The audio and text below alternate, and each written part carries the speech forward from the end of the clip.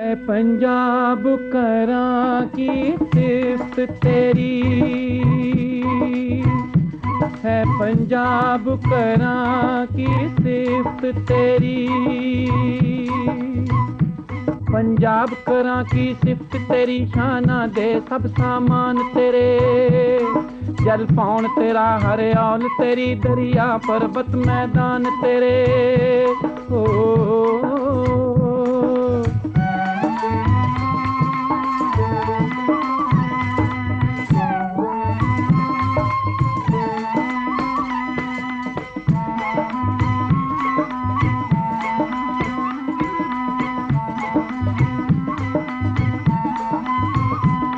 तेरी मां क्यों मिठी बोली दी जी कर दिया सिफ्त न रजदा है। उर्दू हिंदी दिया साजा विच सुर ताल तेरा ही वजदा है। बसे रसे कर बार तेरा,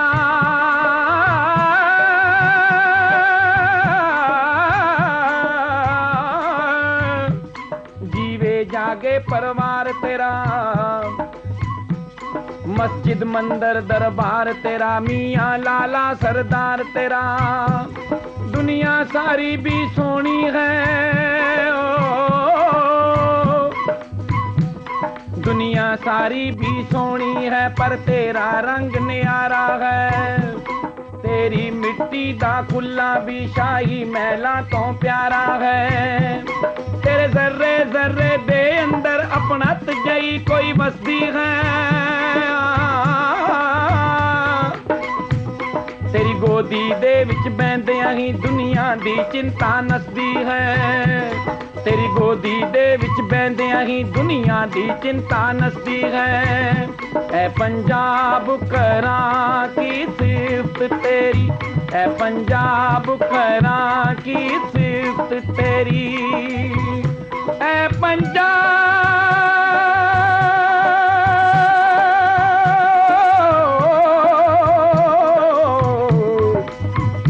ऐ पंजाब,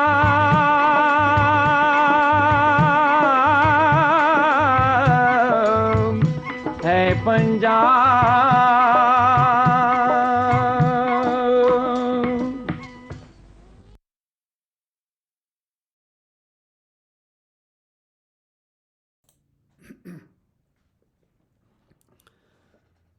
ਪੰਜਾਬ ਦਰਸ਼ਨ ਦੇ ਸਰਪ੍ਰਸਤ ਪ੍ਰੋਫੈਸਰ ਹਰਪਾਲ ਸਿੰਘ ਚੰਡੀਗੜ੍ਹ ਤੋਂ ਅਤੇ professor I D Gaud Punjab university Chandigarh ਤੋਂ ਜੀ ਦੀ ਆਸ਼ੀਰਵਾਦ ਮਹਿਸੂਸ ਕਰਦੇ ਹੋਏ ਅੱਜ ਦਾ ਪ੍ਰੋਗਰਾਮ ਆਰੰਭ ਕਰਦੇ ਹਾਂ ਅਤੇ ਸਾਰੇ ਸਰੋਤਿਆਂ ਦਰਸ਼ਕਾਂ ਦਾ ਤਹਿ ਦਿਲੋਂ ਸਵਾਗਤ ਹੈ। ਅੱਜ ਪੰਜਾਬੀ ਯੂਨੀਵਰਸਿਟੀ ਪਟਿਆਲੇ ਦੇ ਅਰਥ ਸ਼ਾਸਤਰ ਵਿਭਾਗ ਦੇ ਪ੍ਰੋਫੈਸਰ ਅਤੇ ਮੁਖੀ ਡਾਕਟਰ ਅਨੂਪਮ ਜੀ ਸਾਡੇ ਮਹਿਮਾਨ ਹਨ ਅਤੇ ਜਿਹੜੇ ਵਿਸ਼ੇ 'ਤੇ ਉਹ ਸਾਨੂੰ ਵਿਖਿਆਨ ਦੇਣਗੇ ਉਹ ਹੈ ਪੰਜਾਬ ਵਿੱਚ ਉਚੇਰੀ ਸਿੱਖਿਆ ਦਸ਼ਾ ਅਤੇ ਦਿਸ਼ਾ, higher education in Punjab state and ਫੇਟ। ਦਸ਼ਾ ਨੂੰ ਸਟੇਟ ਕਹਿਣਾ ਤਾਂ ਠੀਕ ਹੈ, ਪਰ ਦਿਸ਼ਾ ਨੂੰ ਫੇਟ ਕਹਿਣ 'ਤੇ ਕੋਈ ਇਤਰਾਜ਼ ਕਰ ਸਕਦਾ। ਫੇਟ ਅਸੀਂ ਇਸ ਕਰਕੇ ਕਿਹਾ ਕਿ ਦਸ਼ਾ ਵਿੱਚ ਹੀ ਦਿਸ਼ਾ ਪਈ ਹੁੰਦੀ ਹੈ। ਜਦ ਦਸ਼ਾ ਹੀ ਠੀਕ ਨਹੀਂ ਤਾਂ ਦਿਸ਼ਾ ਕੀ ਹੋਣੀ ਹੋਈ। ਜਿਹੋ ਜਿਹੀ ਸਟੇਟ ਉਹੋ ਜਿਹੀ ਫੇਟ। ਉਚੇਰੀ ਸਿੱਖਿਆ ਦੀ ਦਸ਼ਾ ਅਤੇ ਦਿਸ਼ਾ ਤਾਂ ਪ੍ਰੋਫੈਸਰ ਅਨੂਪਮ ਜੀ ਹੀ ਦੱਸਣਗੇ, ਪਰ ਮੈਂ ਇੱਕ ਸੰਕੇਤ ਕਰਨਾ ਚਾਹੁੰਦਾ, ਬੜਾ ਦਰਦਨਾਕ ਸੰਕੇਤ। ਮੈਨੂੰ ਯਾਦ ਹੈ ਕਿ ਕੁਝ ਸਮਾਂ ਪਹਿਲਾਂ PV ਸਿੰਧੂ ਬੈਡਮਿੰਟਨ ਦੀ ਇੱਕ ਖਿਡਾਰਨ ਸਾਡੇ ਦੇਸ਼ ਦੀ, ਉਹ ਸੈਮੀਫਾਈਨਲ ਵਿੱਚ ਪਹੁੰਚੀ ਸੀ, ਫਾਈਨਲ 'ਚ ਪਹੁੰਚੀ ਸੀ। ਉਹਨੇ ਇੰਨੀ ਅੱਛੀ ਪੇਸ਼ਕਾਰੀ ਕੀਤੀ, ਬੇਸ਼ੱਕ ਉਹ ਜਿੱਤ ਨਹੀਂ ਸੀ ਸਕੀ, ਪਰ ਸਾਡੇ ਦੇਸ਼ ਵਾਸੀਆਂ ਨੂੰ ਉੱਤੇ ਬੜਾ ਹੀ ਗਰਵ ਹੋਇਆ ਸੀਗਾ, ਬੜਾ ਹੀ ਮਾਣ ਹੋਇਆ ਸੀਗਾ, ਉਹਨੇ ਇੰਨਾ ਅੱਛਾ ਖੇਡਿਆ ਸੀਗਾ। ਅਗਲੇ ਦਿਨ ਅਖਬਾਰ ਵਿੱਚ ਖਬਰ ਆਈ ਸੀ ਕਿ ਭਾਰਤ ਦੇ ਲੋਕਾਂ ਨੇ ਗੂਗਲ ਦੇ ਵਿੱਚ ਸਾਰੀ ਰਾਤ ਇਹ ਸਰਚ ਕੀਤਾ ਕਿ ਉਸ ਪੀਵੀ ਸਿੰਧੂ ਦੀ ਜਾਤ ਕਿਹੜੀ ਹੈ। ਇਹ ਖਬਰ ਗੂਗਲ ਨੇ ਦਿੱਤੀ ਸੀ ਤੇ ਚਲੋ ਉਹ ਇੱਕ ਖਿਡਾਰਨ ਸੀ, ਉਹਦੇ ਜਿੱਤਣ ਜਾਂ ਹਾਰਨ ਬਾਰੇ ਜਾਂ ਉਹਦੀ ਖੇਡ ਬਾਰੇ ਸਾਡੀ ਦਿਲਚਸਪੀ ਜ਼ਿਆਦਾ ਨਹੀਂ ਸੀ ਜਿੰਨੀ ਉਹਦੀ ਜਾਤ ਬਾਰੇ। ਇਹ ਗੱਲ ਮੈਨੂੰ ਤਾਂ ਯਾਦ ਆਈ ਕਿ ਪਿਛਲੇ ਲੰਬੇ ਅਰਸੇ ਤੋਂ ਪੰਜਾਬੀ ਯੂਨੀਵਰਸਿਟੀ ਪਟਿਆਲਾ, ਉੱਥੋਂ ਦਾ ਵਾਤਾਵਰਣ, ਉੱਥੋਂ ਦੀ ਆਰਥਿਕਤਾ ਕਾਫੀ ਜ਼ਿਆਦਾ ਚਰਚਾ ਵਿੱਚ ਹੈ। ਇੱਥੋਂ ਤੱਕ ਕਿ ਉੱਥੋਂ ਦੇ ਇੱਕ ਵੀਸੀ ਸਾਹਿਬ ਨੇ ਅਸਤੀਫਾ ਦੇ ਦਿੱਤਾ। ਯੂਨੀਵਰਸਿਟੀ ਦਾ ਵਾਈਸ ਚਾਂਸਲਰ ਹੋਣਾ ਇੱਕ ਬਹੁਤ ਵੱਡੀ ਗੱਲ ਹੈ, ਔਰ ਜਿਸ ਯੂਨੀਵਰਸਿਟੀ ਦਾ ਵਾਈਸ ਚਾਂਸਲਰ ਅਸਤੀਫਾ ਦੇ ਜਾਵੇ ਤੇ ਉੱਥੋਂ ਦੀ ਅੰਦਰਲੀ ਹਾਲਤ, ਉੱਥੋਂ ਦੀ ਆਰਥਿਕ ਹਾਲਤ, ਉਹਦਾ ਅਸੀਂ ਅੰਦਾਜ਼ਾ ਲਾ ਸਕਦੇ ਹਾਂ। ਤੇ ਬੜੀਆਂ ਕਿਆਸ ਰਾਈਆਂ ਹੋ ਰਹੀਆਂ ਸਨ ਵੀ ਕੌਣ ਨਿੱਤਰੂਗਾ ਜਿਹੜਾ ਪੰਜਾਬੀ ਯੂਨੀਵਰਸਿਟੀ ਪਟਿਆਲੇ ਦਾ ਵਾਈਸ ਚਾਂਸਲਰ ਲੱਗੂਗਾ। ਤੇ ਅਖੀਰ ਕੱਲ੍ਹ ਖਬਰ ਆਈ ਦੁਪਹਿਰੇ, ਤੇ ਦੁਪਹਿਰ ਤੋਂ ਬਾਅਦ ਜਦੋਂ ਨਾਂ ਨਸ਼ਰ ਹੋਇਆ ਪ੍ਰੋਫੈਸਰ ਅਰਵਿੰਦ, ਤੇ ਬੜੀ ਦੁਰਭਾਗ ਦੀ ਗੱਲ ਹੈ ਕਿ ਪੰਜਾਬੀਆਂ ਦੇ ਸੋਸ਼ਲ ਮੀਡੀਆ ਦੇ ਉੱਤੇ ਜਿਹੜੀ ਚਰਚਾ ਹੋਈ, ਜਿਹੜੀ ਖੋਜ ਹੋਈ, ਜਿਹੜੀ ਛਾਣਬੀਣ ਹੋਈ, ਉਹ ਇਹ ਹੋਈ ਕਿ ਇਹ ਪੰਜਾਬੀ ਹੈ ਕਿ ਨਹੀਂ। ਔਰ ਸ਼ਾਮ ਦੇ 4 ਵਜੇ ਤੱਕ ਪਤਾ ਲੱਗਿਆ ਕਿ ਉਹ ਅੰਮ੍ਰਿਤਸਰ ਤੋਂ ਆ, ਪੰਜਾਬੀ ਹੈ। ਫਿਰ ਜਿਹੜੇ ਕੁਐਸਚਨ ਲੋਕਾਂ ਦੇ ਹੋਏ, ਲੋਕਾਂ ਨੇ ਖੋਜ ਕੀਤੀ, ਉਹ ਇਹ ਕਿ ਸਿੱਖ ਹੈ ਕਿ ਹਿੰਦੂ।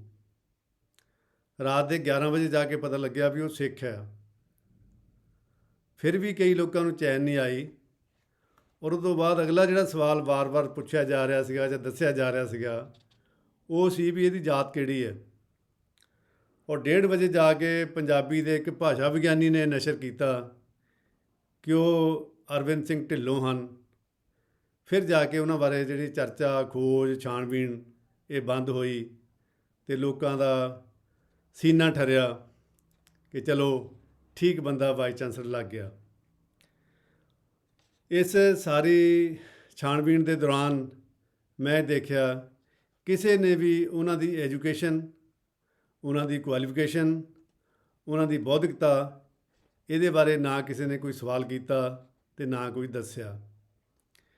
ਜੇ ਅਸੀਂ ਯੂਨੀਵਰਸਿਟੀ ਦੇ ਵਾਈਸ ਚਾਂਸਲਰ ਤੋਂ ਇਹ ਉਮੀਦ ਕਰ ਸਕਦੇ ਹਾਂ ਜਾਂ ਇਹ ਅਸੀਂ ਉਮੀਦਾਂ ਰੱਖਦੇ ਹਾਂ ਵੀ ਉਹਨਾਂ ਦੀ ਜਾਤ ਕਿਹੜੀ ਆ, ਉਹ ਪੰਜਾਬੀ ਹਨ ਕਿ ਨਹੀਂ ਹਨ, ਜਾਂ ਉਹ ਸਿੱਖ ਹਨ ਕਿ ਹਿੰਦੂ ਹਨ, ਕਿ ਉਹਨਾਂ ਦੀ ਲਿਆਕਤ, ਉਹਨਾਂ ਦੀ ਬੌਧਿਕਤਾ, ਉਹਨਾਂ ਦੀ ਐਜੂਕੇਸ਼ਨ, ਉਹਦੇ ਬਾਰੇ ਸਾਡਾ ਕੋਈ ਕੰਸਰਨ ਨਹੀਂ ਹੈ, ਤਾਂ ਅਸੀਂ ਅੰਦਾਜ਼ਾ ਲਾ ਸਕਦੇ ਹਾਂ ਵੀ ਸਾਡੀ ਹਾਇਰ ਐਜੂਕੇਸ਼ਨ ਸਾਡੀ ਕਿਹੋ ਜਿਹੀ ਹੋਏਗੀ। ਇਹ ਗੱਲ ਮੈਂ ਤਾਂ ਕੀਤੀ ਹੈ ਕਿ ਪੰਜਾਬ ਦਾ ਇਹ ਬਹੁਤ ਇੱਕ ਦੁੱਖ ਦੀ ਰਾਗ ਹੈ। ਸਾਡਾ ਸਾਰਾ ਕੁਛ ਹੀ ਇਸ ਦੁੱਖ ਦੀ ਰਾਗ ਦੇ ਵਿੱਚ ਘਿਰਿਆ ਹੋਇਆ, ਤੇ ਅਸੀਂ ਕਿਸੇ ਵੀ ਹਾਲਤ ਵਿੱਚੋਂ ਸੁਰਖਰੂ ਨਹੀਂ ਹੋ ਸਕਦੇ। ਸਾਡੇ ਬੱਚੇ ਪੰਜਾਬ ਨੂੰ ਛੱਡ ਕੇ ਬਾਹਰ ਜਾ ਰਹੇ ਆ, ਔਰ ਬਾਹਰ ਜਾ ਕੇ ਕੀ ਕਰ ਰਹੇ ਆ, ਇਹ ਵੀ ਕੱਲ੍ਹ ਦੀ ਖਬਰ ਹੈਗੀ ਆ ਵੀ 30 ਜਾਣੇ ਜਿਹੜੇ ਆ ਪੰਜਾਬ ਦੇ, ਉਹ ਇਸ ਗੱਲੋਂ ਗ੍ਰਿਫਤਾਰ ਹੋਏ ਆ ਕਿ ਉਹ ਉੱਥੇ ਨਸ਼ਾ ਤਸਕਰੀ ਕਰਦੇ ਸੀਗੇ, ਔਰ ਉਹਨਾਂ ਵਿੱਚ ਬਹੁਤੇ ਪੰਜਾਬੀ ਆ, ਬਹੁਤੇ ਕੀ ਸਾਰੇ ਪੰਜਾਬੀ ਆ। ਤੇ ਉਹਨਾਂ ਵਿੱਚ ਸਭ ਤੋਂ ਜਿਹੜਾ ਟੌਪ ਦੇ ਉੱਤੇ ਨਾਂ ਲਿਖਿਆ ਉਹ ਹੈ ਪ੍ਰਭ ਸਿਮਰਨ ਕੌਰ।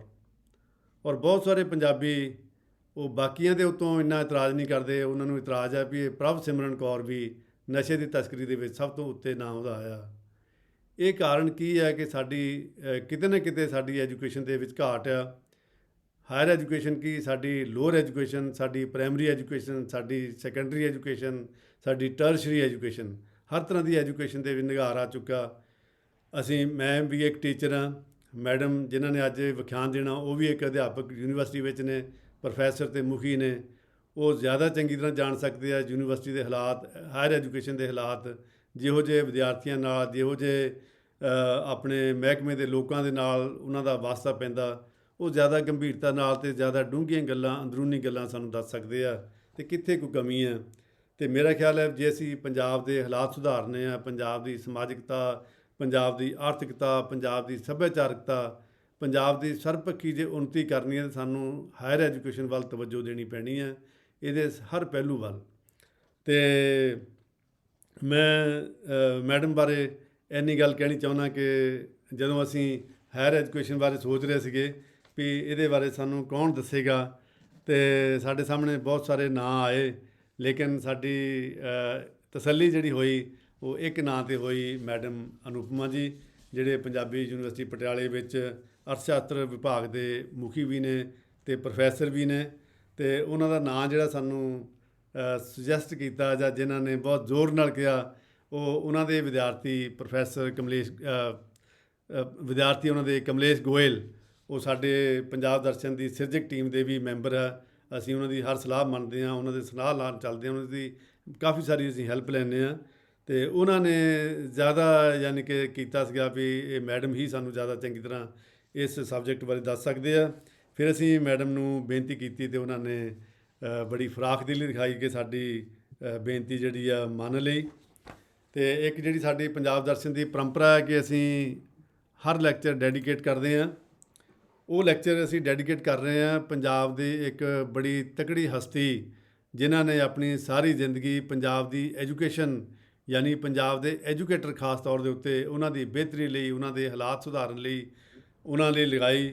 ਪ੍ਰੋਫੈਸਰ ਤਰਸੇਮ ਬਾਹੀਆ ਜੀ, ਜਿਹੜੇ ਕੁਝ ਦਿਨ ਪਹਿਲਾਂ ਅਕਾਲ ਚਲਾਣਾ ਕਰਕੇ ਸਾਡੇ ਵਿੱਚ ਨਹੀਂ ਰਹੇ, ਅਤੇ ਉਹ ਇਸ ਕਾਲਜ ਖੰਨਾ ਵਿੱਚ ਪੜ੍ਹਾਉਂਦੇ ਵੀ ਰਹੇ ਅਤੇ ਉਹ ਉੱਥੇ ਪ੍ਰਿੰਸੀਪਲ ਵੀ ਰਹੇ। ਅਤੇ ਮੈਡਮ ਅੱਜ ਦੇ ਸਾਡੇ ਮਹਿਮਾਨ ਮੈਡਮ ਅਨੂਪਮਾ ਜੀ, ਉਹ ਵੀ ਇਸ ਕਾਲਜ ਖੰਨੇ ਵਿੱਚ ਪੜ੍ਹੇ। ਅਤੇ ਇੱਕ ਹੋਰ ਖਾਸ ਗੱਲ ਕਿ ਮੈਡਮ ਦੀ ਪੂਰੀ ਫੈਮਿਲੀ ਜਿਹੜੀ ਹੈ ਉਹ ਐਜੂਕੇਸ਼ਨ ਦੇ ਵਿੱਚ ਹੈ।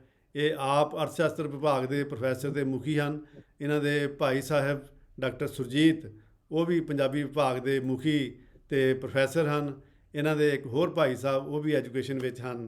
ਅਤੇ ਮੇਰਾ ਖਿਆਲ ਹੈ ਵੀ ਜਿਹੜਾ ਸਾਰਾ ਪਰਿਵਾਰ ਜਿਹੜਾ ਉਹ ਐਜੂਕੇਸ਼ਨ ਨਾਲ ਜੁੜਿਆ ਹੋਇਆ ਹੋਵੇ ਔਰ ਐਜੂਕੇਸ਼ਨ ਦੇ ਧੁਰ ਅੰਦਰ ਤੱਕ ਜੁੜਿਆ ਹੋਵੇ, ਉਹਨਾਂ ਤੋਂ ਵੱਧ ਐਜੂਕੇਸ਼ਨ ਦੀ ਹਾਲਤ ਕੌਣ ਜਾਣ ਸਕਦਾ। ਅਤੇ ਮੈਂ ਮੈਡਮ ਦੀ ਇੱਕ ਸਿਫਤ ਜਿਹੜੀ ਆ, ਉਹਨਾਂ ਦੀਆਂ ਡਿਗਰੀਆਂ, ਉਹਨਾਂ ਦੇ ਪੇਪਰ, ਉਹਨਾਂ ਦੀ ਪੜ੍ਹਾਈ, ਉਹਨਾਂ ਦੀ ਗਿਣਤੀ ਨਹੀਂ ਕਰੂੰਗਾ। ਮੈਂ ਇੰਨਾ ਹੀ ਕਹੂੰਗਾ ਕਿ ਇਹਨਾਂ ਦੇ ਵਿਦਿਆਰਥੀਆਂ ਨੇ ਇਹ ਦੱਸਿਆ ਕਿ ਕਾਲਜ ਦੇ ਵਿੱਚ, ਯੂਨੀਵਰਸਿਟੀ ਦੇ ਵਿੱਚ ਇੱਕ ਖਾਸ ਤਰ੍ਹਾਂ ਦੀ ਉੱਥੋਂ ਦੇ ਅਧਿਆਪਕਾਂ ਦੇ ਵਿੱਚ, ਉੱਥੋਂ ਦੇ ਅਮਲੇ ਫੈਲੇ ਦੇ ਵਿੱਚ ਇੱਕ ਪੋਲੀਟਿਕਸ ਸ਼ੁਰੂ ਹੋ ਜਾਂਦੀ ਹੈ, ਇੱਕ ਧੜੇਬੰਦੀ ਸ਼ੁਰੂ ਹੋ ਜਾਂਦੀ ਹੈ। ਔਰ ਧੜੇਬੰਦੀ ਦੇ ਵਿੱਚ ਜਦੋਂ ਬੰਦਾ ਫਸ ਜਾਂਦਾ ਅਤੇ ਫਿਰ ਐਜੂਕੇਸ਼ਨ ਇੱਕ ਪਾਸੇ ਰਹਿ ਜਾਂਦੀ ਹੈ ਅਤੇ ਧੜੇਬੰਦੀ ਜਿਹੜੀ ਆ ਉਹਦੀ ਪੋਲੀਟਿਕਸ ਜਿਹੜੀ ਆ ਉਹ ਸਿਆਸਤ ਚੱਲ ਪੈਂਦੀ ਆ। ਅਤੇ ਮੈਡਮ ਬਾਰੇ ਉਹਨਾਂ ਦੇ ਵਿਦਿਆਰਥੀਆਂ ਨੇ ਦੱਸਿਆ ਕਿ ਮੈਡਮ ਉਸ ਧੜੇਬੰਦੀ ਤੋਂ, ਉਸ ਖਿੱਚੋ ਤਾਣ ਵਾਲੀ ਸਿਆਸਤ ਤੋਂ ਬਹੁਤ ਨਿਰਲੇਪ ਰਹਿੰਦੇ ਆ। ਅਤੇ ਇਹਨਾਂ ਦਾ ਇੱਕੋ ਇੱਕ ਜਿਹੜਾ ਕੰਸਰਨ ਹੈਗਾ ਉਹ ਹੈ ਐਜੂਕੇਸ਼ਨ, ਅਤੇ ਇਹਨਾਂ ਦੇ ਵਿਦਿਆਰਥੀ ਅਤੇ ਇਹਨਾਂ ਦੀ ਖੋਜ। ਅਤੇ ਇਹੋ ਜਿਹਾ ਅਧਿਆਪਕ ਮੇਰਾ ਖਿਆਲ ਜੇ ਸਾਡੇ ਪੰਜਾਬ ਵਿੱਚ ਹੋਵੇ ਅਤੇ ਨਾਲ ਅਸੀਂ ਉਹਨਾਂ ਨੂੰ ਇੱਕ ਚੰਗਾ ਮਾਹੌਲ ਵੀ ਪ੍ਰੋਵਾਈਡ ਕਰ ਸਕੀਏ ਅਤੇ ਸਾਡੀ ਹਾਇਰ ਐਜੂਕੇਸ਼ਨ ਸੁਧਰ ਸਕਦੀ ਹੈ। ਅਤੇ ਇਹ ਸਾਡੀ ਮੈਡਮ ਤੋਂ ਉਮੀਦ ਹੈ ਕਿ ਉਹ ਜਿਸ ਡੈਡੀਕੇਸ਼ਨ ਨਾਲ ਲੱਗੇ ਹੋਏ ਆ ਅਤੇ ਇਹਦੇ ਵਿੱਚ ਕੁਛ ਨਾ ਕੁਛ ਸੁਧਾਰ ਜ਼ਰੂਰ ਕਰਨਗੇ ਅਤੇ ਹਾਲਾਤ ਕਿਤੇ ਨਾ ਕਿਤੇ ਸਾਨੂੰ ਸਾਜ਼ਗਾਰ ਹੋਣ ਦੀ ਉਮੀਦ ਰੱਖਣੀ ਚਾਹੀਦੀ ਹੈ। ਅਸੀਂ ਉਸ ਉਮੀਦ ਨਾਲ ਹੀ ਅੱਜ ਮੈਡਮ ਨੂੰ ਬੁਲਾਇਆ ਅਤੇ ਮੈਂ ਬਹੁਤਾ ਸਮਾਂ ਨਾ ਲੈਂਦਾ ਹੋਇਆ ਅਤੇ ਮੈਡਮ ਦਾ ਮੈਂ ਸਵਾਗਤ ਕਰਦਾ ਹਾਂ। ਸਵਾਗਤ ਹੈ ਮੈਡਮ ਜੀ ਤੁਹਾਡਾ ਬਹੁਤ ਬਹੁਤ ਪੰਜਾਬ ਦਰਸ਼ਨ ਦੇ ਵਿੱਚ। ਸਾਡੇ ਬੜੇ ਹੀ ਪਿਆਰੇ ਸੁਘੜ ਅਤੇ ਸਿਦਗੀ ਸਰੋਤੇ ਦੇ ਦਰਸ਼ਕ ਤੁਹਾਡੀ ਇੰਤਜ਼ਾਰ ਕਰ ਰਹੇ ਆ ਅਤੇ ਉਹ ਸਾਨੂੰ ਫੇਸਬੁੱਕ 'ਤੇ ਵਾਰ-ਵਾਰ ਪੁੱਛ ਰਹੇ ਸੀਗੇ ਅਤੇ ਲਿੰਕ ਬਾਰੇ ਪੁੱਛ ਰਹੇ ਸੀ ਵੀ ਲਿੰਕ ਕਦੋਂ ਭੇਜ ਰਹੇ ਆ, ਅਤੇ ਹੁਣ ਅਸੀਂ ਲਿੰਕ ਭੇਜ ਦਿੱਤਾ ਅਤੇ ਸਾਰੇ ਸਰੋਤੇ ਜੁੜ ਗਏ ਆ ਤੁਹਾਨੂੰ ਸੁਣਨ ਲਈ। ਉਹ ਬੜੇ ਉਤਸੁਕ ਆ ਅਤੇ ਤੁਸੀਂ ਮੈਡਮ ਅੱਜ ਦਾ ਵਿਖਿਆਨ ਤੁਸੀਂ ਜਾਰੀ ਕਰੋ। ਪੰਜਾਬ ਦੀ ਉਚੇਰੀ ਸਿੱਖਿਆ, ਦਸ਼ਾ ਅਤੇ ਉਹਦੀ ਦਿਸ਼ਾ, ਸਟੇਟ ਐਂਡ ਫੇਟ। ਅਨੂਪਮਾ ਜੀ। ਬਹੁਤ ਬਹੁਤ ਧੰਨਵਾਦ ਪ੍ਰੋਫੈਸਰ ਅਵਤਾਰ ਸਿੰਘ ਜੀ। ਮੈਂ ਸ਼ੁਰੂਆਤ ਦੇ ਵਿੱਚ ਜਿਵੇਂ ਅਸੀਂ ਪਹਿਲਾਂ ਇਹ ਗੱਲ ਕੀਤੀ ਆ ਕਿ ਵੀ ਅਸੀਂ ਇਸ ਜਿਹੜਾ ਇਹ ਵਿਖਿਆਨ ਹੈ ਵੀ ਇਹਨੂੰ ਅਸੀਂ ਪ੍ਰੋਫੈਸਰ ਜਿਹੜੇ ਪ੍ਰਿੰਸੀਪਲ ਤਰਸੇਮ ਬਾਹੀਆ ਨੇ ਅਸੀਂ ਉਹਨਾਂ ਨੂੰ ਸਮਰਪਿਤ ਕਰਨ ਜਾ ਰਹੇ ਹਾਂ। ਤੇ ਮੈਂ ਉਸ ਤੋਂ ਪਹਿਲਾਂ ਜਿਹੜੇ ਸਾਡੀ ਮਤਲਬ ਪੰਜਾਬ ਦਰਸ਼ਨ ਦੇ ਜਿਹੜੇ ਮਤਲਬ ਜਿਹੜੀ ਉਹਦੀ ਸਿਰਜਕ ਟੀਮ ਹੈ ਤੇ ਜਿਹੜੇ ਇਹਦੇ ਬਾਕੀ ਸਾਰੇ ਸਰੋਤੇ ਨੇ ਵੀ ਮੈਂ ਉਹਨਾਂ ਦਾ ਵੀ ਇਸ ਗੱਲ ਦੇ ਉੱਤੇ ਬਹੁਤ ਸ਼ੁਕਰਗੁਜ਼ਾਰ ਹਾਂ ਕਿ ਉਹਨਾਂ ਨੇ ਮੈਨੂੰ ਇਹ ਪਲੇਟਫਾਰਮ ਹੈ ਜਿਹੜਾ ਉਹ ਪ੍ਰੋਵਾਈਡ ਕੀਤਾ ਜਿੱਥੇ ਕਿ ਮੈਂ ਆਪਣੇ ਜਿਹੜੇ ਹੈਗੇ ਇਹਦੇ ਨਾਲ ਸੰਬੰਧਿਤ ਵਿਚਾਰ ਨੇ ਜਿਹੜੇ ਉਹ ਤੁਹਾਡੇ ਨਾਲ ਸਭ ਦੇ ਨਾਲ ਸ਼ੇਅਰ ਕਰ ਸਕਾਂ। ਤਾਂ ਜਦੋਂ ਇਹ ਵਿਸ਼ਾ ਮਤਲਬ ਇਸ ਵਿਸ਼ੇ ਦੀ ਗੱਲ ਹੋਈ ਕਿ ਵੀ ਮੈਂ ਇਸ ਵਿਸ਼ੇ ਦੇ ਉੱਤੇ ਬੋਲਣਾ ਹੈ ਹਾਇਰ ਐਜੂਕੇਸ਼ਨ ਦੇ ਉੱਤੇ, ਤਾਂ ਮੇਰੇ ਦਿਮਾਗ ਦੇ ਵਿੱਚ ਜਿਹੜੀ ਪਹਿਲੀ ਗੱਲ ਸੀਗੀ ਉਹ ਇਹ ਆਈ ਕਿ ਵੀ ਮਤਲਬ ਦਿਮਾਗ ਦੇ ਵਿੱਚ ਜਿਵੇਂ ਇੱਕ ਕੁਦਰਤੀ ਤੌਰ ਦੇ ਉੱਤੇ, ਕਿਉਂਕਿ ਮਨ ਤਾਂ ਪਹਿਲਾਂ ਹੀ ਨਹੀਂ ਮੰਨਦਾ ਹੈਗਾ, ਮੰਨ ਰਿਹਾ ਸੀਗਾ ਕਿ ਵੀ ਪ੍ਰਿੰਸੀਪਲ ਤਰਸੇਮ ਬਾਈ ਆ ਸਾਡੇ ਨਾਲ ਨਹੀਂ ਰਹੇ। ਮਤਲਬ ਹਜੇ ਤੱਕ ਵੀ ਮਨ ਆ ਜਿਹੜਾ ਉਵੇਂ ਨਹੀਂ ਮੰਨਦਾ ਹੈਗਾ, ਕਿਉਂਕਿ ਮਤਲਬ ਪਿਛਲੇ ਕਈ ਦੇਰ ਤੋਂ, ਕਈ ਸਾਲਾਂ ਤੋਂ ਹਰੇਕ 10-15 ਦਿਨਾਂ ਬਾਅਦ ਬਹੁਤ ਪੈਸ਼ਨੇਟਲੀ ਆਪਣੇ ਜਿਹੜੇ ਹਾਇਰ ਐਜੂਕੇਸ਼ਨ ਦੇ ਨਾਲ ਜਿਹੜੇ ਕੰਸਰਨਸ ਨੇ ਉਹ ਫੋਨ ਦੇ ਉੱਤੇ ਸਾਂਝੇ ਕਰਦੇ ਸੀ। ਮੈਂ ਥੋੜਾ ਜਿਹਾ ਇੱਥੇ ਦਰੁਸਤ ਕਰਦਾ ਕਿ ਵੀ ਮੈਂ ਏਐਸ ਕਾਲਜ ਖੰਨਾ ਦੇ ਵਿੱਚ ਉਹਨਾਂ ਦੀ ਵਿਦਿਆਰਥਣ ਕਦੇ ਵੀ ਨਹੀਂ ਰਹੀ। ਮੈਂ ਸਿਰਫ ਮਤਲਬ ਕਿਉਂਕਿ ਮੈਂ ਸਕੂਲ ਤੋਂ ਬਾਅਦ ਸਿੱਧਾ ਯੂਨੀਵਰਸਿਟੀ ਦੇ ਵਿੱਚ ਆਨਰ ਸਕੂਲ ਦੇ ਵਿੱਚ ਆ ਗਈ ਸੀ। ਮੈਂ ਉਹਨਾਂ ਦੀ ਵਿਦਿਆਰਥਣ ਕਦੇ ਵੀ ਨਹੀਂ ਰਹੀ ਤੇ ਮੇਰਾ ਇੱਕ ਲੰਬਾ ਗੈਪ ਸੀ। ਮੈਂ ਸਿਰਫ ਇੱਕ ਪਰਿਵਾਰਕ ਉਹਦੇ ਕਰਕੇ ਜਾਂ ਇੱਕੋ ਮੁਹੱਲੇ ਵਿੱਚ ਰਹਿਣ ਕਰਕੇ ਮੈਂ ਉਹਨਾਂ ਨੂੰ ਬਹੁਤ ਚੰਗੀ ਤਰ੍ਹਾਂ ਜਾਣਦੀ ਸੀ। ਤੇ ਮੇਰਾ ਉਹਨਾਂ ਦੇ ਨਾਲ ਜਿਹੜਾ ਹੈਗਾ ਰਾਬਤਾ ਹੈ ਉਹ ਪਿਛਲੇ ਕੁਝ ਸਾਲਾਂ ਦੇ ਵਿੱਚੋਂ ਵਧਿਆ ਜਦੋਂ ਉਹਨਾਂ ਨੇ ਮੈਨੂੰ ਇੱਕ ਵਾਰੀ ਖੰਨੇ ਸ਼ਾਇਦ ਡੀਮੋਨੇਟਾਈਜੇਸ਼ਨ ਦੇ ਉੱਤੇ ਬੋਲਣ ਲਈ ਕਿਹਾ। ਤਾਂ ਇਹ 2016 ਦੀ ਗੱਲ ਹੈ ਜਦੋਂ ਡੀਮੋਨੇਟਾਈਜੇਸ਼ਨ ਅਨਾਉਂਸ ਹੋਈ ਹੈ। ਤਾਂ ਉਦੋਂ ਉਹਨਾਂ ਨੇ ਮਤਲਬ ਮੈਨੂੰ ਬੁਲਾਇਆ ਖੰਨੇ ਤੇ ਮੈਂ ਉਦੋਂ ਬੋਲਿਆ। ਤਾਂ ਉਹ ਤੋਂ ਬਾਅਦ ਉਹ ਲਗਾਤਾਰ ਮੇਰੇ ਨਾਲ ਉਹ ਇਹਦੇ ਉੱਤੇ ਗੱਲ ਕਰਦੇ ਰਹੇ। ਫਿਰ ਜਦੋਂ ਨਵੀਂ ਜਿਹੜੀ ਹੈਗੀ ਸਿੱਖਿਆ ਨੀਤੀ ਹੈ ਉਹਦੇ ਬਾਰੇ ਬਹੁਤ ਸਾਰੀਆਂ ਗੱਲ ਜਿਹੜੀਆਂ ਹੈਗੀਆਂ ਚਰਚਾਵਾਂ ਹੋਈਆਂ, ਤਾਂ ਅਸੀਂ ਕਈ ਥਾਵਾਂ ਦੇ ਉੱਤੇ ਅਸੀਂ ਸਟੇਜ ਵੀ ਆ ਜਿਹੜੀ ਉਹ ਸਾਂਝੀ ਕੀਤੀ। ਤਾਂ ਮੇਰਾ ਜਦੋਂ ਮੈਂ ਇਹ ਵਿਸ਼ਾ ਚੁਣਿਆ ਤਾਂ ਮੇਰੇ ਦਿਮਾਗ ਦੇ ਵਿੱਚ ਪਹਿਲੀ ਗੱਲ ਅਚੇਤ ਮਨ ਦੇ ਵਿੱਚ ਇਹ ਆਈ ਕਿ ਵੀ ਜੇ ਮਤਲਬ ਮੈਂ ਇਹ ਵਿਸ਼ੇ ਦੇ ਉੱਤੇ ਬੋਲਣਾ ਹੈ ਤਾਂ ਮੈਂ ਪ੍ਰੋਫੈਸਰ ਬਾਈਆ ਨੂੰ ਮੈਂ ਫੋਨ ਦੇ ਉੱਤੇ ਗੱਲ ਕਰਦੀ ਹਾਂ ਤੇ ਉਹਨਾਂ ਨਾਲ ਮੈਂ ਥੋੜੀ ਜਿਹੀ ਬ੍ਰੇਨਸਟਾਰਮਿੰਗ ਕਰਦੀ ਹਾਂ। ਇਹ ਅਚੇਤ ਮਨ ਦੇ ਵਿੱਚ ਐ ਬੈਠਿਆ ਹੋਇਆ ਸੀਗਾ। ਹਾਲਾਂਕਿ ਅਗਲੇ ਪਾਲੀ ਮੈਨੂੰ ਇਹ ਸੋਝੀ ਆ ਗਈ ਕਿ ਵੀ ਉਹ ਹੁਣ ਇਸ ਦੁਨੀਆ ਦੇ ਵਿੱਚ ਨਹੀਂ ਰਹੇ। ਪਰ ਮੈਂ ਨਾਲ ਦੀ ਨਾਲ ਇਮੈਜਿਨ ਕੀਤਾ ਕਿ ਵੀ ਜੇ ਉਹ ਹੁੰਦੇ, ਜੇ ਮੇਰੀ ਉਹਨਾਂ ਦੇ ਨਾਲ ਗੱਲ ਹੋਈ ਹੁੰਦੀ ਤਾਂ ਉਹਨਾਂ ਨੇ ਮਤਲਬ ਮੈਨੂੰ ਫਟਾਫਟ ਜਿਹੜਾ ਹੈਗਾ ਗੱਲ ਕਰਦੇ ਉਹਨਾਂ ਨੇ ਮੈਨੂੰ ਕਿੰਨਾ ਕੁਛ ਆ ਜਿਹੜਾ ਉਹ ਦੱਸ ਦੇਣਾ ਸੀ। ਉਹਨਾਂ ਨੇ ਮੈਨੂੰ ਮਤਲਬ ਇਹ ਕਹਿਣਾ ਸੀ, ਜਿਹੜੀ ਕਿ ਗੱਲ ਉਹ ਬਹੁਤ ਵਾਰੀ ਕਹਿੰਦੇ ਰਹੇ ਸੀਗੇ ਕਿ ਵੀ ਪਿਛਲੇ 8 ਸਾਲਾਂ ਦੇ ਵਿੱਚੋਂ ਵੀ ਸਾਡੀਆਂ ਜਿਹੜੀਆਂ ਯੂਨੀਵਰਸਿਟੀਆਂ ਦੀ ਗਿਣਤੀ ਹੈ, ਪੰਜਾਬ ਦੇ ਵਿੱਚ ਯੂਨੀਵਰਸਿਟੀਆਂ ਦੀ ਗਿਣਤੀ ਵੀ ਉਹ 19 ਤੋਂ 32 ਹੋ ਗਈ। ਉਹਦੇ ਵਿੱਚੋਂ ਜਿਹੜੇ ਮਤਲਬ ਜਿਹੜੀਆਂ ਸਾਡੀਆਂ ਪ੍ਰਾਈਵੇਟ ਯੂਨੀਵਰਸਿਟੀਆਂ ਨੇ ਉਹ ਪਿਛਲੇ 8 ਸਾਲਾਂ ਦੇ ਵਿੱਚੋਂ 4 ਤੋਂ ਵੱਧ ਕੇ ਉਹ ਮਤਲਬ ਆਪਣੀਆਂ 15 ਹੋ ਗਈਆਂ। ਤਾਂ ਉਹਦਾ ਕਹਿਣ ਦਾ ਮਤਲਬ ਇਹ ਹੈ ਵੀ ਜੇ ਸਾਡੇ ਉਹਦੇ ਵਿੱਚ ਵਾਧਾ ਹੈ ਜਿਹੜਾ ਉਹ 13 ਦਾ ਹੋਇਆ ਤਾਂ ਉਹਦੇ ਵਿੱਚ 11 ਦਾ ਵਾਧਾ ਹੈ ਉਹ ਪ੍ਰਾਈਵੇਟ ਯੂਨੀਵਰਸਿਟੀਆਂ ਦਾ ਹੋਇਆ। ਉਹਨਾਂ ਦੀਆਂ ਇਹ ਉਂਗਲਾਂ ਦੇ ਉੱਤੇ ਇਹ ਗੱਲਾਂ ਸੀਗੀਆਂ ਕਿ ਕਿੰਨੇ ਪ੍ਰਾਈਵੇਟ ਕਾਲਜ ਵੱਧ ਗਏ। ਫਿਰ ਉਹਨਾਂ ਦੀ ਆਮ ਗੱਲਾਂ ਬਾਤਾਂ ਦੇ ਵਿੱਚ ਇਹ ਆਉਂਦਾ ਸੀਗਾ ਕਿ ਪ੍ਰਾਈਵੇਟ ਕਾਲਜਾਂ ਦੀ ਗਿਣਤੀ ਤਾਂ ਵੱਧ ਗਈ, ਪ੍ਰਾਈਵੇਟ ਕਾਲਜ ਜਿਹੜੀ ਹੈਗੀ ਆ ਉਹ ਪ੍ਰਤੀ ਲੱਖ ਪਾਪੂਲੇਸ਼ਨ ਦੇ ਪਿੱਛੇ ਵੀ ਉਹਨਾਂ ਦੀ ਗਿਣਤੀ ਵੱਧ ਗਈ, ਪਰ ਇਹਨਾਂ ਦੀ ਐਨਰੋਲਮੈਂਟ ਆ ਜਿਹੜੀ ਉਹ ਪ੍ਰਤੀ ਕਾਲਜ ਆ ਜਿਹੜੀ ਉਹ ਘਟੀ ਹੋਈ ਹੈ।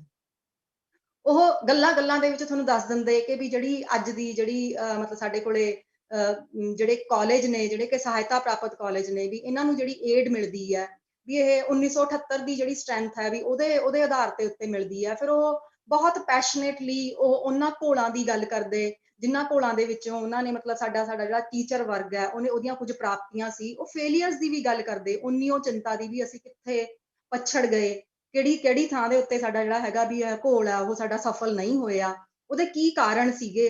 ਤਾਂ ਉਹ ਮਤਲਬ ਇਹੋ ਜਿਹੀਆਂ ਗੱਲਾਂ ਕਰਦੇ। ਤਾਂ ਉਹਨਾਂ ਦੀ ਫਿਕਰਮੰਦੀ ਆ ਜਿਹੜੀ ਉਹ ਤਾ ਉਮਰ ਉਹ ਇਸ ਗੱਲ ਦੇ ਉੱਤੇ ਰਹੀ ਕਿ ਵੀ ਮਤਲਬ ਲੋਕਾਂ ਨੂੰ ਸਸਤੀ ਸਿੱਖਿਆ ਮਿਲੇ, ਇੱਕਸਾਰ ਸਿੱਖਿਆ ਮਿਲੇ। ਉਹ ਲੋਕਾਂ ਦੇ ਵਿੱਚ ਜਿਵੇਂ ਹੁਣ ਥੋੜੀ ਦੇਰ ਪਹਿਲਾਂ ਆਪਣੇ ਪ੍ਰੋਫੈਸਰ ਅਵਤਾਰ ਸਿੰਘ ਵੀ ਗੱਲ ਕਰ ਰਹੇ ਸੀਗੇ ਕਿ ਵੀ ਲੋਕਾਂ ਦੀ ਚਿੰਤਾ ਹੈ ਜਿਹੜੀ ਉਹ ਕਿਸੇ ਖਾਸ ਵਿਸ਼ੇਸ਼ ਬੰਦੇ ਦੀ ਜਿਹੜੀ ਹੈਗੀ ਆ ਉਹ ਜਾਤ ਦੇ ਉੱਤੇ ਜਾ ਵੜਦੀ ਹੈ। ਤਾਂ ਉਹਨਾਂ ਦੀ ਇਹ ਵੀ ਚਿੰਤਾ ਰਹੀ ਕਿ ਵੀ ਜਿਹੜੀ ਮਤਲਬ ਆਪਣੀ ਲੋਅਰ ਕਲਾਸ ਹੈ ਵੀ ਉਹਨਾਂ ਦੀ ਜਿਹੜੀ ਮਤਲਬ ਐਜੂਕੇਸ਼ਨ ਦੇ ਥਰੂ ਉਹਦੀ ਕਿਵੇਂ ਅਪਵਰਡ ਮੋਬਿਲਿਟੀ ਹੋ ਸਕਦੀ ਹੈ। ਤੇ ਜਿਨ੍ਹਾਂ ਨੇ ਫੇਸਬੁੱਕ ਦੇ ਉੱਤੇ ਉਹਨਾਂ ਦੇ ਉਹ ਲਾਸਟ ਜਿਹੜੀਆਂ ਮਤਲਬ ਪੋਸਟਾਂ ਨੇ ਉਹਨਾਂ ਨੂੰ ਫੋਲੋ ਕੀਤਾ ਤਾਂ ਸਾਰੇ ਜਾਣੇ ਜਾਣਦੇ ਨੇ ਕਿ ਵੀ ਜਿਹੜੀਆਂ ਉਹਨਾਂ ਨੇ ਅਖੀਰ ਦੇ ਵਿੱਚ ਜਿਹੜੀ ਉਹਨਾਂ ਦੀ ਹੱਥ ਲਿਖਤ ਸੀਗੀ ਉਹਦੇ ਵਿੱਚ ਵੀ ਉਹਨਾਂ ਦੀ ਜਿਹੜੀ ਉਚੇਰੀ ਸਿੱਖਿਆ ਵਾਸਤੇ ਫਿਕਰਮੰਦੀ ਆ ਜਿਹੜੀ ਉਹ ਝਲਕ ਰਹੀ ਸੀਗੀ।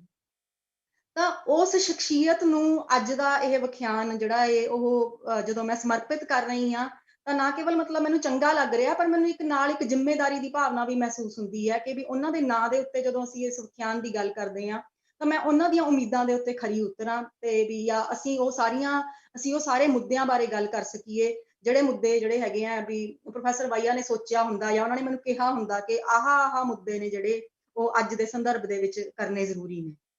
ਇਸ ਕਰਕੇ ਮੇਰੀ ਕੋਸ਼ਿਸ਼ ਰਹੂਗੀ ਕਿ ਮੈਂ ਮਤਲਬ ਇਹ ਸਾਰੇ ਪਹਿਲੂ ਜਿਹੜੇ ਮਤਲਬ ਚਾਹੇ ਉਹ ਵਿੱਦਿਆ ਦੀ ਨਿੱਜੀਕਰਨ ਦੇ ਨਾਲ ਸੰਬੰਧਿਤ ਨੇ, ਵੀ ਇਹ ਜਿਹੜੇ ਸਾਰੇ ਪਹਿਲੂ ਨੇ ਜਿਹੜੇ ਉਹ ਜਿਹੜੀ ਮਤਲਬ ਆਪਣੀ ਐਜੂਕੇਸ਼ਨ ਦੀ ਇਨਕਲੂਸਿਵਨੈਸ ਦੇ ਨਾਲ ਸੰਬੰਧਿਤ ਨੇ, ਵੀ ਮੈਂ ਉਹਨਾਂ ਸਾਰਿਆਂ ਬਾਰੇ ਥੋੜ੍ਹੀ ਮਤਲਬ ਗੱਲ ਜ਼ਰੂਰ ਕਰਾਂ। ਤਾਂ ਆਪਾਂ ਸਾਰੇ ਜਾਣਦੇ ਹਾਂ, ਜਿਵੇਂ ਮੈਂ ਮਤਲਬ ਪਹਿਲਾਂ ਹੀ ਗੱਲ ਕੀਤੀ ਹੈ ਵੀ ਮੈਂ ਬਹੁਤ ਸਾਰੇ ਅੰਕੜਿਆਂ ਦੀ ਗੱਲ ਤਾਂ ਨਹੀਂ ਕਰਨਾ ਚਾਹੁੰਦੀ ਹੈਗੀ, ਕਿਉਂਕਿ ਮਤਲਬ ਕੁਛ ਚੀਜ਼ਾਂ ਨੇ ਜਿਹੜੀਆਂ ਉਹ ਬੜੀਆਂ ਮਤਲਬ ਬੋਲਡ ਐਂਡ ਕਲੀਅਰ ਨੇ। ਆਪਾਂ ਨੂੰ ਸਭ ਨੂੰ ਪਤਾ ਹੈ ਵੀ ਜਿਵੇਂ ਅਵਤਾਰ ਸਿੰਘ ਜੀ ਵੀ ਕਹਿ ਰਹੇ ਸੀਗੇ ਕਿ ਵੀ ਸਾਡੀ ਸਿੱਖਿਆ ਦੇ ਵਿੱਚ ਨਿਘਾਰ ਆ ਰਿਹਾ ਹੈ।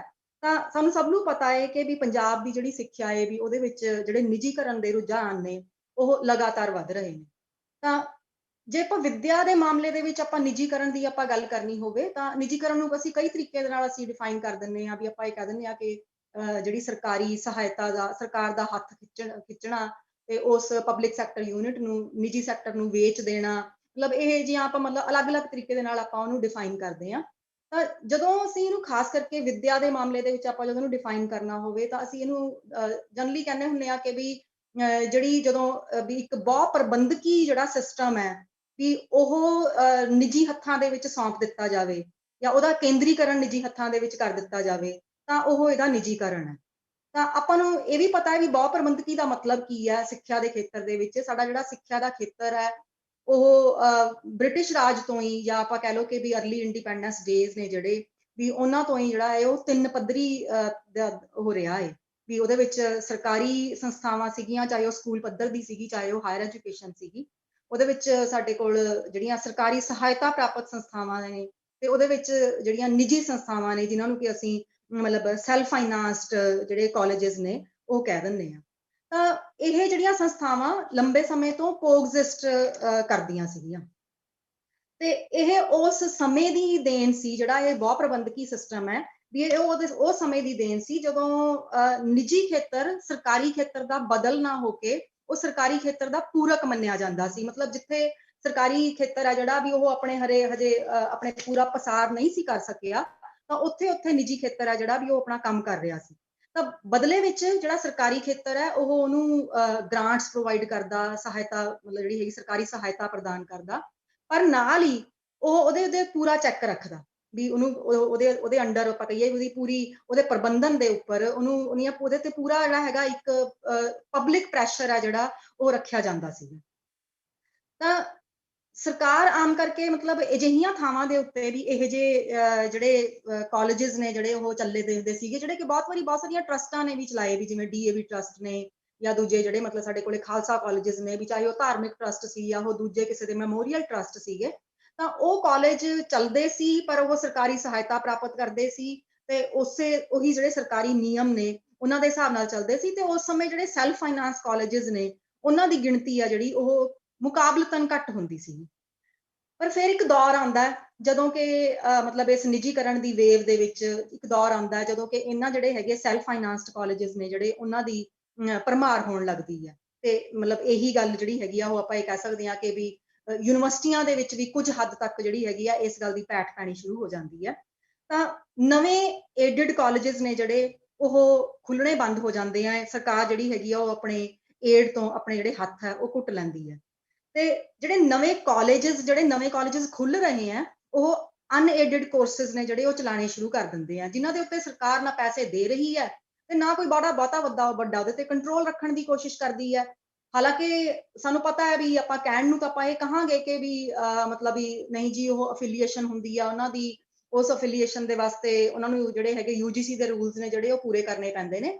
ਆਪਾਂ ਨੂੰ ਪਤਾ ਹੈ ਕਿ ਵੀ ਕਾਗਜ਼ਾਂ ਦੇ ਉੱਤੇ ਕੀ ਹੁੰਦਾ ਹੈ ਤੇ ਕਾਗਜ਼ਾਂ ਦੇ ਜਿਹੜਾ ਹੈਗਾ ਪਿੱਛੇ ਹੈ ਉਹ ਕੀ ਚੱਲਦਾ ਹੈ। ਬਹੁਤ ਸਾਰੇ ਸਾਥੀ ਨੇ ਜਿਹੜੇ ਇਸ ਸਿਸਟਮ ਦੇ ਵਿੱਚ ਨੇ ਤੇ ਉਹ ਇੰਸਪੈਕਸ਼ਨ ਕਮੇਟੀਆਂ ਦੇ ਵਿੱਚ ਜਾਂਦੇ ਰਹੇ ਨੇ, ਉਹਨਾਂ ਨੂੰ ਪਤਾ ਹੈ ਕਿ ਵੀ ਕਿਵੇਂ ਉਹਨਾਂ ਦੇ ਮਤਲਬ ਵਾਰੀ ਕਹਿਣ ਦੇ ਬਾਵਜੂਦ ਵੀ ਉਹ ਕਾਲਜ ਨੇ ਜਿਹੜੇ ਉਹ ਆਪ ਦੀ ਜਿਹੜੀ ਰੌਂ ਹੈ ਉਹਦੇ ਤੇ ਤੁਰਦੇ ਰਹਿੰਦੇ ਨੇ। ਤਾਂ ਜਦੋਂ ਮਤਲਬ ਸਰਕਾਰ ਹੈ ਜਿਹੜੀ ਉਹ ਆਪਣੀ ਇਸ ਏਡ ਤੋਂ ਆਪਣੇ ਹੱਥ ਖਿੱਚਣੇ ਸ਼ੁਰੂ ਕਰ ਦਿੰਦੀ ਹੈ, ਤਾਂ ਉਹਦੇ ਨਾਲ ਦੀ ਨਾਲ ਜਿਹੜੀਆਂ ਬਹੁਤ ਸਾਰੀਆਂ ਜਿਹੜੀਆਂ ਭਰਤੀਆਂ ਨੇ ਵੀ ਉਹ ਰੋਕ ਦਿੱਤੀਆਂ ਜਾਂਦੀਆਂ ਨੇ।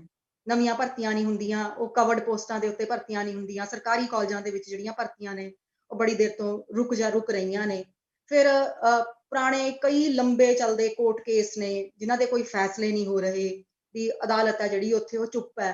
ਤਾਂ ਫਿਰ ਉਸ ਤੋਂ ਬਾਅਦ ਜਿਹੜਾ ਸਰਕਾਰ ਨਵਾਂ ਪੱਤਾ ਸਿੱਟਦੀ ਹੈ ਜਿਹਦੇ ਵਿੱਚ ਕਿ ਉਹ ਪ੍ਰੋਬੇਸ਼ਨ ਦਾ ਪੀਰੀਅਡ ਹੈ ਜਿਹੜਾ ਵਧਾ ਦਿੰਦੀ ਹੈ, ਤੇ ਉਹਦੇ ਵਿੱਚ ਪ੍ਰੋਬੇਸ਼ਨ ਦੇ ਪੀਰੀਅਡ ਬਾਰੇ ਦੱਸ ਦਿੰਦੀ ਹੈ ਕਿ ਜਦ ਤੱਕ ਪ੍ਰੋਬੇਸ਼ਨ ਦਾ ਪੀਰੀਅਡ ਖਤਮ ਨਹੀਂ ਹੁੰਦਾ ਕਿਸੇ ਕਰਮਚਾਰੀ ਦਾ, ਉਹ ਤੱਕ ਉਹ ਆਪਣੇ ਜਿਹੜੇ ਹੈਗੇ ਆਪਣੀ ਬੇਸਿਕ ਪੇ ਦੇ ਉੱਤੇ ਰਹੂਗਾ, ਉਹਨੂੰ ਕਿਸੇ ਕਿਸਮ ਦੇ ਹੋਰ ਜਿਹੜੇ ਭੱਤੇ ਨੇ ਉਹ ਨਹੀਂ ਦਿੱਤੇ ਜਾਣਗੇ।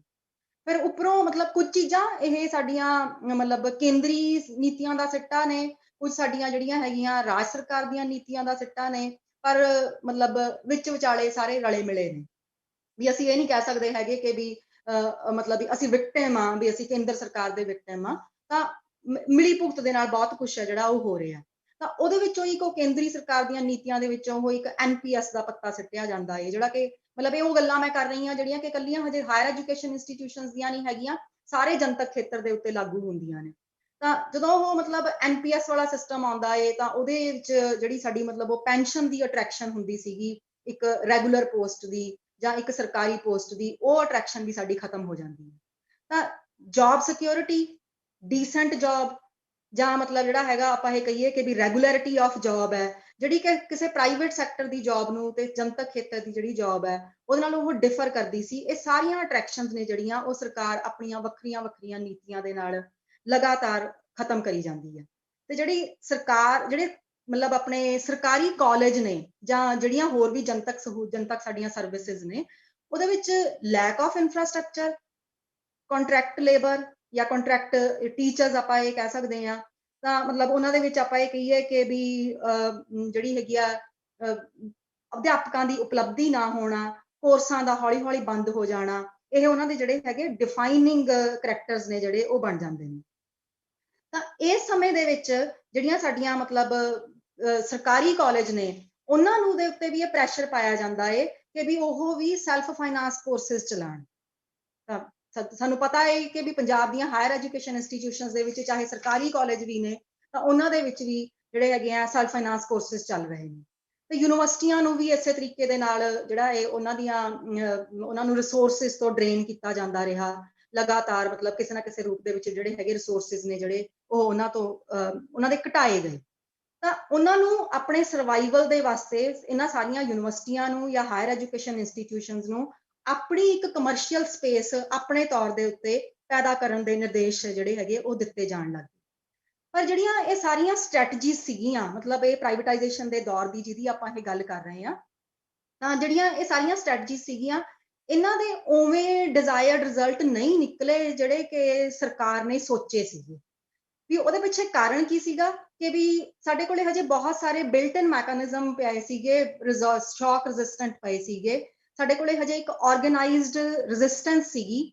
ਤੇ ਜਿਹਨੇ ਮਤਲਬ ਜਿਹੜੀ ਉਹ ਆਰਗੇਨਾਈਜ਼ਡ ਵੌਇਸ ਸੀਗੀ, ਉਹਨੇ ਬਹੁਤ ਸਾਰੀਆਂ ਥਾਵਾਂ ਦੇ ਉੱਤੇ ਇਹਨਾਂ ਸੁਧਾਰਾਂ ਦੀ ਜਿਹੜੀ ਗਤੀ ਹੈ ਉਹਨੂੰ ਧੀਮੀ ਰੱਖਿਆ।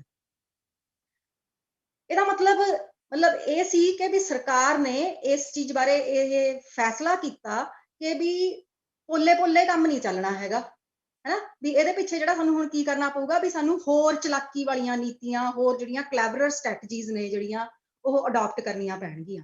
ਵੀ ਕਿਉਂਕਿ ਇੱਕ ਆਰਗੇਨਾਈਜ਼ਡ ਰੈਜ਼ਿਸਟੈਂਸ ਹੈ ਜਿਹੜਾ ਉਹਨੂੰ ਵੀਕ ਕਰਨਾ, ਉਹ ਆਪਣੇ ਆਪ ਦੇ ਵਿੱਚ ਬਹੁਤ ਜ਼ਰੂਰੀ ਸੀ। ਜਾਂ ਜਿਹੜਾ ਉਹ ਸਾਰਾ ਢਾਂਚਾ ਹੈ ਜਿਹੜਾ ਜਿਹਦੇ ਉੱਤੇ ਉਹ ਚੀਜ਼ਾਂ ਖੜੀਆਂ ਸੀਗੀਆਂ, ਜਿਹਦੇ ਉੱਤੇ ਉਹ ਚੀਜ਼ਾਂ ਹਜੇ ਵੀ ਸਰਵਾਈਵ ਕਰ ਰਹੀਆਂ ਸੀਗੀਆਂ ਇਹਨਾਂ ਸਾਰੀਆਂ ਮਾਰੂ ਨੀਤੀਆਂ ਦੇ ਬਾਵਜੂਦ, ਉਹ ਢਾਂਚਾ ਹਿਲਾਉਣਾ ਬਣਦਾ ਸੀਗਾ। ਤਾਂ ਪ੍ਰਾਈਵੇਟਾਈਜੇਸ਼ਨ ਦੀ ਜਿਹੜੀ ਮਤਲਬ ਮੇਰੀ ਸਮਝ ਦੇ ਮੁਤਾਬਕ ਜਿਹੜੀ ਸਿੱਖਿਆ ਦੀ ਜਿਹੜੀ ਪ੍ਰਾਈਵੇਟਾਈਜੇਸ਼ਨ ਦਾ ਜਿਹੜਾ ਦੂਜਾ ਦੌਰ ਹੈ, ਉਹ ਉਦੋਂ ਸ਼ੁਰੂ ਹੁੰਦਾ ਹੈ ਜਦੋਂ 2016 ਦੇ ਵਿੱਚ ਸਾਡੀ ਨਵੀਂ ਸਿੱਖਿਆ ਨੀਤੀ ਦਾ ਜਿਹੜਾ ਖਰੜਾ ਹੈ ਉਹ ਤਿਆਰ ਹੋਣਾ ਸ਼ੁਰੂ ਹੋ ਜਾਂਦਾ।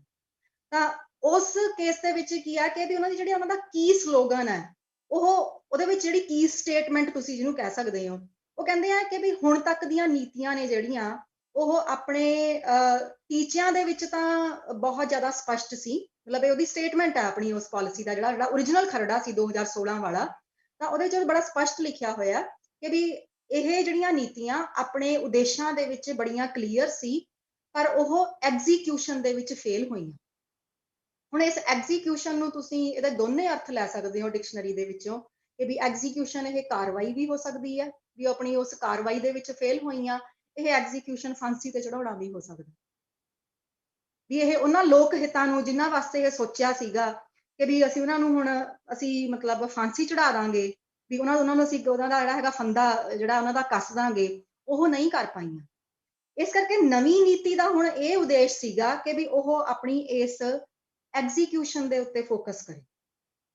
ਤਾਂ ਇਹਦੀ ਪੂਰੀ ਤਰ੍ਹਾਂ ਨਾਲ ਮੰਡੀਕਰਨ ਦੇ ਵਾਸਤੇ ਉਹਨਾਂ ਨੇ ਮਤਲਬ ਜੋ ਜਿਨ੍ਹਾਂ ਨੇ ਸਾਰਿਆਂ ਨੇ ਮਤਲਬ ਇਹ ਆਪਣੇ ਏਡਡ ਕਾਲਜਸ ਜਿੰਨੇ ਵੀ ਮਤਲਬ ਇਸ ਨੀਤੀ ਦੀ ਜੋ ਵੀ ਚਰਚਾ ਦੇ ਵਿੱਚ ਕਦੇ ਵੀ ਹਿੱਸਾ ਲਿਆ ਜਾਂ ਉਹਨਾਂ ਨੂੰ ਸਿੱਧੇ ਤੌਰ ਦੇ ਉੱਤੇ ਪੜ੍ਹਿਆ, ਉਹ ਸਾਰੇ ਜਾਣਦੇ ਨੇ ਕਿ ਵੀ ਮਤਲਬ ਜਿਹੜੀ ਇਹ ਨਵੀਂ ਨੀਤੀ ਹੈ, ਇਹ ਏਡਡ ਕਾਲਜਸ ਦੀ ਜਿਹੜੀ ਆਇਡੈਂਟੀਟੀ ਹੈ, ਉਹਨੂੰ ਖਤਮ ਕਰਨ ਦੇ ਉੱਤੇ ਉਹਦਾ ਖਤਮ ਕਰਨ ਦਾ ਜਿਹੜਾ ਹੈਗਾ ਟੀਚਾ ਰੱਖਦੀ ਹੈ।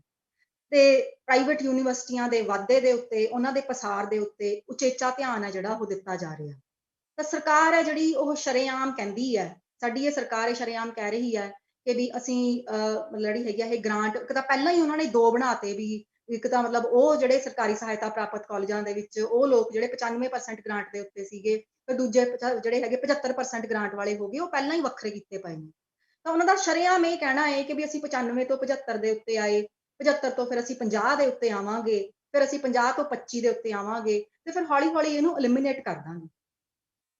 ਤਾਂ ਮੈਂ ਅਜਿਹੀਆਂ ਕੁਝ ਕਮੇਟੀਆਂ ਦੀ ਜਿਹੜੀ ਹੈਗੀ ਆ ਮੀਟਿੰਗਾਂ ਦਾ ਹਿੱਸਾ ਰਹੀ ਹਾਂ, ਤੇ ਉਹਨਾਂ ਦੇ ਵਿੱਚ ਜਿਹੜੀ ਉਹਨਾਂ ਦੀ ਸਰਕਾਰੀ ਬੰਦਿਆਂ ਦੀਆਂ ਜਾਂ ਸਰਕਾਰੀ ਜਿਹੜੇ ਅਫਸਰਾਂ ਨੇ, ਉਹਨਾਂ ਦੀਆਂ ਭਾਸ਼ਾਵਾਂ ਨੇ ਜਿਹੜੀਆਂ, ਜਾਂ ਉਹਨਾਂ ਦੇ ਜਿਹੜੇ ਮਤਲਬ ਫਰੇਜ਼ਸ ਨੇ, ਉਹ ਬੜੇ ਖਤਰਨਾਕ ਨੇ। ਤਾਂ ਇੱਕ ਤਾਂ ਇਹੀ ਗੱਲ ਕਿ ਉਹ ਕਹਿੰਦੇ ਨੇ ਕਿ ਵੀ ਪਹਿਲੀ ਗੱਲ ਤਾਂ ਇਹ ਜਿਹੜੀ ਜਦੋਂ ਉਹ ਸੁਧਾਰ ਕਮੇਟੀ ਦੀ ਗੱਲ ਕਰਦੇ ਆ, ਮਤਲਬ ਜਿਹੜਾ ਸਿੱਖਿਆ ਸੁਧਾਰ ਕਮੇਟੀ, ਤਾਂ ਸਿੱਖਿਆ ਸੁਧਾਰ ਕਮੇਟੀ ਦਾ ਟੀਚਾ ਕੀ ਹੈ ਵੀ ਉਹ ਇਹ ਹੈ ਕਿ ਵੀ ਗ੍ਰਾਂਟ ਹੈ ਜਿਹੜੀ ਵੀ ਉਹਨੂੰ ਮਤਲਬ ਕਿਵੇਂ ਬਿਹਤਰ ਤਰੀਕੇ ਦੇ ਨਾਲ, ਸਰਕਾਰੀ ਗ੍ਰਾਂਟ ਨੂੰ ਕਿਵੇਂ ਬਿਹਤਰ ਤਰੀਕੇ ਦੇ ਨਾਲ ਵਰਤਿਆ ਜਾਵੇ ਤਾਂ ਕਿ ਘੱਟੋ ਘੱਟ ਗ੍ਰਾਂਟ ਦੀ ਲੋੜ ਪਵੇ, ਜਿਹਨੂੰ ਕਿ ਅਸੀਂ ਇਸ ਤਰ੍ਹਾਂ ਰੀਡ ਕਰ ਸਕਦੇ ਹਾਂ ਕਿ ਕਿਵੇਂ ਇਸ ਗ੍ਰਾਂਟ ਨੂੰ ਘਟਾਇਆ ਜਾ ਸਕੇ। ਤੇ ਸੁਧਾਰ ਦਾ ਮਤਲਬ ਸਾਨੂੰ ਪਤਾ ਹੈ ਕਿ ਵੀ ਅੱਜ ਦੇ ਜ਼ਮਾਨੇ ਦੇ ਵਿੱਚ ਜਦੋਂ ਅਸੀਂ ਰਿਫਾਰਮਸ ਦੀ ਗੱਲ ਕਰਦੇ ਹਾਂ, ਤਾਂ ਉਹ ਅਸਲ ਦੇ ਵਿੱਚ ਅਸੀਂ ਰਿਫਾਰਮਸ ਦੀ ਗੱਲ ਨਹੀਂ ਕਰ ਰਹੇ ਹੁੰਦੇ ਹੈਗੇ, ਉਹ ਅਸੀਂ ਮਤਲਬ ਵਿਗਾੜ ਦੀ ਗੱਲ ਕਰ ਰਹੇ ਹੁੰਦੇ ਹਾਂ।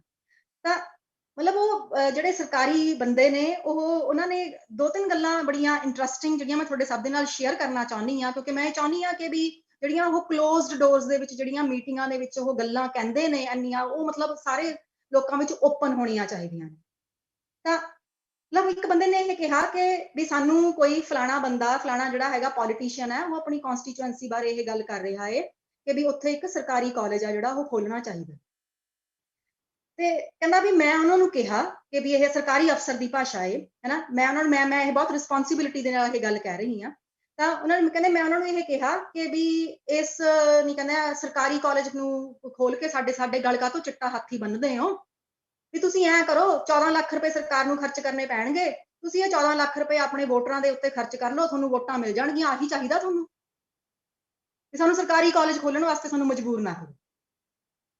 ਫਿਰ ਜਦੋਂ ਉਹ ਗ੍ਰਾਂਟ ਨੂੰ ਘਟਾਉਣ ਦੀ ਗੱਲ ਕਰਦਾ ਉਹ ਬੰਦਾ, ਤਾਂ ਉਹ ਇਹ ਬੰਦਾ ਸ਼ਰੇਆਮ ਕਹਿੰਦਾ ਕਿ ਜਦੋਂ ਮਤਲਬ ਆਪਣੇ ਗੁਆਂਢ ਦੇ ਵਿੱਚ ਕੋਈ ਵੱਡਾ ਬੋਰਡ ਖੜਾ ਹੋਵੇ ਤੇ ਉਸ ਬੋਰਡ ਨੂੰ ਜੇ ਆਪਾਂ ਕੱਟਦੇ ਆ ਤਾਂ ਲੜਾਈ ਪੈਂਦੀ ਹੈ, ਵੀ ਜੇ ਉਹ ਬੋਰਡ ਸਾਨੂੰ ਤੰਗ ਕਰ ਰਿਹਾ ਹੋਵੇ, ਸਾਡੇ ਘਰ ਦੇ ਵਿੱਚ ਧੁੱਪ ਨਾ ਆਉਂਦੀ ਹੋਵੇ, ਉਹਦਾ ਕੋਈ ਖਲਾਰਾ ਪੈਂਦਾ ਹੋਵੇ, ਜਾਂ ਸਾਡੀ ਕੰਧ ਦੇ ਵਿੱਚ ਤਰੇੜ ਪੈਂਦੀ ਹੋਵੇ, ਤਾਂ ਜੇ ਆਪਾਂ ਉਹਨੂੰ ਵੱਢਦੇ ਆ ਤਾਂ ਗੁਆਂਢੀ ਨਾਲ ਲੜਾਈ ਪੈਂਦੀ ਹੈ ਤੇ ਕਲੇਸ਼ ਪੈਂਦਾ, ਤੇ ਉਹਦੇ ਨਾਲ ਜਿਹੜਾ ਹੈਗਾ ਵੀ ਬੈਟਰ ਹੈ ਕਿ ਵੀ ਉਹਦੇ ਸਾਈਡ ਤੋਂ ਇੱਕ ਥੋੜਾ ਜਿਹਾ ਟੋਆ ਕੱਢ ਲਓ ਤੇ ਉਹਦੀਆਂ ਜੜਾਂ ਦੇ ਵਿੱਚ ਤੇਲ ਦਿੰਦੇ ਰਹੋ, ਤੇ ਹੌਲੀ ਹੌਲੀ ਜਿਹੜਾ ਉਹ ਪੌਦਾ ਹੈ, ਉਹ ਜਿਹੜਾ ਸਾਰੀ ਉਹ ਦਰਖਤ ਹੈ, ਉਹ ਹੌਲੀ ਹੌਲੀ ਆਪ ਦੀ ਮੌਤ ਹੈ ਜਿਹੜੀ ਉਹ ਮਰ ਜੂਗੀ।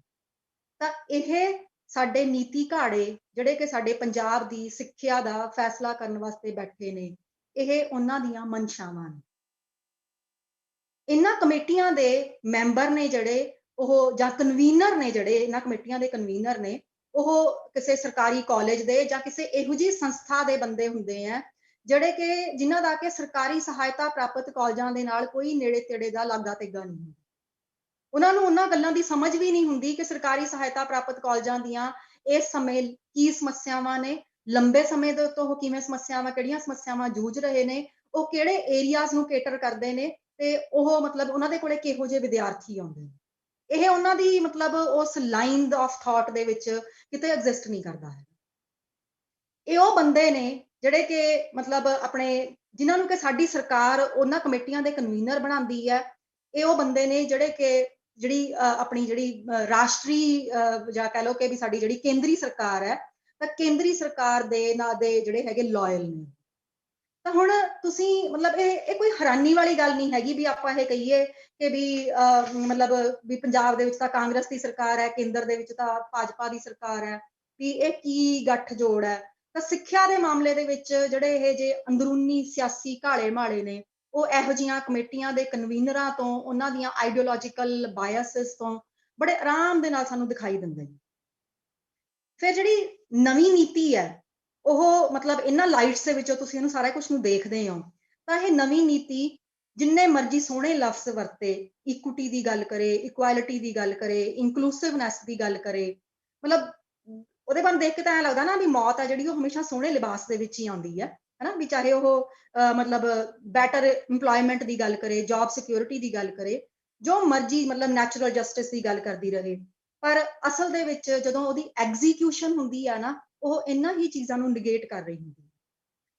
ਤਾਂ ਅਜਿਹੇ ਸਮੇਂ ਦੇ ਵਿੱਚ ਖਾਸ ਕਰਕੇ ਵੀ ਜਦੋਂ ਆਪਾਂ ਇਹ ਕਹਿੰਦੇ ਆ ਕਿ ਵੀ ਮਤਲਬ ਇਹ ਸਭ ਕੁਝ ਚੱਲ ਰਿਹਾ ਹੈ ਹਨਾ, ਇਹਦੇ ਵਿੱਚ ਕੀ ਹੁੰਦਾ ਹੈ ਕਿ ਵੀ ਜੋ ਜੋ ਚੀਜ਼ਾਂ ਮਤਲਬ ਐਕਸਪਲਿਸਿਟਲੀ ਨਹੀਂ ਕਹੀਆਂ ਗਈਆਂ ਹੁੰਦੀਆਂ, ਉਹ ਆਫੀਸ਼ੀਅਲੀ ਜੋ ਕਹੀਆਂ ਗਈਆਂ ਹੁੰਦੀਆਂ ਨੇ ਉਹਨਾਂ ਨਾਲੋਂ ਵੱਧ ਇੰਪੋਰਟੈਂਟ ਹੁੰਦੀਆਂ।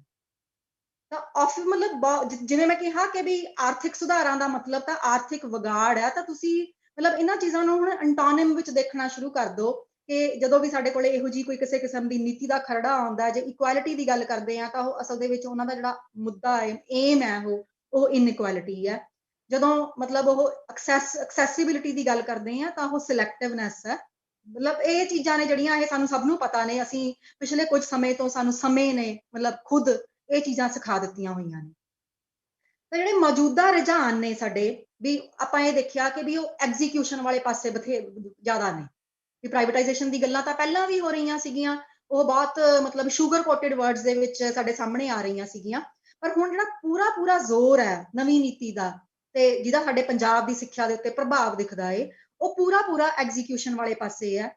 ਏਡ ਦੇ ਵੱਲੋਂ ਮਤਲਬ ਹੱਥ ਖਿੱਚਣਾ, ਪਬਲਿਕ ਜਿਹੜੀਆਂ ਸਾਡੀਆਂ ਜਿੰਨੀਆਂ ਵੀ ਯੂਨੀਵਰਸਿਟੀਜ਼ ਨੇ ਉਹਨਾਂ ਨੂੰ, ਚਾਹੇ ਉਹ ਪੰਜਾਬੀ ਯੂਨੀਵਰਸਿਟੀ ਹੈ ਚਾਹੇ ਦੂਜੀਆਂ ਯੂਨੀਵਰਸਿਟੀਆਂ ਨੇ, ਉਹਨਾਂ ਸਾਰਿਆਂ ਨੂੰ ਮਤਲਬ ਅੰਦਰੋਂ ਖੋਰਾ ਲਾਣਾ, ਜਿੰਨੀ ਵੀ ਆਰਗੇਨਾਈਜ਼ਡ ਐਫਰਟ ਹੈ ਹਨਾ, ਉਹ ਸਾਰੇ ਦੇ ਉੱਤੇ ਜਿਹੜਾ ਹੈਗਾ ਉਹ ਸਾਰੇ ਨੂੰ ਮਤਲਬ ਵੀਕ ਕਰਨ ਦੀ ਕੋਸ਼ਿਸ਼ ਕਰਨਾ, ਇਹ ਉਸ ਮਤਲਬ ਸਿੱਖਿਆ ਨੀਤੀ ਦੀ ਜਿਹੜੀ ਐਗਜ਼ੀਕਿਊਸ਼ਨ ਹੈ ਉਹਦੇ ਵੱਲ ਇਸ਼ਾਰਾ ਕਰਦੇ ਨੇ। ਵੀ ਹੁਣ ਜਿਹੜਾ ਹੱਲਾ ਏ ਉਹ ਨਾ ਸਿਰਫ ਸਸਤੀ ਤੇ ਇੱਕਸਾਰ ਜਿਹੜੀ ਹੈਗੀ ਵਿੱਦਿਆ ਉੱਪਰ ਹੈ, ਬਲਕਿ ਸਾਡੀ ਸਾਰਿਆਂ ਦੀ ਜਿਹੜੀ ਆਰਗੇਨਾਈਜ਼ਡ ਪਾਵਰ ਹੈ, ਸਾਡੀ ਜਿਹੜੀ ਸਾਰਿਆਂ ਦੀ ਜਿਹੜੀ ਹੈਗੀ ਆ ਆਰਗੇਨਾਈਜ਼ਡ ਵੌਇਸ ਹੈ, ਉਹਦੇ ਉੱਤੇ ਵੀ ਹੈ। ਵਿਦਿਆਰਥੀ ਇਹਦਾ ਬੜਾ ਆਰਾਮ ਨਾਲ ਸ਼ਿਕਾਰ ਬਣ ਰਹੇ ਨੇ, ਕਿਉਂਕਿ ਵਿਦਿਆਰਥੀਆਂ ਨੂੰ ਆਮ ਕਰਕੇ ਧਮਕਾਇਆ ਜਾਂਦਾ ਹੈ, ਉਹਨਾਂ ਦੇ ਉੱਤੇ ਡਿਸਪਲਿਨਰੀ ਜਿਹੜੇ ਐਕਸ਼ਨ ਨੇ ਉਹ ਕਈ ਥਾਵਾਂ ਦੇ ਉੱਤੇ ਲਏ ਜਾ ਰਹੇ ਨੇ, ਤਾਂ ਕਈ ਥਾਵਾਂ ਦੇ ਉੱਤੇ ਲੈਣ ਦੀਆਂ ਕੋਸ਼ਿਸ਼ਾਂ ਕੀਤੀਆਂ ਜਾਂਦੀਆਂ ਨੇ, ਕਿਤੇ ਸਫਲ ਹੋ ਜਾਂਦੇ ਆ, ਕਿਤੇ ਰਹਿ ਜਾਂਦੇ ਆ। ਮਤਲਬ ਡਿਪੈਂਡ ਕਰਦਾ ਹੈ ਕਿ ਵੀ ਉੱਥੇ ਦੀਆਂ ਜਿਹੜੀਆਂ ਜਥੇਬੰਦੀਆਂ ਨੇ ਉਹ ਕਿੰਨੀਆਂ ਕੁ ਸਟਰੈਂਥਨ ਨੇ। ਜਿਹੜਾ ਮਤਲਬ ਪਹਿਲਾਂ ਵਾਇਬਿਲਿਟੀ ਤੇ ਯੂਟਿਲਿਟੀ ਵਾਲਾ ਜਿਹੜਾ ਸਲੋਗਨ ਹੁੰਦਾ ਸੀਗਾ, ਜਿਹੜਾ ਸਾਡੀ ਇਸ ਆਰਗੇਨਾਈਜ਼ਡ ਰੈਜ਼ਿਸਟੈਂਸ ਦੇ ਕਰਕੇ ਜਿਹੜਾ ਉਹ ਪਹਿਲਾਂ ਮਤਲਬ ਸਫਲ ਨਹੀਂ ਹੋਇਆ ਹੈਗਾ, ਵੀ ਸਾਨੂੰ ਕਿਹਾ ਜਾਂਦਾ ਸੀਗਾ ਕਿ ਵੀ ਸੰਸਥਾ ਨੂੰ ਵਾਇਬਲ ਹੋਣਾ ਚਾਹੀਦਾ, ਸੰਸਥਾ ਨੂੰ ਜਿਹੜਾ ਹੈਗਾ ਸਸਟੇਨੇਬਲ ਹੋਣਾ ਚਾਹੀਦਾ, ਤਾਂ ਉਹ ਇਸ ਆਰਗੇਨਾਈਜ਼ਡ ਰੈਜ਼ਿਸਟੈਂਸ ਕਰਕੇ ਜਿਹੜਾ ਉਹ ਨਹੀਂ ਚੱਲਿਆ। ਪਰ ਜਿੱਥੇ ਜਿੱਥੇ ਇਹ ਰੈਜ਼ਿਸਟੈਂਸ ਵੀਕ ਹੋਈ ਗਈ, ਜਥੇਬੰਦੀਆਂ ਨੇ ਜਿਹੜੀਆਂ ਉਹ ਵੀਕ ਹੋਈ ਗਈਆਂ, ਉੱਥੇ ਉੱਥੇ ਇਹ ਵਾਇਬਿਲਿਟੀ ਦਾ ਤੇ ਯੂਟਿਲਿਟੀ ਦਾ ਇਹ ਜਿਹੜਾ ਨਾਰਾ ਏ ਉਹ ਆਪਦਾ ਕੰਮ ਕਰ ਗਿਆ। ਉਹਨੇ ਮਤਲਬ ਜਿਹੜਾ ਕਈ ਤਰ੍ਹਾਂ ਦੀਆਂ ਜਿਹੜੀਆਂ ਹੈਗੀਆਂ ਨੇ ਆਪਣੇ ਜਿਹੜੇ ਐਕਸ਼ਨ ਦੇ ਥਰੂ ਵੀ ਉਹਨੇ ਆਪਣਾ ਮਤਲਬ ਆਪਣੇ ਰੂਪ ਦਿਖਾਏ। ਜਿਹੜੀਆਂ ਐਕਟਿਵ ਇੰਸਟੀਟਿਊਸ਼ਨ ਸੀਗੀਆਂ ਉਹਨਾਂ ਨੂੰ ਮਤਲਬ ਇਹ ਕਹਿ ਕੇ ਬਦਨਾਮ ਕੀਤਾ ਜਾਣ ਲੱਗ ਪਿਆ। ਤੁਸੀਂ ਉਸ ਸੰਦਰਭ ਦੇ ਵਿੱਚ ਸਾਰੀਆਂ ਹਾਇਰ ਐਜੂਕੇਸ਼ਨ ਇੰਸਟੀਟਿਊਸ਼ਨਸ ਨੂੰ, ਸਣੇ ਯੂਨੀਵਰਸਿਟੀਆਂ, ਤੁਸੀਂ ਇਹ ਦੇਖ ਸਕਦੇ ਹੋ ਕਿ ਉਹਨਾਂ ਨੂੰ ਇਹ ਕਹਿ ਕੇ ਬਦਨਾਮ ਕੀਤਾ ਜਾਣ ਲੱਗ ਗਿਆ ਕਿ ਵੀ ਇਹ ਯੂਨੀਵਰਸਿਟੀਆਂ ਨੇ ਜਿਹੜੀਆਂ ਇਹ ਕਿਓਸ ਕ੍ਰੀਏਟ ਕਰਦੀਆਂ ਨੇ, ਇੱਥੇ ਮਤਲਬ ਜਿਹੜਾ ਹੈਗਾ ਦਾਖਲਾ ਲੈਣ ਦਾ ਕੋਈ ਫਾਇਦਾ ਨਹੀਂ ਹੈਗਾ, ਵੀ ਇਹ ਮਤਲਬ ਇੱਥੇ ਕੋਈ ਪੜ੍ਹਾਈ ਨਹੀਂ ਹੁੰਦੀ, ਇੱਥੇ ਲੋਕ ਨੇ ਜਿਹੜੇ ਉਹ ਸਿਰਫ ਜਿਹੜੇ ਹੈਗੇ ਸਟ੍ਰਾਈਕਾਂ ਕਰਦੇ ਰਹਿੰਦੇ ਨੇ। ਤਾਂ ਮਤਲਬ ਇਹ ਗੱਲਾਂ ਨੇ ਜਿਹੜੀਆਂ ਉਹ ਬਦਨਾਮ ਕਰਨ ਵਾਸਤੇ ਉਹਨਾਂ ਦੀਆਂ ਚਰਚਾਵਾਂ ਕੀਤੀਆਂ ਗਈਆਂ। ਤੇ ਜਿਹੜੀਆਂ ਸੰਸਥਾਵਾਂ ਰਿਲੇਟਿਵਲੀ ਸ਼ਾਂਤ ਸੀਗੀਆਂ, ਜਿਨ੍ਹਾਂ ਨੂੰ ਅਸੀਂ ਕਹਿ ਸਕਦੇ ਹਾਂ ਕਿ ਵੀ ਉਹ ਪਾਸ਼ ਦੀ ਜਿਹੜੀ ਮੁਰਦਾ ਸ਼ਾਂਤੀ ਆ ਜਿਹੜੀ ਉਹਦੇ ਨਾਲ ਭਰੀਆਂ ਹੋਈਆਂ ਸੰਸਥਾਵਾਂ ਨੇ, ਉਹਨਾਂ ਨੂੰ ਸਾਡੇ ਵਾਸਤੇ ਮਾਡਲ ਦੇ ਰੂਪ ਵਿੱਚ ਪੇਸ਼ ਕੀਤਾ ਜਾ ਰਿਹਾ, ਸਾਨੂੰ ਉਹਨਾਂ ਨੂੰ ਫੋਲੋ ਕਰਨ ਵਾਸਤੇ ਕਿਹਾ ਜਾ ਰਿਹਾ।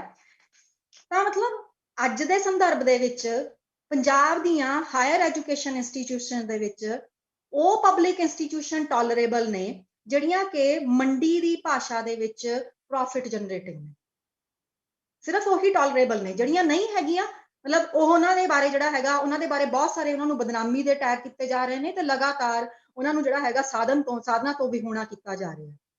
ਤਾਂ ਮਤਲਬ ਫਿਰ ਗੱਲ ਆਉਂਦੀ ਹੈ ਕਿ ਵੀ ਜਦੋਂ ਅਸੀਂ ਵਿੱਦਿਆ ਦੀ ਗੱਲ ਕਰਦੇ ਹਾਂ ਤਾਂ ਪ੍ਰੋਫਿਟ ਦਾ ਕੀ ਅਰਥ ਹੈ। ਤੇ ਮੈਨੂੰ ਮਤਲਬ ਇਹ ਗੱਲ ਨੇ ਖਾਸ ਤੌਰ ਦੇ ਉੱਤੇ ਮਤਲਬ ਮੇਰੇ ਧਿਆਨ ਦੇ ਵਿੱਚ ਇਹ ਗੱਲ ਆਈ ਵੀ ਕਿਉਂਕਿ ਮੈਂ ਪਿੱਛੇ ਜਿਹੇ ਇੱਕ ਆਰਟੀਕਲ ਪੜ੍ਹ ਰਹੀ ਸੀਗੀ, ਤਾਂ ਉਹ ਆਰਟੀਕਲ ਕਿਸੇ ਕਾਰਪੋਰੇਟ ਕੰਸਲਟੈਂਟ ਦਾ ਸੀਗਾ। ਤਾਂ ਕਾਰਪੋਰੇਟ ਕੰਸਲਟੈਂਟ ਐਲਿਸਨ ਵੈਲੀਅਨਰ ਹੈ, ਜਿਹਨੇ ਕਿ ਮਤਲਬ ਆਪਣੇ ਕ੍ਰੋਨਿਕਲਸ ਆਫ ਹਾਇਰ ਐਜੂਕੇਸ਼ਨ ਦੇ ਵਿੱਚ ਉਹ ਇੱਕ ਲਗਾਤਾਰ ਇੱਕ ਕਾਲਮ ਲਿਖਦਾ ਹੈ, ਕਿਉਂਕਿ ਕਾਰਪੋਰੇਟ ਕੰਸਲਟੈਂਟ ਹੈ, ਇਸ ਕਰਕੇ ਮਤਲਬ ਉਹਦੇ ਵਿਚਾਰ ਉਹੋ ਜਿਹੇ ਹੋਣਗੇ। ਤਾਂ ਉਹਦਾ ਇਹ ਆਰਟੀਕਲ ਦਾ ਟਾਈਟਲ ਸੀਗਾ ਕਿ what if everyone on the campus understood money। ਕੀ ਹੋਵੇ ਜੇਕਰ ਮਤਲਬ ਕੈਂਪਸ ਦੇ ਉੱਤੇ ਹਰ ਕਿਸੇ ਨੂੰ ਮਨੀ ਦੀ ਸਮਝ ਹੋਵੇ। ਮੈਨੂੰ ਇਸ ਗੱਲ ਨੇ ਇਸ ਟਾਈਟਲ ਨੇ ਬੜਾ ਅਟਰੈਕਟ ਕੀਤਾ। ਆਫ ਕੋਰਸ ਉਹ ਕਾਰਪੋਰੇਟ ਕੰਸਲਟੈਂਟ ਹੈ, ਇਸ ਕਰਕੇ ਉਹਨੇ ਹੋਰ ਤਰੀਕੇ ਨਾਲ ਲਿਖਿਆ, ਤੇ ਮੈਂ ਕਿਉਂਕਿ ਕਾਰਪੋਰੇਟ ਕੰਸਲਟੈਂਟ ਨਹੀਂ ਹੈਗੀ, ਇਸ ਕਰਕੇ ਮੈਂ ਇਹਨੂੰ ਹੋਰ ਤਰੀਕੇ ਨਾਲ ਦੇਖਿਆ। ਤਾਂ ਆਮ ਭਾਸ਼ਾ ਵਿੱਚ ਆਪਾਂ ਨੂੰ ਸਭ ਨੂੰ ਪਤਾ ਹੈ ਕਿ ਵੀ ਜਦੋਂ ਅਸੀਂ ਲਾਭ ਦੀ ਗੱਲ ਕਰਦੇ ਹਾਂ ਤਾਂ ਅਸੀਂ ਇਹ ਕਹਿੰਦੇ ਹਾਂ ਕਿ ਵੀ ਲਾਭ ਦਾ ਮਤਲਬ ਹੁੰਦਾ ਹੈ ਕਿ ਵੀ ਲਾਗਤ ਤੇ ਆਮਦਨ ਦਾ ਅੰਤਰ। ਪਰ ਜੇ ਮੈਂ ਇੱਕ ਨਾਨ ਕਾਰਪੋਰੇਟ ਕੰਸਲਟੈਂਟ ਦੇ ਤੌਰ ਦੇ ਉੱਤੇ ਲਾਭ ਨੂੰ ਦੇਖਣਾ ਹੋਵੇ ਤਾਂ ਮੇਰੇ ਦਿਮਾਗ ਦੇ ਵਿੱਚ ਪਹਿਲੀ ਗੱਲ ਕੀ ਆਊਗੀ ਕਿ ਵੀ ਆਪਣੇ ਸਭ ਦੇ ਦਿਮਾਗ ਦੇ ਵਿੱਚ ਗੱਲ ਆਊਗੀ, ਜਦੋਂ ਮੈਂ ਕਹਿ ਰਹੀ ਹਾਂ ਤਾਂ ਮੈਂ ਤੁਹਾਨੂੰ ਸਭ ਨੂੰ ਆਪਣੇ ਨਾਲ ਸ਼ਾਮਲ ਕਰ ਰਹੀ ਹਾਂ, ਤਾਂ ਆਪਣੇ ਸਭ ਦੇ ਦਿਮਾਗ ਦੇ ਵਿੱਚ ਇਹ ਗੱਲ ਆਊਗੀ ਕਿ ਵੀ ਕੀ ਐਜੂਕੇਸ਼ਨ ਦਾ ਉਤਪਾਦਨ ਉਵੇਂ ਹੀ ਹੈ ਜਿਵੇਂ ਏਸੀ ਦਾ ਉਤਪਾਦਨ, ਫ੍ਰਿਜ ਦਾ ਉਤਪਾਦਨ ਜਾਂ ਕਿਸੇ ਵੀ ਕੰਜ਼ਿਊਮਰ ਗੁੱਡ ਦਾ ਉਤਪਾਦਨ? ਕੀ ਇਹ ਇੱਕੋ ਜਿਹੀਆਂ ਗੱਲਾਂ ਨੇ?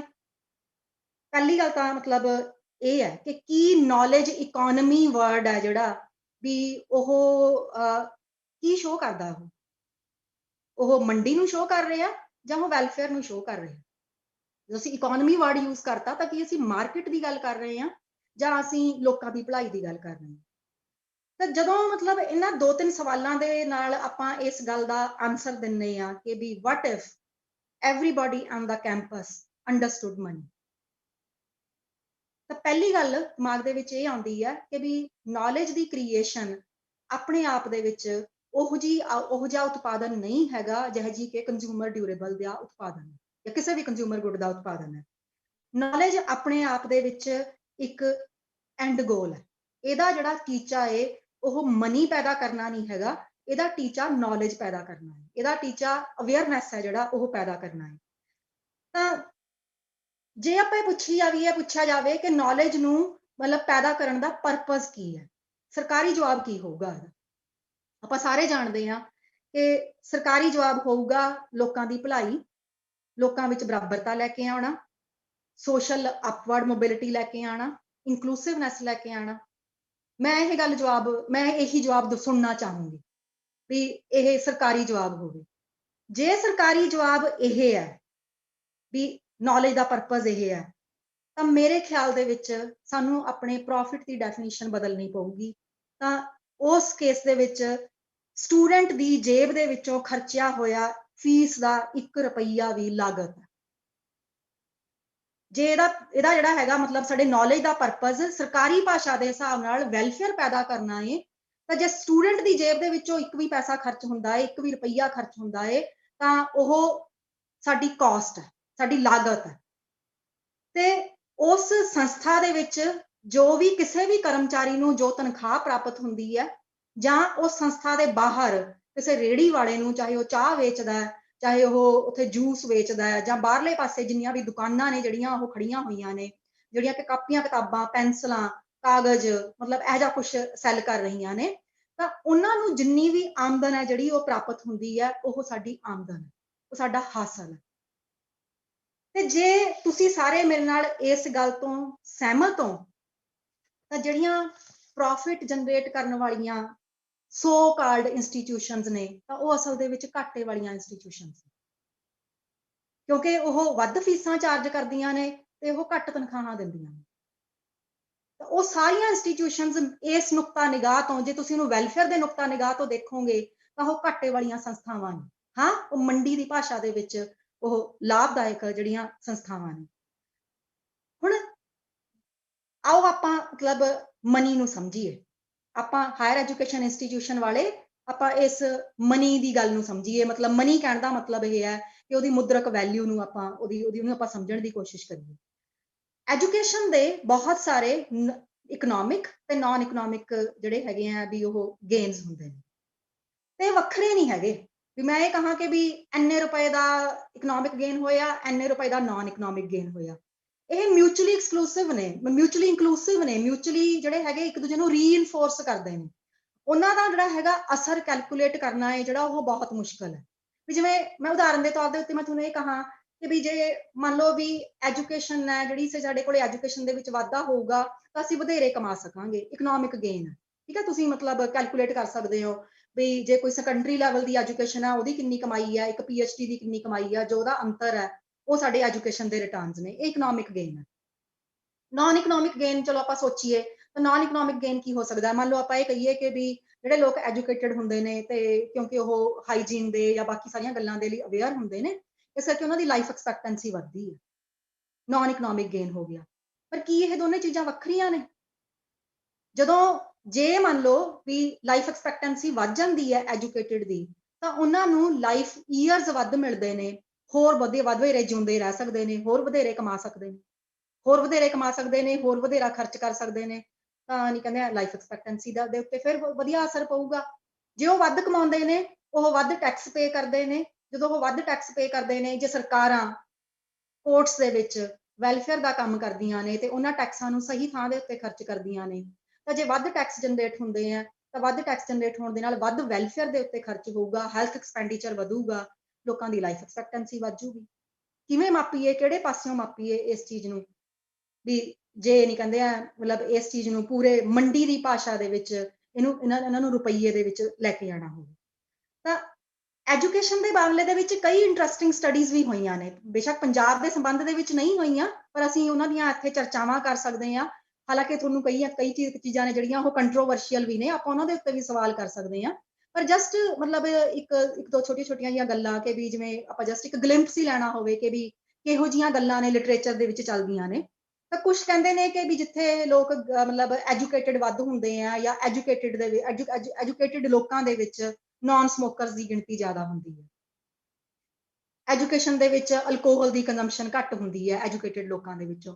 ਹੋ ਸਕਦੀ ਹੈ ਕੰਟਰੋਵਰਸੀ, ਮੈਂ ਉਸ ਚੀਜ਼ ਨੂੰ ਐਕਸੈਪਟ ਕਰੂੰਗੀ, ਪਰ ਮੈਂ ਜਸਟ ਇੱਕ ਸਟੱਡੀਜ਼ ਬਾਰੇ ਮੈਂ ਤੁਹਾਨੂੰ ਇਹ ਦੱਸ ਰਹੀ ਹਾਂ ਵੀ ਐਜੂਕੇਸ਼ਨ ਹੈ ਜਿਹੜੀ ਉਹ ਜੈਂਡਰ ਐਮਪਾਵਰਮੈਂਟ ਹੈ ਜਿਹੜੀ ਉਹਨੂੰ ਇਨਸ਼ੋਰ ਕਰਦੀ ਹੈ। ਕੁਝ ਵੀ ਹੋਵੇ, ਕੋਈ ਵੀ ਮਤਲਬ ਇਹੋ ਜਿਹੀ ਆਪਾਂ ਗੱਲ ਕਰਦੇ ਹੋਈਏ, ਚਾਹੇ ਉਹ ਕੰਟਰੋਵਰਸ਼ੀਅਲ ਹੈ ਚਾਹੇ ਉਹ ਨਾਨ ਕੰਟਰੋਵਰਸ਼ੀਅਲ ਹੈ, ਕਰਾ ਕੇ ਜਿਹੜੀ ਗੱਲ ਤੋਂ ਆਪਾਂ ਸਾਰੇ ਸਹਿਮਤ ਹੋ ਸਕਦੇ ਹਾਂ ਉਹ ਇਹ ਹੈ ਕਿ ਵੀ ਜਿੱਥੇ ਕੋਈ ਵੀ ਹਾਇਰ ਐਜੂਕੇਸ਼ਨ ਦੀ ਇੰਸਟੀਟਿਊਸ਼ਨ ਸਥਾਪਿਤ ਹੋਈ ਹੈ, ਉਹ ਉਸ ਜਗ੍ਹਾ ਦਾ ਕਰੈਕਟਰ ਚੇਂਜ ਕਰ ਦਿੰਦੀ ਹੈ ਆਲ ਟੂਗੇਦਰ। ਇੱਕ ਤੁਹਾਨੂੰ ਅਲੱਗ ਕਿਸਮ ਦੀ ਉੱਥੇ ਦੀ ਲਹਿਰ ਬਹਿਰ, ਇੱਕ ਅਲੱਗ ਕਿਸਮ ਦੀ ਲਾਈਫ ਹੈ ਜਿਹੜੀ ਉਹ ਤੁਹਾਨੂੰ ਉੱਥੇ ਮਤਲਬ ਦਿਖਾਈ ਦਊਗੀ। ਤਾਂ ਚਾਹੇ ਉਹ ਮਤਲਬ ਉਹਦੇ ਬਿਜ਼ਨਸ ਨੂੰ ਦੇ ਉੱਤੇ ਅਸਰ ਪਾਵੇ, ਚਾਹੇ ਉਹਦੇ ਕਲਚਰ ਦੇ ਉੱਤੇ ਅਸਰ ਪਾਵੇ, ਚਾਹੇ ਉਹਦੀ ਭਾਸ਼ਾ ਦੇ ਉੱਤੇ ਅਸਰ ਪਾਵੇ, ਚਾਹੇ ਉਹਦੇ ਅਕੈਡਮਿਕ ਜਿਹੜੇ ਮਤਲਬ ਆਪਾਂ ਕਹੀਏ ਵੀ ਇੰਟੈਲੈਕਚੁਅਲ ਐਕਟੀਵਿਟੀਜ਼ ਨੇ ਉਹਨਾਂ ਦੇ ਉੱਤੇ ਅਸਰ ਪਾਵੇ, ਪਰ ਉਹ ਲਾਜ਼ਮੀ ਤੌਰ ਦੇ ਉੱਤੇ ਜਿੱਥੇ ਹਾਇਰ ਐਜੂਕੇਸ਼ਨ ਇੰਸਟੀਟਿਊਸ਼ਨਸ ਸਥਾਪਿਤ ਹੋਈਆਂ ਨੇ ਉੱਥੇ ਲਹਿਰ ਬਹਿਰ ਲੱਗੀ ਹੈ। ਉੱਥੇ ਜਿਹੜਾ ਹੈਗਾ ਏ ਵੀ ਮਤਲਬ ਉਸ ਥਾਂ ਦਾ ਜਿਹੜਾ ਕਲਚਰ ਹੈ ਉਹ ਚੇਂਜ ਹੋਇਆ ਹੈ। ਚਲੋ ਇਹ ਵੀ ਨਾਨ ਇਕਨੋਮਿਕ ਹੋ ਗਿਆ, ਨਾਨ ਫਾਈਨੈਂਸ਼ੀਅਲ ਚੀਜ਼ਾਂ ਹੋ ਗਈਆਂ। ਇਕਨੋਮਿਕ ਗੇਨਸ ਦੇ ਵਿੱਚ ਵੀ ਇੱਕ ਹੋਰ ਬੜੀ ਇੰਪੋਰਟੈਂਟ ਸਟੱਡੀ ਹੈ ਜਿਹੜੀ ਕਿ ਮਤਲਬ ਟੈਸਟ ਕੀਤੀ ਜਾ ਸਕਦੀ ਹੈ ਬੜੇ ਆਰਾਮ ਨਾਲ। ਉਹ ਇਹ ਹੈ, ਉਹ ਕਹਿੰਦੇ ਵੀ ਕਿ ਜਿੰਨਾ ਥਾਵਾਂ ਦੇ ਉੱਤੇ ਗ੍ਰੈਜੂਏਟਸ ਦੀ ਗਿਣਤੀ ਵੱਧਦੀ ਹੈ ਉਹਨਾਂ ਥਾਵਾਂ ਦੇ ਉੱਤੇ ਨਾਨ ਗ੍ਰੈਜੂਏਟ ਦੀ ਜਿਹੜੀ ਆਮਦਨ ਦੀ ਕਪੈਸਿਟੀ ਹੈ ਜਿਹੜੀ ਉਹ ਇਨਕਰੀਜ਼ ਹੋ ਜਾਂਦੀ ਹੈ। ਮਤਲਬ ਇਹ ਬੜਾ ਇੱਕ ਇੰਟਰਸਟਿੰਗ ਫੈਕਟ ਹੈ ਜਿਹੜਾ ਕਿ ਬੜੇ ਆਰਾਮ ਨਾਲ ਟੈਸਟ ਹੋ ਸਕਦਾ ਹੈ। ਤੁਸੀਂ ਛੋਟਾ ਜਿਹਾ ਡਾਟਾ ਲੈ ਕੇ ਵੀ ਇਹਨੂੰ ਆਪਾਂ ਕਰ ਸਕਦੇ ਹਾਂ। ਤਾਂ ਉਹ ਸਟੱਡੀ ਕਹਿੰਦੀ ਹੈ ਕਿ ਵੀ ਕਿਸੇ ਥਾਂ ਦੇ ਉੱਤੇ ਗ੍ਰੈਜੂਏਟਸ ਦੀ ਗਿਣਤੀ ਦੇ ਵਿੱਚ 1% ਵਾਧਾ ਹੋਣ ਦੇ ਨਾਲ ਨਾਨ ਗ੍ਰੈਜੂਏਟਸ ਨੇ ਜਿਹੜੇ ਉਹਨਾਂ ਦੀ ਆਮਦਨ ਦੇ ਵਿੱਚ 1.9 ਮਤਲਬ ਚਲੋ 2% ਕਹਿ ਲਓ ਵੀ 2% ਦਾ ਵਾਧਾ ਹੁੰਦਾ ਵੀ। ਯਾਨੀ ਤੁਸੀਂ ਮਤਲਬ ਆਰਾਮ ਨਾਲ ਤੁਸੀਂ ਸੋਚ ਸਕਦੇ ਹੋ ਕਿ ਵੀ ਜਿੱਥੇ ਗ੍ਰੈਜੂਏਟਸ ਜ਼ਿਆਦਾ ਹੋਣਗੇ ਉੱਥੇ ਥੋੜੇ ਜਿਹੇ ਪੇਮੈਂਟ ਸਟਰਕਚਰ ਆ ਜਿਹੜਾ ਉਹ ਨਾਨ ਗ੍ਰੈਜੂਏਟਸ ਦਾ, ਚਾਹੇ ਉਹ ਸਾਡੇ ਘਰਾਂ ਦੇ ਵਿੱਚ ਲੋਕ ਕੰਮ ਕਰਨ ਆਉਂਦੇ ਨੇ, ਚਾਹੇ ਅਸੀਂ ਮਤਲਬ ਜਿਹੜਾ ਹੈਗਾ ਵੀ ਆਪਾਂ ਇਹ ਕਹੀਏ ਕਿ ਸਾਡੀਆਂ ਜਿਹੜੀਆਂ ਸੁਆਣੀਆਂ ਨੇ ਉਹ ਉਹਨਾਂ ਏਰੀਆ ਦੇ ਵਿੱਚੋਂ ਉਹ ਪੀਜੀਜ਼ ਦੇ ਥਰੂ ਕੰਮ ਕਰਨ ਲੱਗ ਜਾਂਦੀਆਂ ਨੇ ਜਾਂ ਟਿਫਨ ਦੇਣ ਲੱਗ ਜਾਂਦੀਆਂ ਨੇ, ਤਾਂ ਮਤਲਬ ਉਹਨਾਂ ਦੇ ਜਿਹੜੇ ਹੈਗੇ ਨਾਨ ਗ੍ਰੈਜੂਏਟਸ ਦੇ ਜਿਹੜੇ ਵੇਜਸ ਨੇ ਉਹ ਇਨਕਰੀਜ਼ ਹੁੰਦੇ ਨੇ। ਸੋਸ਼ਲ ਮੋਬਿਲਿਟੀ ਵੱਧਦੀ ਹੈ, ਇਕੁਐਲਿਟੀ ਜਿਹੜੀ ਹੈਗੀ ਆ ਉਹ ਇਨਕਰੀਜ਼ ਹੁੰਦੀ ਹੈ, ਪੋਲੀਟੀਕਲ ਪਾਰਟਿਸਿਪੇਸ਼ਨ ਵੱਧਦੀ ਹੈ, ਆਰਗੇਨਾਈਜ਼ਡ ਵੌਇਸ ਹੈ ਜਿਹੜੀ ਉਹ ਇਨਕਰੀਜ਼ ਹੁੰਦੀ ਹੈ, ਕ੍ਰਿਟੀਕਲ ਫੈਕਲਟੀ ਆ ਜਿਹੜੀ ਉਹਦੇ ਵਿੱਚ ਵਾਧਾ ਹੁੰਦਾ ਹੈ, ਅੰਧ ਵਿਸ਼ਵਾਸ ਘਟਦਾ। ਹੁਣ ਇਹ ਚੀਜ਼ਾਂ ਨੇ ਜਿਹੜੀਆਂ ਸਾਨੂੰ ਜਿਨ੍ਹਾਂ ਨੂੰ ਅਸੀਂ ਫਾਇਦੇ ਦਿਖਾ ਰਹੇ ਹਾਂ, ਇਹ ਮੰਡੀ ਦੀਆਂ ਲਾਗਤਾਂ ਨੇ। ਜੇ ਅਸੀਂ ਇਹਨਾਂ ਨੂੰ ਮੋਨੇਟਰੀ ਵੈਲਿਊ ਦਿੰਨੇ ਆ ਤਾਂ ਕਿਤੇ ਜ਼ਿਆਦਾ ਫਾਇਦੇ ਨੇ ਐਜੂਕੇਸ਼ਨ ਦੇ ਜਿਹਦੇ ਬਾਰੇ ਮਤਲਬ ਜਿਹੜਾ ਹੈਗਾ ਵੀ ਅਸੀਂ ਮੰਡੀ ਦੀ ਮਤਲਬ ਇਹਦੀ ਵੈਲਿਊ ਮੈਂ ਦਿੱਤੀ ਨਹੀਂ ਜਾ ਸਕਦੀ ਹੈਗੀ ਵੀ ਇਹਦਾ ਐ ਹੈ ਵੀ ਜਿਵੇਂ ਕੋਈ ਕਹੇ ਕਿ ਵੀ ਮਤਲਬ ਜਿਹੜਾ ਹੈਗਾ ਵੀ ਜੇ ਆਪਾਂ ਕਹੀਏ ਵੀ ਵਿਆਹ ਦਾ ਕੀ ਫਾਇਦਾ ਹੋਇਆ ਜਾਂ ਕਿਸੇ ਖਾਸ ਰਿਸ਼ਤੇ ਦਾ ਕੀ ਫਾਇਦਾ ਹੋਇਆ ਇੱਕ ਸਟੇਬਲ ਰਿਸ਼ਤੇ ਦਾ ਕੀ ਫਾਇਦਾ ਹੋਇਆ ਤਾਂ ਕਿੱਥੇ ਮਾਪਿਆ ਜਾ ਸਕਦਾ ਨਾ ਉਹਦਾ ਫਾਇਦਾ ਨਾ ਨੁਕਸਾਨ ਤਾਂ ਮਤਲਬ ਐਜੂਕੇਸ਼ਨ ਨਾਲ ਸਾਡਾ ਰਿਸ਼ਤਾ ਹੈ ਜਿਹੜਾ ਉਹ ਕੁਝ ਇਸ ਤਰੀਕੇ ਦੇ ਨਾਲ ਹੈ ਕਿ ਵੀ ਇਹਦੇ ਜਿਹੜੇ ਫਾਇਦੇ ਤੇ ਨੁਕਸਾਨ ਨੇ ਜਿਹੜੇ ਉਹ ਉਵੇਂ ਮਾਪੇ ਨਹੀਂ ਜਾ ਸਕਦੇ ਹੈਗੇ ਤੇ ਜਿੰਨਾ ਅਸੀਂ ਇਹਨਾਂ ਨੂੰ ਮਾਪਣ ਦੀ ਵੱਧ ਕੋਸ਼ਿਸ਼ ਕਰਾਂਗੇ ਉਹਨੇ ਜਿਹੜੇ ਹੈਗੇ ਆ ਇਹਨਾਂ ਦੇ ਫਾਇਦੇ ਇਹਨਾਂ ਦੀਆਂ ਜਿਹੜੀਆਂ ਲਾਗਤਾਂ ਨੇ ਉਹਨਾਂ ਨਾਲੋਂ ਕਿਤੇ ਜ਼ਿਆਦਾ ਹੋਣਗੇ ਆਫ ਕੋਰਸ ਅਸੀਂ ਬੈਲੈਂਸ ਸ਼ੀਟ ਦੇ ਉੱਤੇ ਅਸੀਂ ਸ਼ਾਇਦ ਸਾਨੂੰ ਘਾਟਾ ਦਿਖਦਾ ਹੋਵੇ ਜਿੱਥੇ ਕਿ ਅਸੀਂ ਮਤਲਬ ਸਿੱਧੀਆਂ ਪੇਮੈਂਟਸ ਤੇ ਅਸੀਂ ਸਿੱਧੀਆਂ ਜਿਹੜੀਆਂ ਹੈਗੀਆਂ ਨੇ ਪ੍ਰਾਪਤੀਆਂ ਦੀ ਗੱਲ ਕਰਦੇ ਆ ਪਰ ਜਦੋਂ ਅਸੀਂ ਸੋਸ਼ਲ ਬੈਨੀਫਿਟਸ ਦੀ ਗੱਲ ਕਰਦੇ ਆ ਤਾਂ ਐਜੂਕੇਸ਼ਨ ਦੇ ਜਿਹੜੇ ਹੈਗੇ ਸੋਸ਼ਲ ਬੈਨੀਫਿਟਸ ਨੇ ਉਹ ਕਿਤੇ ਜ਼ਿਆਦਾ ਹੁੰਦੇ ਨੇ ਤਾਂ ਜੇ ਤੁਹਾਨੂੰ ਮਤਲਬ ਕਿਸੇ ਵੀ ਪਬਲਿਕ ਹਾਇਰ ਐਜੂਕੇਸ਼ਨ ਇੰਸਟੀਟਿਊਸ਼ਨ ਦੀ ਜਾਂ ਸਰਕਾਰ ਨੂੰ ਜਾਂ ਕਿਸੇ ਵੀ ਸਰਕਾਰੀ ਕਰਿੰਦੇ ਨੂੰ ਸਰਕਾਰੀ ਅਫਸਰ ਨੂੰ ਜਿਹੜੇ ਕਿ ਜੜਾਂ 'ਚ ਤੇਲ ਦੇਣ ਦੀ ਗੱਲ ਕਰਦੇ ਨੇ ਵੀ ਜੇ ਉਹਨਾਂ ਨੂੰ ਕਿਸੇ ਵੀ ਪਬਲਿਕ ਹਾਇਰ ਐਜੂਕੇਸ਼ਨ ਇੰਸਟੀਟਿਊਸ਼ਨ ਦੀ ਲਾਗਤ ਹੈ ਜਿਹੜੀ ਉਹ ਵੱਧ ਲੱਗਦੀ ਹੈ ਤਾਂ ਮੈਨੂੰ ਇਹ ਲੱਗਦਾ ਹੈ ਕਿ ਵੀ ਉਹਨਾਂ ਨੂੰ ਉਹਨਾਂ ਇੰਸਟੀਟਿਊਸ਼ਨਸ ਦੀ ਅਣਹੋਂਦ ਦੀ ਲਾਗਤ ਵੀ ਕੈਲਕੂਲੇਟ ਕਰ ਲੈਣੀ ਚਾਹੀਦੀ ਹੈ ਉਹਨਾਂ ਨੂੰ ਅਗਿਆਨਤਾ ਦੀ ਲਾਗਤ ਹੈ ਜਿਹੜੀ ਉਹਨੂੰ ਵੀ ਕੈਲਕੂਲੇਟ ਕਰ ਲੈਣਾ ਚਾਹੀਦਾ ਤੇ ਫਿਰ ਉਹਨੂੰ ਜਿਹੜਾ ਹੈਗਾ ਉਹਨੂੰ ਆਪਸ ਦੇ ਵਿੱਚ ਕੰਪੇਅਰ ਕਰਕੇ ਦੇਖਣਾ ਚਾਹੀਦਾ ਹੈ ਕਿ ਵੀ ਕਿਹੜੀ ਲਾਗਤ ਵਧੇਰੇ ਹੈ ਉਸ ਇੰਸਟੀਟਿਊਸ਼ਨ ਦੀ ਹੋਂਦ ਦੀ ਲਾਗਤ ਵਧੇਰੇ ਹੈ ਜਾਂ ਉਸ ਇੰਸਟੀਟਿਊਸ਼ਨ ਦੀ ਅਣਹੋਂਦ ਦੀ ਲਾਗਤ ਹੈ ਜਿਹੜੀ ਉਹ ਵਧੇਰੇ ਹੋਣੀ ਸੀ ਇਹ ਇੱਕ ਬਹੁਤ ਇੰਪੋਰਟੈਂਟ ਨੁਕਤਾ ਹੈ ਜਿਹਨੂੰ ਕਿ ਮਤਲਬ ਇਹ ਜਿਹੜੇ ਆਪਾਂ ਕਹੀਏ ਵੀ ਮੰਡੀ ਦੇ ਕਾਸਟ ਬੈਨੀਫਿਟ ਦੀ ਤੱਕੜੀ ਵਿੱਚ ਤੋਲਣ ਵਾਲੇ ਲੋਕ ਨੇ ਜਿਹੜੇ ਉਹ ਇਸ ਗੱਲ ਨੂੰ ਜਿਹੜਾ ਹੈਗਾ ਬਿਲਕੁਲ ਹੀ ਅਲੱਗ ਤਰ੍ਹਾਂ ਦੀ ਗੱਲ ਸਮਝਦੇ ਨੇ ਮੈਂ ਅਕਸਰ ਕਹਿੰਦੀ ਹੁੰਦੀ ਆ ਕਿ ਵੀ ਸਾਡੇ ਜਿਹੜੇ ਮਤਲਬ ਅਸੀਂ ਅਕੈਡਮੀਸ਼ੀਅਨ ਆ ਸਾਡੇ ਮਿਆਰ ਤੇ ਜਿਹੜੇ ਬਿਊਰੋਕ੍ਰੇਸੀ ਦੇ ਮਿਆਰਾਂ ਦੇ ਵਿੱਚ ਬਹੁਤ ਵੱਡਾ ਫਰਕ ਹੈ ਤੇ ਬੜੀ ਵੱਡੀ ਦੀਵਾਰ ਹੈ ਅਸੀਂ ਇੱਕ ਦੂਜੇ ਦੀਆਂ ਗੱਲਾਂ ਸਮਝਾ ਨਹੀਂ ਸਕਦੇ ਜਿਨ੍ਹਾਂ ਨੂੰ ਕਿ ਅਸੀਂ ਵੱਡੇ ਅਸੀਂ ਆਈਡੀਓਲੋਜੀਕਲ ਸਟੈਂਡਰਡ ਕਹਿੰਦੇ ਆ ਉਹਨਾਂ ਨੂੰ ਉਹ ਖੋਖਲੀਆਂ ਇਮੋਸ਼ਨਸ ਕਹਿੰਦੇ ਨੇ ਇਸ ਕਰਕੇ ਉਹ ਅਣਹੋਂਦ ਦੀ ਲਾਗਤ ਅਗਿਆਨਤਾ ਦੀ ਲਾਗਤ ਨੂੰ ਮਾਪਣ ਦੀ ਹਿੰਮਤ ਨਹੀਂ ਕਰਦੇ ਹੈਗੇ ਜਦੋਂ ਸਾਡੇ ਸਾਹਮਣੇ ਡੈਫਿਸਿਟ ਮਿਥ ਦਿੱਤੀ ਜਾਂਦੀ ਹੈ ਕਿ ਵੀ ਸਰਕਾਰ ਦੇ ਕੋਲੇ ਪੈਸਾ ਘੱਟ ਹੈ ਤਾਂ ਮੈਂ ਇਸ ਮਿਥ ਨਾਲ ਵੀ ਸਹਿਮਤ ਨਹੀਂ ਮੈਂ ਇਹਨੂੰ ਟੋਟਲੀ ਇਹਨੂੰ ਮੈਂ ਜਿਹੜਾ ਹੈਗਾ ਨਕਾਰਦੀ ਆ ਵੀ ਇੱਕ ਇਕਨੋਮਿਸਟ ਹੋਣ ਦੇ ਨਾਤੇ ਮੈਂ ਇਹ ਗੱਲ ਕਹਿ ਸਕਦੀ ਆ ਕਿ ਵੀ ਜਿਹੜੀ ਮਤਲਬ ਕਿਸੇ ਵੀ ਸਰਕਾਰ ਦੇ ਕੋਲੇ ਕਿਸੇ ਵੀ ਸਮਾਜ ਭਲਾਈ ਦੇ ਕੰਮ ਨੂੰ ਚਲਾਉਣ ਵਾਸਤੇ ਫਿਜ਼ੀਕਲ ਸਪੇਸ ਹਮੇਸ਼ਾ ਹੁੰਦੀ ਹੈ ਫਿਜ਼ੀਕਲ ਸਪੇਸ ਇਹ ਹਮੇਸ਼ਾ ਹੁੰਦੀ ਹੈ ਇਹ ਹਮੇਸ਼ਾ ਇਹ ਜਿਹੜੀ ਉਹ ਕ੍ਰੀਏਟ ਕੀਤੀ ਜਾਂਦੀ ਹੈ ਕੀਤੀ ਜਾ ਸਕਦੀ ਹੈ ਜੇ ਤੁਹਾਡੇ ਕੋਲੇ ਚੰਗੀ ਇੰਟੈਂਸ਼ਨ ਹੋਵੇ ਬਿਨਾਂ ਸ਼ੱਕ ਪੰਜਾਬ ਨੇ ਮਤਲਬ ਆਪਣੇ ਉਹਦੇ ਕਰਜ਼ੇ ਦੀ ਮਤਲਬ ਡੈਪਟ ਕ੍ਰਾਈਸਿਸ ਦਾ ਨਾਮ ਲੈ ਕੇ 1990 ਤੋਂ ਲੈ ਕੇ ਲਾ ਲਓ ਤੁਸੀਂ 1990 ਤੋਂ ਲੈ ਕੇ 2000 ਮਤਲਬ 17-18 ਦੇ ਜਿਹੜੇ ਪੁਰਾਣੇ ਮਤਲਬ ਅੰਕੜੇ ਆ ਉਹਨਾਂ ਸਾਰਿਆਂ ਦੇ ਵਿੱਚ ਜੇ ਤੁਸੀਂ ਲਗਾਤਾਰ ਚੈੱਕ ਕਰੋਗੇ ਕਿਉਂਕਿ ਸਾਡੇ ਕੋਲੇ ਜਿਹੜੀਆਂ ਸਟੇਟ ਫਾਈਨਾਂਸਿਸ ਦੀਆਂ ਜਿਹੜੀਆਂ ਰਿਪੋਰਟਸ ਨੇ ਜਿਹੜੀਆਂ ਕਿ ਸਾਨੂੰ ਆਰਬੀਆਈ ਤੱਕ ਦੀਆਂ ਮਿਲਦੀਆਂ ਨੇ ਤਾਂ ਉਹ 2018 ਤੱਕ ਦੀਆਂ ਨੇ 17-18 ਤੱਕ ਦੀਆਂ ਨੇ ਤਾਂ ਉਹਨਾਂ ਸਾਰੀਆਂ ਰਿਪੋਰਟਸ ਦੇ ਵਿੱਚ ਸਰਕਾਰ ਦਾ ਐਜੂਕੇਸ਼ਨ ਤੇ ਹੈਲਥ ਦੇ ਉੱਤੇ ਖਰਚਾ ਕੀਤਾ ਹੋਇਆ ਖਰਚਾ ਪੰਜਾਬ ਸਰਕਾਰ ਦਾ ਬਾਕੀ ਸਾਰੀਆਂ ਰਾਜ ਸਰਕਾਰਾਂ ਨਾਲੋਂ ਘੱਟ ਰਾਜ ਸਰਕਾਰਾਂ ਦੀ ਐਵਰੇਜ ਨਾਲੋਂ ਮਤਲਬ ਮੈਂ ਇਹ ਨਹੀਂ ਕਹਿੰਦੀ ਵੀ ਇੱਕ ਸਰਕਾਰ ਹਰੇਕ ਰਾਜ ਨਾਲੋਂ ਉਹਨਾਂ ਦੀ ਜਿਹੜੀ ਹੈਗੀ ਐਵਰੇਜ ਨਾਲੋਂ ਉਹ ਕਿਤੇ ਘੱਟ ਹੈ ਤੇ ਇਹ ਲਗਾਤਾਰ ਘਟਦਾ ਜਾ ਰਿਹਾ ਲਗਾਤਾਰ ਘੱਟ ਹੈ ਤਾਂ ਮੈਂ 1990 ਤੋਂ ਗੱਲ ਕਰ ਰਹੀ ਹਾਂ ਵੀ ਯਾਨੀ 1990 ਤੋਂ ਲੈ ਕੇ 2017-18 ਤੱਕ ਯਾਨੀ ਮਤਲਬ ਜਿਹਨੂੰ ਕਿ ਅਸੀਂ ਪੋਸਟ ਲਿਬਰਲਾਈਜੇਸ਼ਨ ਦੀ ਜਿਹੜੀ ਆਪਾਂ ਇਰਾ ਹੈ ਜਿਹੜਾ ਉਹ ਕਹਿੰਦੇ ਹਾਂ ਤੇ ਜੇ ਆਪਾਂ ਇਹਨਾਂ ਸਾਰੀਆਂ ਗੱਲਾਂ ਬਾਰੇ ਦਾ ਬਹਾਨਾ ਬਣਾਉਂਦੇ ਆ ਕਿ ਵੀ ਡੈਪਟ ਕ੍ਰਾਈਸਿਸ ਕਰਕੇ ਜਾਂ ਸਾਡੇ ਕੋਲੇ ਸਾਧਨ ਨਹੀਂ ਹੈਗੇ ਤੇ ਅਸੀਂ ਸਾਡੇ ਕੋਲ ਤਾਂ ਸਾਨੂੰ ਤਾਂ ਜੀ GST ਚੋਂ ਹਿੱਸਾ ਨਹੀਂ ਮਿਲਦਾ ਸਾਨੂੰ ਤਾਂ ਕੇਂਦਰ ਸਰਕਾਰ ਨਹੀਂ ਜਿਹੜੀ ਹੈਗੀ ਸਾਡਾ ਹਿੱਸਾ ਦੇ ਰਹੀ ਤਾਂ ਅਸੀਂ ਆਪਣੀਆਂ ਜ਼ਿੰਮੇਵਾਰੀਆਂ ਤੋਂ ਭੱਜ ਰਹੇ ਹਾਂ ਅਸੀਂ ਉਹ ਸਾਰੀਆਂ ਚੀਜ਼ਾਂ ਜਿੱਥੋਂ ਕਿ ਅਸੀਂ ਮੋਬਿਲਾਈਜ਼ ਕਰ ਸਕਦੇ ਹਾਂ ਰਿਸੋਰਸਿਸ ਵੀ ਜਿਵੇਂ ਸ਼ਰਾਬ ਦਾ ਹੈਗਾ ਸ਼ਰਾਬ ਦੇ ਬਾਰੇ ਕਿਹਾ ਜਾਂਦਾ ਹੈ ਕਿ ਵੀ ਉਹ ਪ੍ਰਾਈਸ ਇਨਲਾਸਟਿਕ ਹੁੰਦੀ ਹੈ ਕਿਉਂਕਿ ਲੋਕੀ ਨੇ ਜਿਹੜੇ ਵੀ ਉਹ ਕੀਮਤ ਵੱਧ ਵੀ ਜਾਊਗੀ ਥੋੜੀ ਬਹੁਤ ਵੀ ਜੇ ਤੁਸੀਂ ਉਹਦੇ ਤੇ 5% ਸੈਸ ਲਾ ਦੋਗੇ ਤਾਂ ਲੋਕਾਂ ਨੇ ਸ਼ਰਾਬ ਪੀਣੀ ਘਟਾਉਣੀ ਨਹੀਂ ਹੈਗੀ ਤਾਂ ਉਹਦੇ ਉੱਤੇ ਜਿਹੜੀ ਅਸੀਂ ਐਕਸਾਈਜ਼ ਵਗੈਰਾ ਅਸੀਂ ਸਾਰੀ ਲੈਣੇ ਆ ਉਹ ਤਾਂ ਪੰਜਾਬ ਸਰਕਾਰ ਦੇ ਹੱਥ ਵਿੱਚ ਹੈ ਸੈਂਡ ਮਾਈਨਿੰਗ ਸਰਕਾਰ ਦੇ ਹੱਥ ਵਿੱਚ ਹੈ ਕਿੰਨੇ ਥਾਵਾਂ ਨੇ ਜਿੱਥੋਂ ਕਿ ਰਿਸੋਰਸਿਸ ਨੇ ਜਿਹੜੇ ਉਹ ਜਨਰੇਟ ਕੀਤੇ ਜਾ ਸਕਦੇ ਨੇ ਜਿਹੜੇ ਕਿ ਵਿੱਦਿਆ ਦੇ ਉੱਤੇ ਖਰਚ ਕੀਤੇ ਜਾ ਸਕਦੇ ਨੇ ਪਰ ਉਹ ਨੀਤੀ ਦੀ ਜਿਹੜੀ ਹੈਗੀ ਹੈ ਨੀਤ ਚੰਗੀ ਨਹੀਂ ਹੈਗੀ ਜਿਹਦੇ ਕਰਕੇ ਇਹ ਰਿਸੋਰਸਿਸ ਸਾਨੂੰ ਪ੍ਰਾਪਤ ਨਹੀਂ ਹੋ ਰਹੇ ਤੇ ਅਸੀਂ ਲਗਾਤਾਰ ਅਸੀਂ ਵਿੱਦਿਆ ਤੋਂ ਆਪਣੇ ਹੱਥ ਨੇ ਜਿਹੜੇ ਉਹ ਖਿੱਚ ਰਹੇ ਹਾਂ ਵੈਸੇ ਵੀ ਚਲੋ ਮੰਨ ਲਈਏ ਵੀ ਸਰਕਾਰ ਕੋਲੇ ਪੈਸਾ ਹੈ ਨਹੀਂ ਮੰਨ ਲਈਏ ਕਿ ਵੀ ਯੂਨੀਵਰਸਿਟੀਆਂ ਨੂੰ ਜਾਂ ਹਾਇਰ ਐਜੂਕੇਸ਼ਨ ਇੰਸਟੀਟਿਊਸ਼ਨਸ ਨੂੰ ਗ੍ਰਾਂਟ ਘਟਾ ਕੇ ਸਰਕਾਰ ਕੁਝ ਬਚਾ ਲੂਗੀ, ਤਾਂ ਇਹ ਜਿਹੜੀਆਂ ਅਜਿਹੀਆਂ ਬਚਤਾਂ ਹੁੰਦੀਆਂ ਨੇ, ਜਿਹੜੀਆਂ ਮੈਰਿਟ ਗੁੱਡਸ ਦੀਆਂ ਬਚਤਾਂ ਹੁੰਦੀਆਂ ਨੇ, ਇਹ ਬਚਤਾਂ ਲੌਂਗ ਲਾਸਟਿੰਗ ਬਚਤਾਂ ਨਹੀਂ ਹੁੰਦੀਆਂ।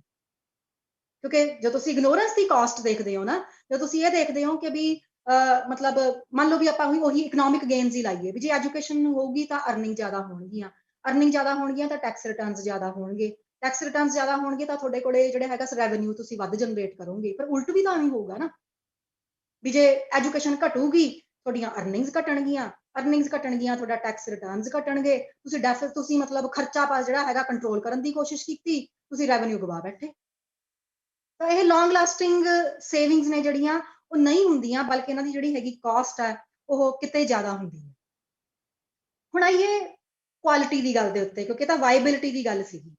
ਹੁਣ ਕੁਆਲਿਟੀ ਦੀ ਜਾਂ ਮਤਲਬ ਇੰਪਲੋਏਬਿਲਿਟੀ ਦੀ ਗੱਲ, ਵੀ ਜਿਹਨੂੰ ਕਿ ਨਿੱਜੀ ਖੇਤਰ ਉਹਦੇ ਬਹੁਤ ਸੋਲੇ ਗਾਉਂਦਾ ਹੈ ਕਿ ਵੀ ਜਿਹੜੇ ਮਤਲਬ ਨਿੱਜੀ ਸੰਸਥਾਵਾਂ ਨੇ ਵੀ ਉਹ ਕੁਆਲਿਟੀ ਐਜੂਕੇਸ਼ਨ ਦਿੰਦੀਆਂ ਨੇ, ਪਬਲਿਕ ਐਜੂਕੇਸ਼ਨ ਇੰਸਟੀਟਿਊਸ਼ਨਸ ਨੇ ਜਿਹੜੀਆਂ ਉਹ ਕੁਆਲਿਟੀ ਐਜੂਕੇਸ਼ਨ ਨਹੀਂ ਪ੍ਰੋਵਾਈਡ ਕਰਦੀਆਂ, ਤੇ ਵੀ ਮਤਲਬ ਇਹੋ ਜਿਹੀਆਂ ਵਿੱਦਿਆ ਦਿੰਦੀਆਂ ਨੇ ਵੀ ਜਿਹਦੇ ਨਾਲ ਕੋਈ ਇੰਪਲੋਇਮੈਂਟ ਜਨਰੇਟ ਨਹੀਂ ਹੁੰਦੀ ਹੈਗੀ।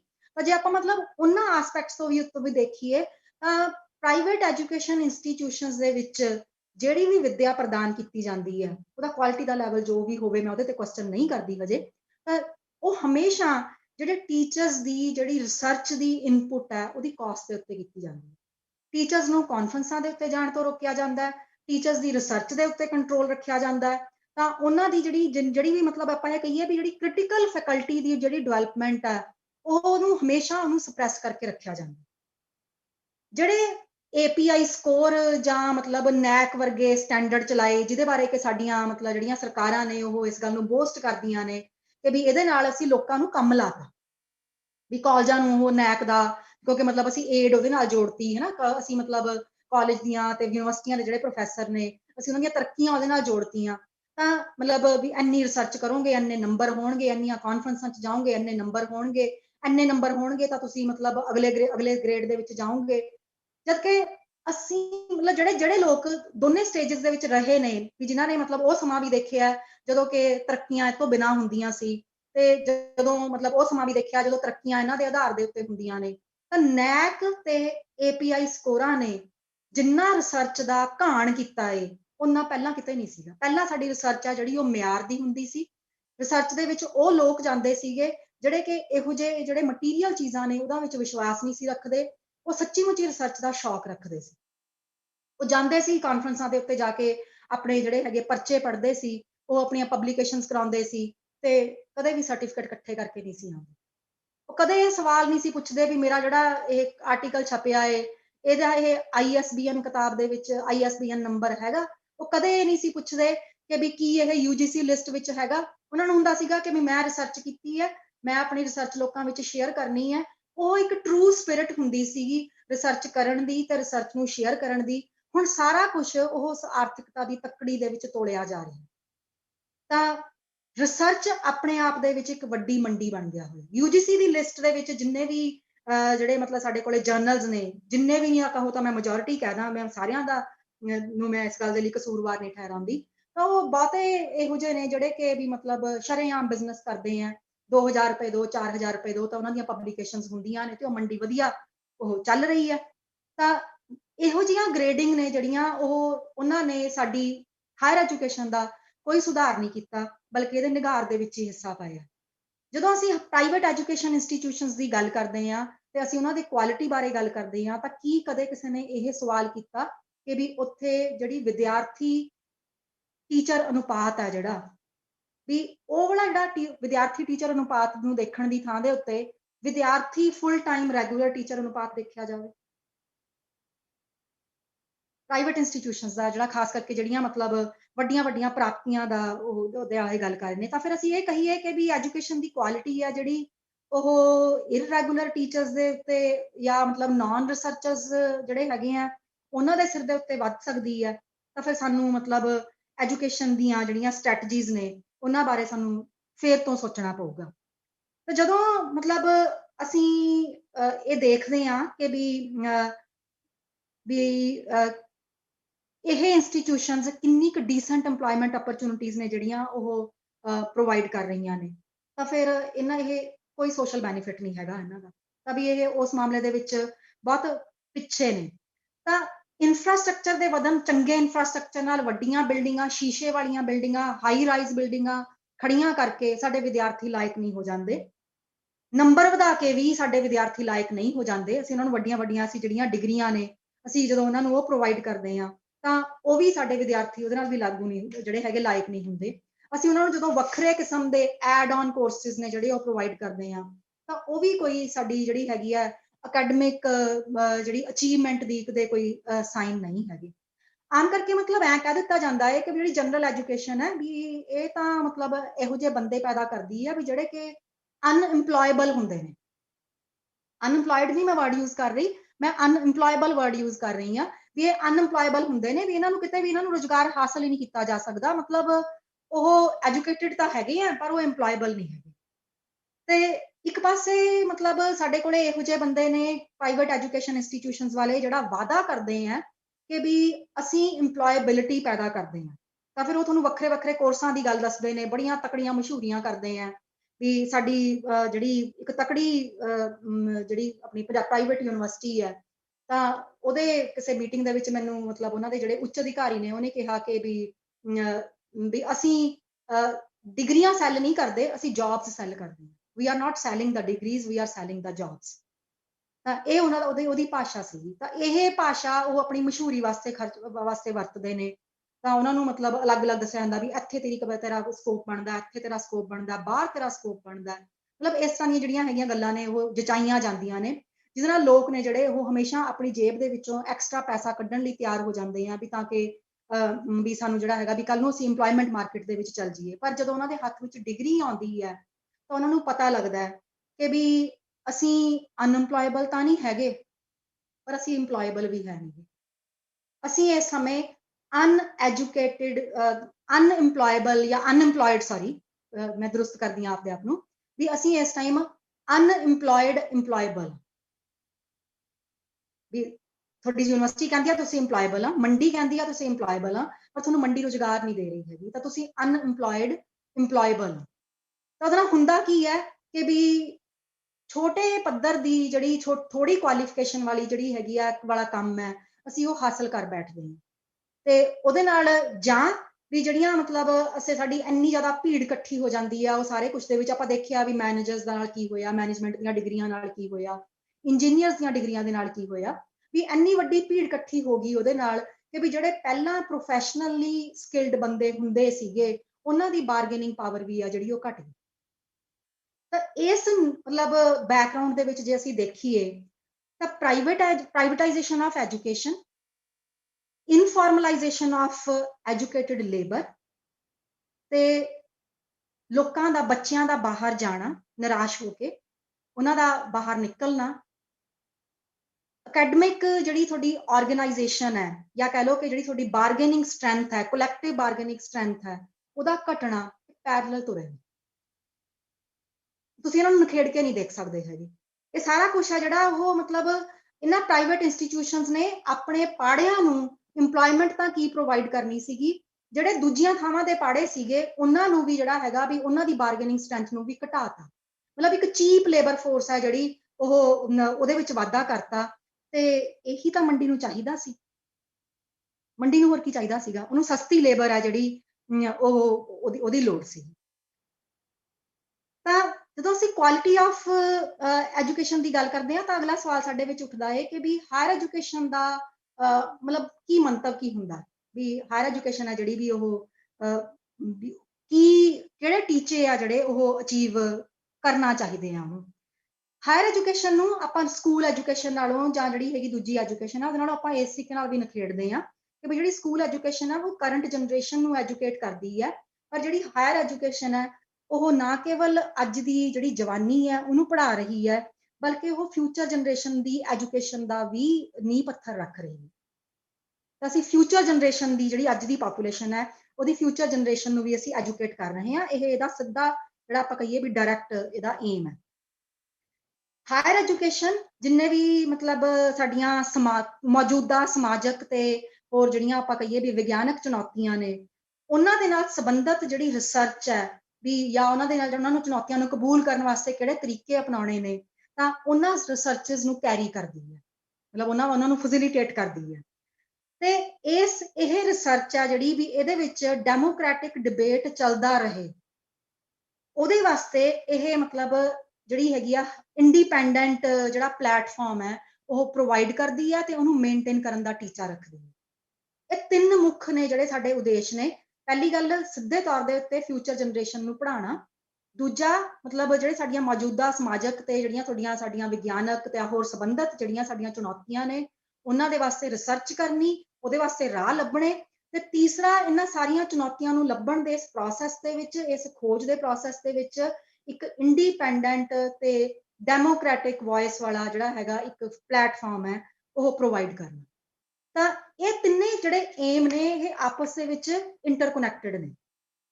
ਜਿਹੜਾ ਲਾਸਟ ਵਾਲਾ ਮੈਂ ਗੱਲ ਕੀਤੀ ਹੈ ਜਿਹਦੇ ਵਿੱਚ ਮੈਂ ਕਿਹਾ ਕਿ ਵੀ ਇੱਕ ਡੈਮੋਕ੍ਰੈਟਿਕ ਜਿਹੜਾ ਹੈਗਾ ਵੀ ਸਾਡੀ ਮਤਲਬ ਜਿਹੜਾ ਹੈਗਾ ਵੀ ਉਹ ਡਿਸਕਸ਼ਨ ਚੱਲਦੀ ਰਹਿਣੀ ਚਾਹੀਦੀ ਹੈ ਵੀ ਇੱਕ ਇੰਡੀਪੈਂਡੈਂਟ ਸਾਡੇ ਕੋਲੇ ਪਲੇਟਫਾਰਮ ਹੋਣਾ ਚਾਹੀਦਾ। ਇੰਡੀਪੈਂਡੈਂਟ ਦਾ ਮਤਲਬ ਇਹ ਹੈ ਵੀ ਕਿਸੇ ਪ੍ਰਭਾਵ ਥੱਲੇ ਨਹੀਂ ਹੋਣਾ ਚਾਹੀਦਾ। ਤਾਂ ਉਹ ਸਾਡੀ ਅਸਲ ਦੇ ਵਿੱਚ ਅਕਾਦਮਿਕ ਜਿਹੜੀ ਮਤਲਬ ਆਪਣੀ ਫਰੀडम ਹੈ ਉਹਨੂੰ ਉਹਦੇ ਵੱਲ ਪੁਆਇੰਟ ਆਊਟ ਕਰਦਾ ਹੈ।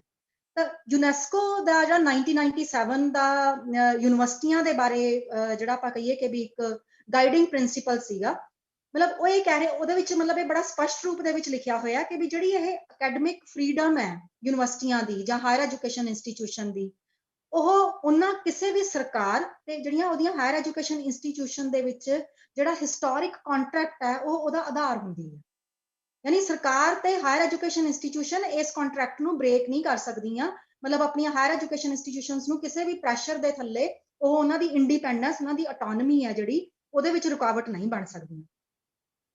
ਤਾਂ ਇਹ ਜਿਹੜੀ ਅਕੈਡਮਿਕ ਫਰੀडम ਇਹ ਇੰਨੀ ਕੁ ਮਤਲਬ ਸਫੀਸ਼ੀਐਂਟ ਹੋਣੀ ਚਾਹੀਦੀ ਹੈ ਕਿ ਇਹ ਸਾਡੀ ਸਾਇੰਟਿਫਿਕ, ਇਕੁਇਟੇਬਲ ਤੇ ਜਿਹੜੀ ਮਤਲਬ ਟੀਚਿੰਗ ਤੇ ਰਿਸਰਚ ਹੈ ਉਹਦੇ ਵਾਸਤੇ ਸਾਨੂੰ ਮਤਲਬ ਜਿਹੜੀ ਪੂਰਨ ਆਜ਼ਾਦੀ ਸਾਨੂੰ ਗਾਰੰਟੀ ਕਰਦੀ ਹੋਵੇ।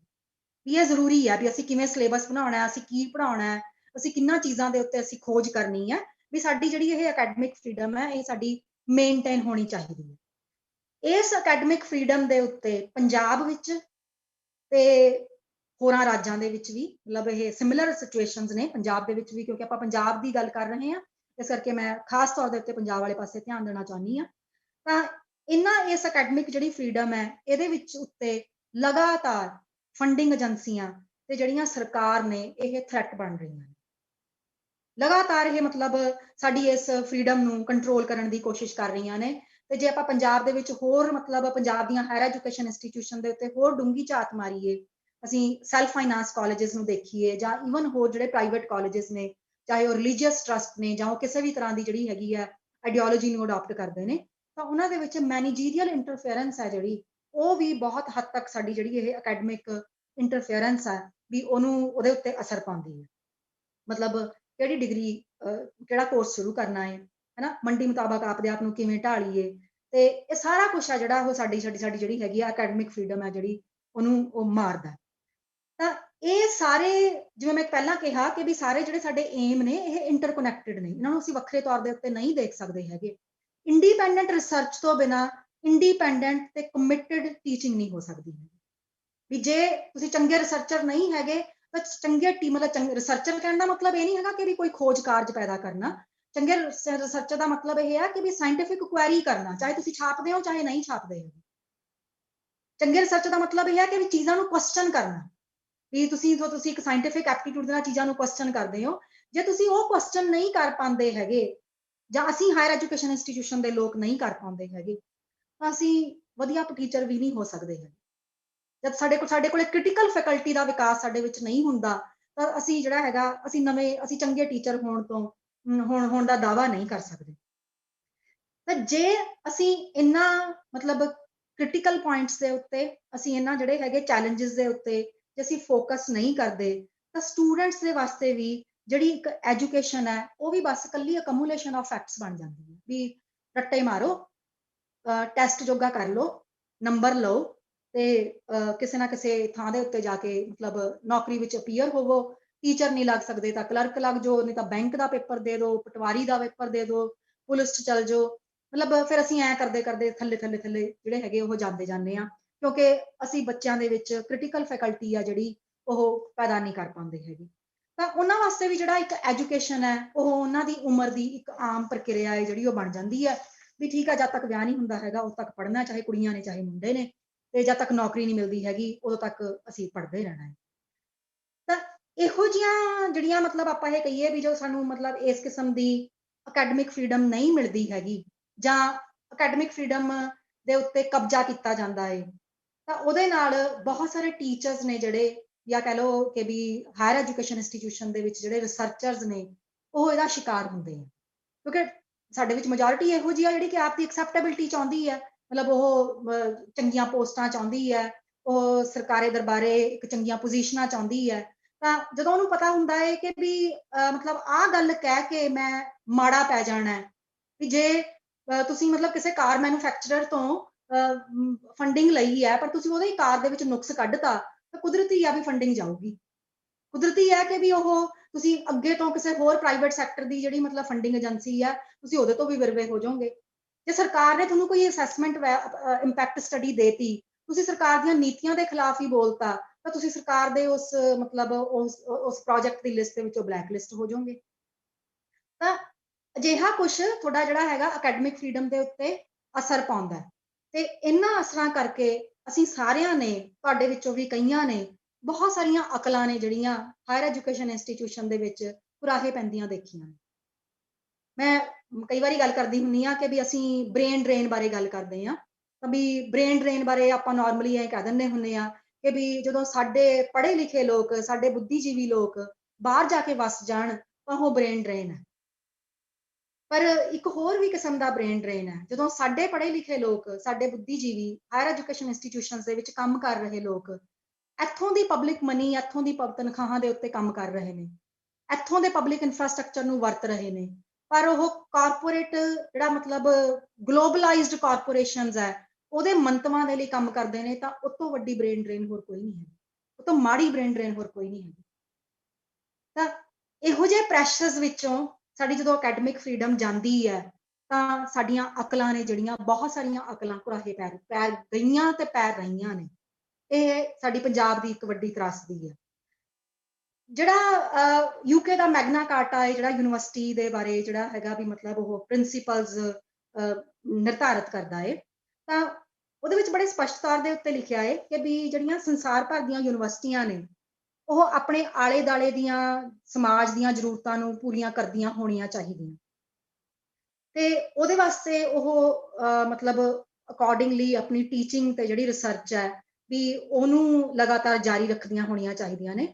ਪਰ ਇਹਦੇ ਮਤਲਬ ਇਸ ਟਾਈਪ ਦੀ ਟੀਚਿੰਗ ਤੇ ਰਿਸਰਚ ਦੇ ਉੱਤੇ ਕਿਸੇ ਵੀ ਤਰ੍ਹਾਂ ਦੀ ਇਕਨੋਮਿਕ ਕਹਿਣ ਦਾ ਮਤਲਬ ਵੀ ਮੰਡੀ ਦੀ ਇਕਨੋਮਿਕ ਤੇ ਜਿਹੜੀ ਪੋਲੀਟੀਕਲ ਅਥਾਰਟੀ ਹੈ ਵੀ ਉਹਦਾ ਕਿਸੇ ਵੀ ਕਿਸਮ ਦਾ ਮੋਰਲ ਤੇ ਇੰਟੈਲੈਕਚੁਅਲ ਇੰਪੈਕਟ ਨਹੀਂ ਹੋਣਾ ਚਾਹੀਦਾ, ਉਹਦਾ ਪ੍ਰਭਾਵ ਨਹੀਂ ਹੋਣਾ ਚਾਹੀਦਾ, ਮਤਲਬ ਉਹ ਉਹਦੇ ਤੋਂ ਮੁਕਤ ਹੋਣੀਆਂ ਚਾਹੀਦੀਆਂ ਨੇ। ਜਦੋਂ ਮੈਂ ਮਤਲਬ ਪੋਲੀਟੀਕਲ ਅਥਾਰਟੀ ਦੀ ਗੱਲ ਕਰ ਰਹੀ ਹਾਂ ਤਾਂ ਮੈਂ ਮਤਲਬ ਆਈਡੀਓਲੋਜੀਕਲ ਉਹਦੀ ਮਤਲਬ ਬੈਂਟ ਆਫ ਮਾਈਂਡ ਦੀ ਗੱਲ ਨਹੀਂ ਕਰ ਰਹੀ, ਉਹਦੀ ਮੈਂ ਮਤਲਬ ਜਿਹੜੀ ਹੈਗੀ ਆ ਮੈਂ ਉਹੀ ਗੱਲ ਕਰ ਰਹੀ ਹਾਂ ਕਿ ਵੀ ਜਿਹੜੀ ਸਾਡੀ ਸੱਤਾ ਦੇ ਵਿੱਚ ਮੌਜੂਦਾ ਸਰਕਾਰ ਹੈ ਜਿਹੜੀ ਵੀ ਉਹਦੀ ਜਿਹੜੀ ਹੈਗੀ ਉਹਦਾ ਕੋਈ ਅਸਰ ਨਹੀਂ ਹੋਣਾ ਚਾਹੀਦਾ ਹੈਗਾ। ਤਾਂ ਕਿਉਂਕਿ ਮਤਲਬ ਸਾਡੀਆਂ ਜਿਹੜੀਆਂ ਯੂਨੀਵਰਸਿਟੀਆਂ ਜਾਂ ਹਾਇਰ ਐਜੂਕੇਸ਼ਨ ਇੰਸਟੀਟਿਊਸ਼ਨਸ ਨੇ ਵੀ ਇਸ ਮੈਗਨਾ ਕਾਰਟਾ ਦੇ ਪ੍ਰਿੰਸੀਪਲ ਦੇ ਮੁਤਾਬਕ ਵੀ ਉਹਨਾਂ ਦਾ ਜਿਹੜਾ ਮੂਲ ਟੀਚਾ ਹੈ ਉਹ ਸਮਾਜ ਵਿੱਚ ਆ ਰਹੀਆਂ ਤਬਦੀਲੀਆਂ ਨੂੰ ਸਮਝਣਾ, ਉਹਨਾਂ ਦੀਆਂ ਚੁਣੌਤੀਆਂ ਨੂੰ ਸਵੀਕਾਰ ਕਰਨਾ ਤੇ ਉਹਨਾਂ ਨੂੰ ਮਨੁੱਖੀ ਜਿਹੜਾ ਫੇਸ ਹੈ ਉਹ ਪ੍ਰਦਾਨ ਕਰਨਾ, ਉਹਨਾਂ ਤੇ ਮਨੁੱਖੀ ਫੇਸ ਪ੍ਰਦਾਨ ਕਰਨਾ ਹੈ ਜਿਹੜਾ ਉਹਦੇ 'ਚ ਮਦਦ ਕਰਨਾ ਉਹ ਬਹੁਤ ਇੰਪੋਰਟੈਂਟ ਹੈ। ਮੰਡੀ ਦਾ ਫੇਸ ਹੈ ਜਿਹੜਾ ਉਹ ਮਨੁੱਖੀ ਫੇਸ ਨਹੀਂ ਹੁੰਦਾ, ਮੰਡੀ ਦਾ ਫੇਸ ਮੁਨਾਫੇ ਦਾ ਫੇਸ ਹੁੰਦਾ ਹੈ। ਤਾਂ ਜਦੋਂ ਅਸੀਂ ਮਤਲਬ ਅਜਿਹੀ ਅਕੈਡਮਿਕ ਫਰੀडम ਦੀ ਗੱਲ ਕਰਦੇ ਹਾਂ ਤਾਂ ਅਸੀਂ ਮਤਲਬ ਜਦੋਂ ਇਹ ਕਹਿੰਦੇ ਹਾਂ ਕਿ ਵੀ ਇਹੋ ਜਿਹੀ ਅਕੈਡਮਿਕ ਫਰੀडम ਲੋਕਾਂ ਨੂੰ ਹੋਣੀ ਚਾਹੀਦੀ ਹੈ ਹਾਇਰ ਐਜੂਕੇਸ਼ਨ ਇੰਸਟੀਟਿਊਸ਼ਨ ਦੇ ਵਿੱਚ, ਤੇ ਪੰਜਾਬ ਦੀਆਂ ਇੰਸਟੀਟਿਊਸ਼ਨ ਦੇ ਵਿੱਚ ਇਹ ਲਗਾਤਾਰ ਗੁੰਮ ਰਹੀ ਹੈ, ਤਾਂ ਇਹਦੇ ਵਾਸਤੇ ਬਹੁਤ ਜ਼ਰੂਰੀ ਹੈ ਕਿ ਵੀ ਸਾਡੀਆਂ ਜਿਹੜੀਆਂ ਮੌਜੂਦਾ ਹਾਇਰ ਐਜੂਕੇਸ਼ਨ ਇੰਸਟੀਟਿਊਸ਼ਨਸ ਨੇ ਉਹਦੇ ਵਿੱਚ ਜਦੋਂ ਅਸੀਂ ਕੋਈ ਵੀ ਸਰਕਾਰ ਵਿਰੋਧੀ ਕਹਿਣ ਦਾ ਮਤਲਬ ਸਰਕਾਰ ਦਾ ਆਲੋਚਨਾਤਮਕ, ਦੇਸ਼ ਧਰੋਹੀ ਨਹੀਂ ਹੈ ਉਹ, ਸਰਕਾਰ ਵਿਰੋਧੀ ਵੀ ਜੇ ਸਰਕਾਰ ਹੀ ਦੇਸ਼ ਧਰੋਹੀ ਹੋਗੀ ਤਾਂ ਫਿਰ ਅਸੀਂ ਉਹਦੇ ਖਿਲਾਫ ਤਾਂ ਬੋਲਾਂਗੇ ਹੀ ਨਾ।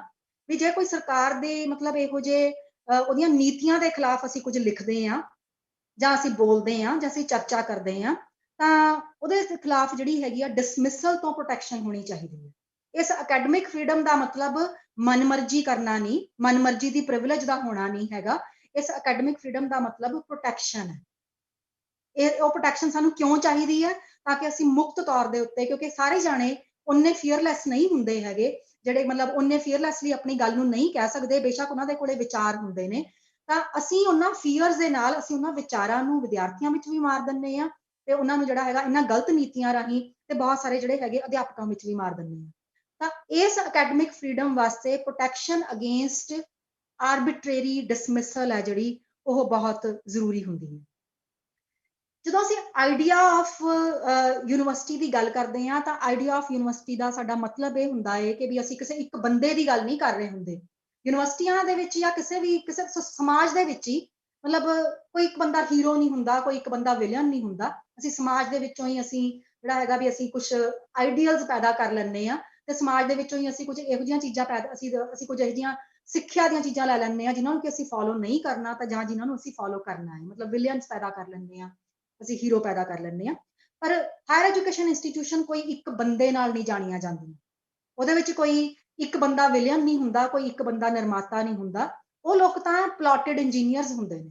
ਵੀ ਜੇ ਅਸੀਂ ਇਹ ਕਹੀਏ ਕਿ ਵੀ ਚਲੋ ਜੇ ਮੈਂ ਆਪਣੀ ਯੂਨੀਵਰਸਿਟੀ ਦੀ ਗੱਲ ਕਰਾਂ ਵੀ ਫਲਾਣੇ ਵੀਸੀ ਕਰਕੇ ਡੁੱਬ ਗਈ, ਫਲਾਣੇ ਵੀਸੀ ਕਰਕੇ ਤਰ ਗਈ, ਜਾਂ ਫਲਾਣਾ ਵੀਸੀ ਐਂ ਕਰ ਦੂਗਾ, ਤਾਂ ਇਹ ਮਤਲਬ ਗਲਤ ਚੀਜ਼ ਆ, ਕਿਉਂਕਿ ਯੂਨੀਵਰਸਿਟੀ ਆਪਣੇ ਆਪ ਦੇ ਵਿੱਚ ਜਿਹੜੀ ਹੈਗੀ ਆ ਇੱਕ ਕਮਿਊਨਿਟੀ ਹੈ। ਯੂਨੀਵਰਸਿਟੀ ਇੱਕ ਰਿਸਰਚਰ ਦੀ ਕਮਿਊਨਿਟੀ ਹੈ।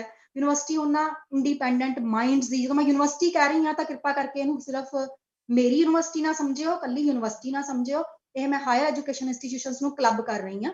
ਤਾਂ ਸਾਰੀਆਂ ਜਿਹੜੀਆਂ ਇਹ ਹਾਇਰ ਐਜੂਕੇਸ਼ਨ ਇੰਸਟੀਟਿਊਸ਼ਨਸ ਨੇ ਉਹਨਾਂ ਦੇ ਵਿੱਚ ਇਹ ਇੱਕ ਬੰਦਾ ਨਹੀਂ ਹੈ ਕੋਈ, ਇਹ ਇੱਕ ਮਤਲਬ ਇੱਕ ਇੰਡੀਪੈਂਡੈਂਟ ਰਿਸਰਚਰਸ ਦੀ, ਇੰਡੀਪੈਂਡੈਂਟ ਥਾਟ ਦੀ, ਇੰਡੀਪੈਂਡੈਂਟ ਇੰਟੈਲੈਕਟ ਹੈ ਜਿਹੜਾ, ਉਹਨਾਂ ਦੀ ਕਮਿਊਨਿਟੀ ਹੁੰਦੀ ਹੈ।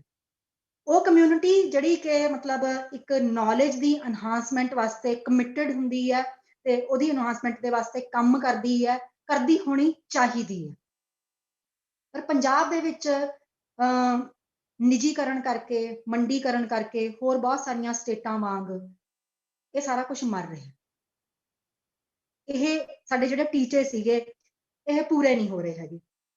ਮਤਲਬ ਇਹ ਹੁਣ ਸਾਡੇ ਕੋਲੇ ਇਹ ਕੇਸ ਨਹੀਂ ਰਿਹਾ ਕਿ ਵੀ ਹਾਇਰ ਐਜੂਕੇਸ਼ਨ ਇੰਸਟੀਟਿਊਸ਼ਨਸ ਦੇ ਵਿੱਚ ਜਿਹੜੀ ਮਤਲਬ ਸਾਡੇ ਅਕੈਡਮੀਆਂ ਏ ਉਹ ਆਪਣੇ ਪੱਧਰ ਦੇ ਉੱਤੇ ਆਪਣੇ ਕੋਰਸਿਸ ਨੂੰ, ਆਪਣੀ ਜਿਹੜੀ ਹੈਗੀ ਲਰਨਿੰਗ ਨੂੰ ਤੇ ਆਪਣੀ ਜਿਹੜੀ ਹੈਗੀ ਟੀਚਿੰਗ ਹੈ ਵੀ ਉਹਨੂੰ ਉਹ ਡਾਇਰੈਕਟ ਕਰ ਸਕੇ, ਆਪਣੇ ਮਤਲਬ ਇੰਡੀਪੈਂਡੈਂਟਲੀ ਆਪਣੀ ਸਮਝ ਦੇ ਮੁਤਾਬਕ ਉਹ ਡਾਇਰੈਕਟ ਕਰ ਸਕੇ।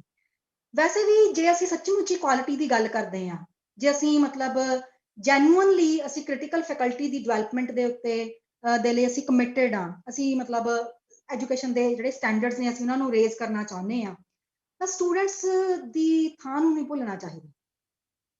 ਜਿਹੜੀਆਂ ਸਟੂਡੈਂਟਸ ਆਰਗੇਨਾਈਜੇਸ਼ਨਸ ਨੇ ਉਹਨਾਂ ਦੀ ਬੜੀ ਇੱਕ ਮੀਨਿੰਗਫੁਲ ਪਲੇਸ ਹੈ ਕਿ ਵੀ ਕਿਉਂਕਿ ਮਤਲਬ ਸਟੂਡੈਂਟਸ ਆਰਗੇਨਾਈਜੇਸ਼ਨਸ ਨੇ ਜਿਹੜੀਆਂ ਕਿ ਆਪਣੇ ਫੈਲੋ ਸਟੂਡੈਂਟਸ ਨੇ ਜਿਹੜੇ ਉਹ ਉਹਨਾਂ ਨੂੰ ਸਫਲ ਰੂਪ ਦੇ ਵਿੱਚ ਡਾਇਰੈਕਟ ਰਾਬਤਾ ਹੈ ਜਿਹੜਾ ਉਹ ਕਾਇਮ ਕਰਕੇ ਉਹਨਾਂ ਨੂੰ ਇੱਕ ਇੰਡੀਪੈਂਡੈਂਟ ਤੇ ਜਿਹੜੀ ਹੈਗੀ ਆ ਇੱਕ ਕਲੈਕਟਿਵ ਵੌਇਸ ਪ੍ਰੋਵਾਈਡ ਕਰਦੇ ਆ, ਉਹਨਾਂ ਨੂੰ ਦੱਸਦੇ ਆ ਕਿ ਕੀ ਸਹੀ ਹੈ, ਕੀ ਗਲਤ ਹੈ, ਕੀ ਹੋਣਾ ਚਾਹੀਦਾ ਤੇ ਕੀ ਸਾਨੂੰ ਹਾਸਲ ਹੋ ਰਿਹਾ ਤੇ ਸਾਡੇ ਆਈਡੀਅਲ ਤੇ ਰਿਐਲਿਟੀ ਦੇ ਵਿੱਚ ਕੀ ਫਰਕ ਹੈ।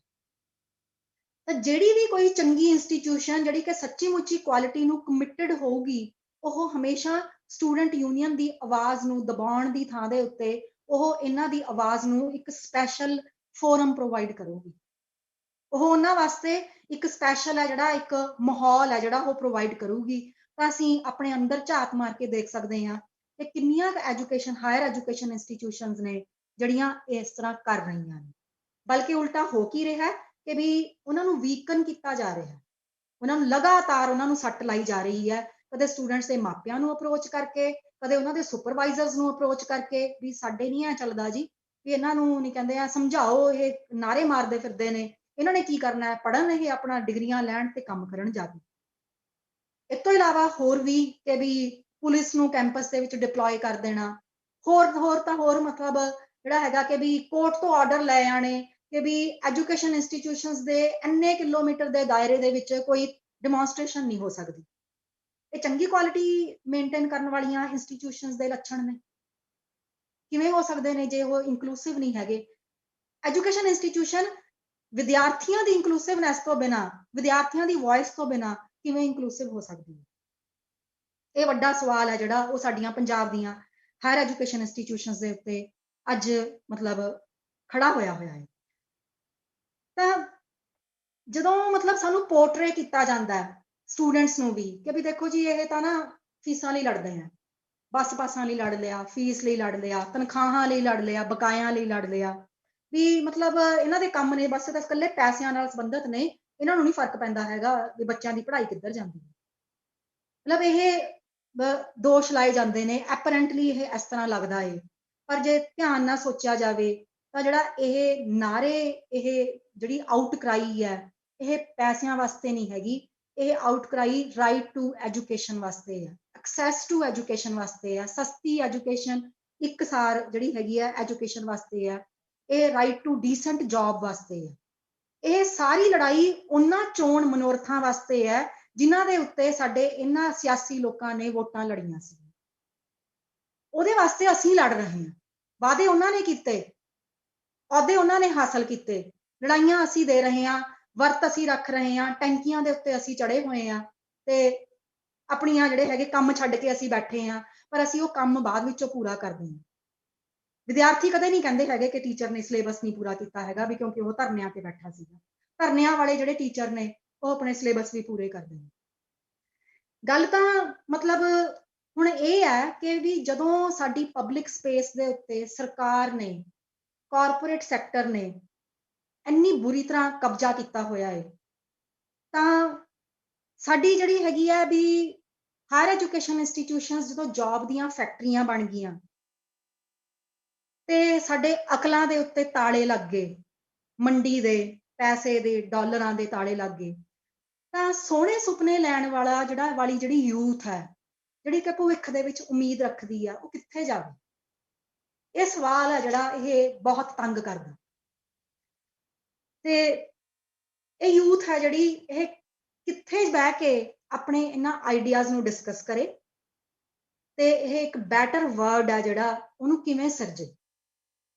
ਤਾਂ ਇਹ ਬਹੁਤ ਮਤਲਬ ਪੈਸਿਮਿਸਟਿਕ ਪੋਜੀਸ਼ਨ ਹੋ ਜਾਂਦੀ ਹੈ। ਤਾਂ ਪਰ ਹਜੇ ਵੀ ਮਤਲਬ ਮੈਨੂੰ ਇਹ ਲੱਗਦਾ ਹੈ ਕਿ ਵੀ ਜਿਹੜਾ ਸਾਡਾ ਮਤਲਬ ਜਦੋਂ ਅਸੀਂ ਪੀਅਰ ਗਰੁੱਪ ਹੈ ਸਾਡਾ, ਤਾਂ ਉਸ ਪੀਅਰ ਗਰੁੱਪ ਦੇ ਨਾਲ ਜੋ ਸਾਡੀਆਂ ਜਿਹੋ ਜਿਹੀਆਂ ਚਰਚਾਵਾਂ ਹੁੰਦੀਆਂ ਨੇ, ਤਾਂ ਜਾਂ ਜਿਹੜੀਆਂ ਮਤਲਬ ਵਿਦਿਆਰਥੀਆਂ ਦੀਆਂ ਜਿਹੜੀਆਂ ਜਥੇਬੰਦੀਆਂ ਨੇ, ਉਹ ਜਿਸ ਕਿਸਮ ਦਾ ਚਿੰਤਨ ਤੇ ਚਿੰਤਾ ਕਰ ਰਹੀਆਂ ਨੇ ਹਾਇਰ ਐਜੂਕੇਸ਼ਨ ਦੇ ਬਾਰੇ, ਤਾਂ ਹਜੇ ਵੀ ਮੈਨੂੰ ਇਹ ਲੱਗਦਾ ਹੈ ਕਿ ਵੀ ਇਸ ਬੇਦਰਦ ਦੁਨੀਆ ਦੇ ਵਿੱਚ ਹਾਇਰ ਐਜੂਕੇਸ਼ਨ ਇੰਸਟੀਟਿਊਸ਼ਨ ਦੇ ਕੈਂਪਸਿਸ ਨੇ ਜਿਹੜੇ ਉਹ ਇੱਕ ਸੁਹਾਣੀ ਥਾਂ ਨੇ, ਜਿਹਨੂੰ ਅਸੀਂ ਕਹਿ ਸਕਦੇ ਹਾਂ ਕਿ ਵੀ ਹੈਵਨਸ ਇਨ ਦਾ ਹਾਰਟਲੈਸ ਵਰਲਡ।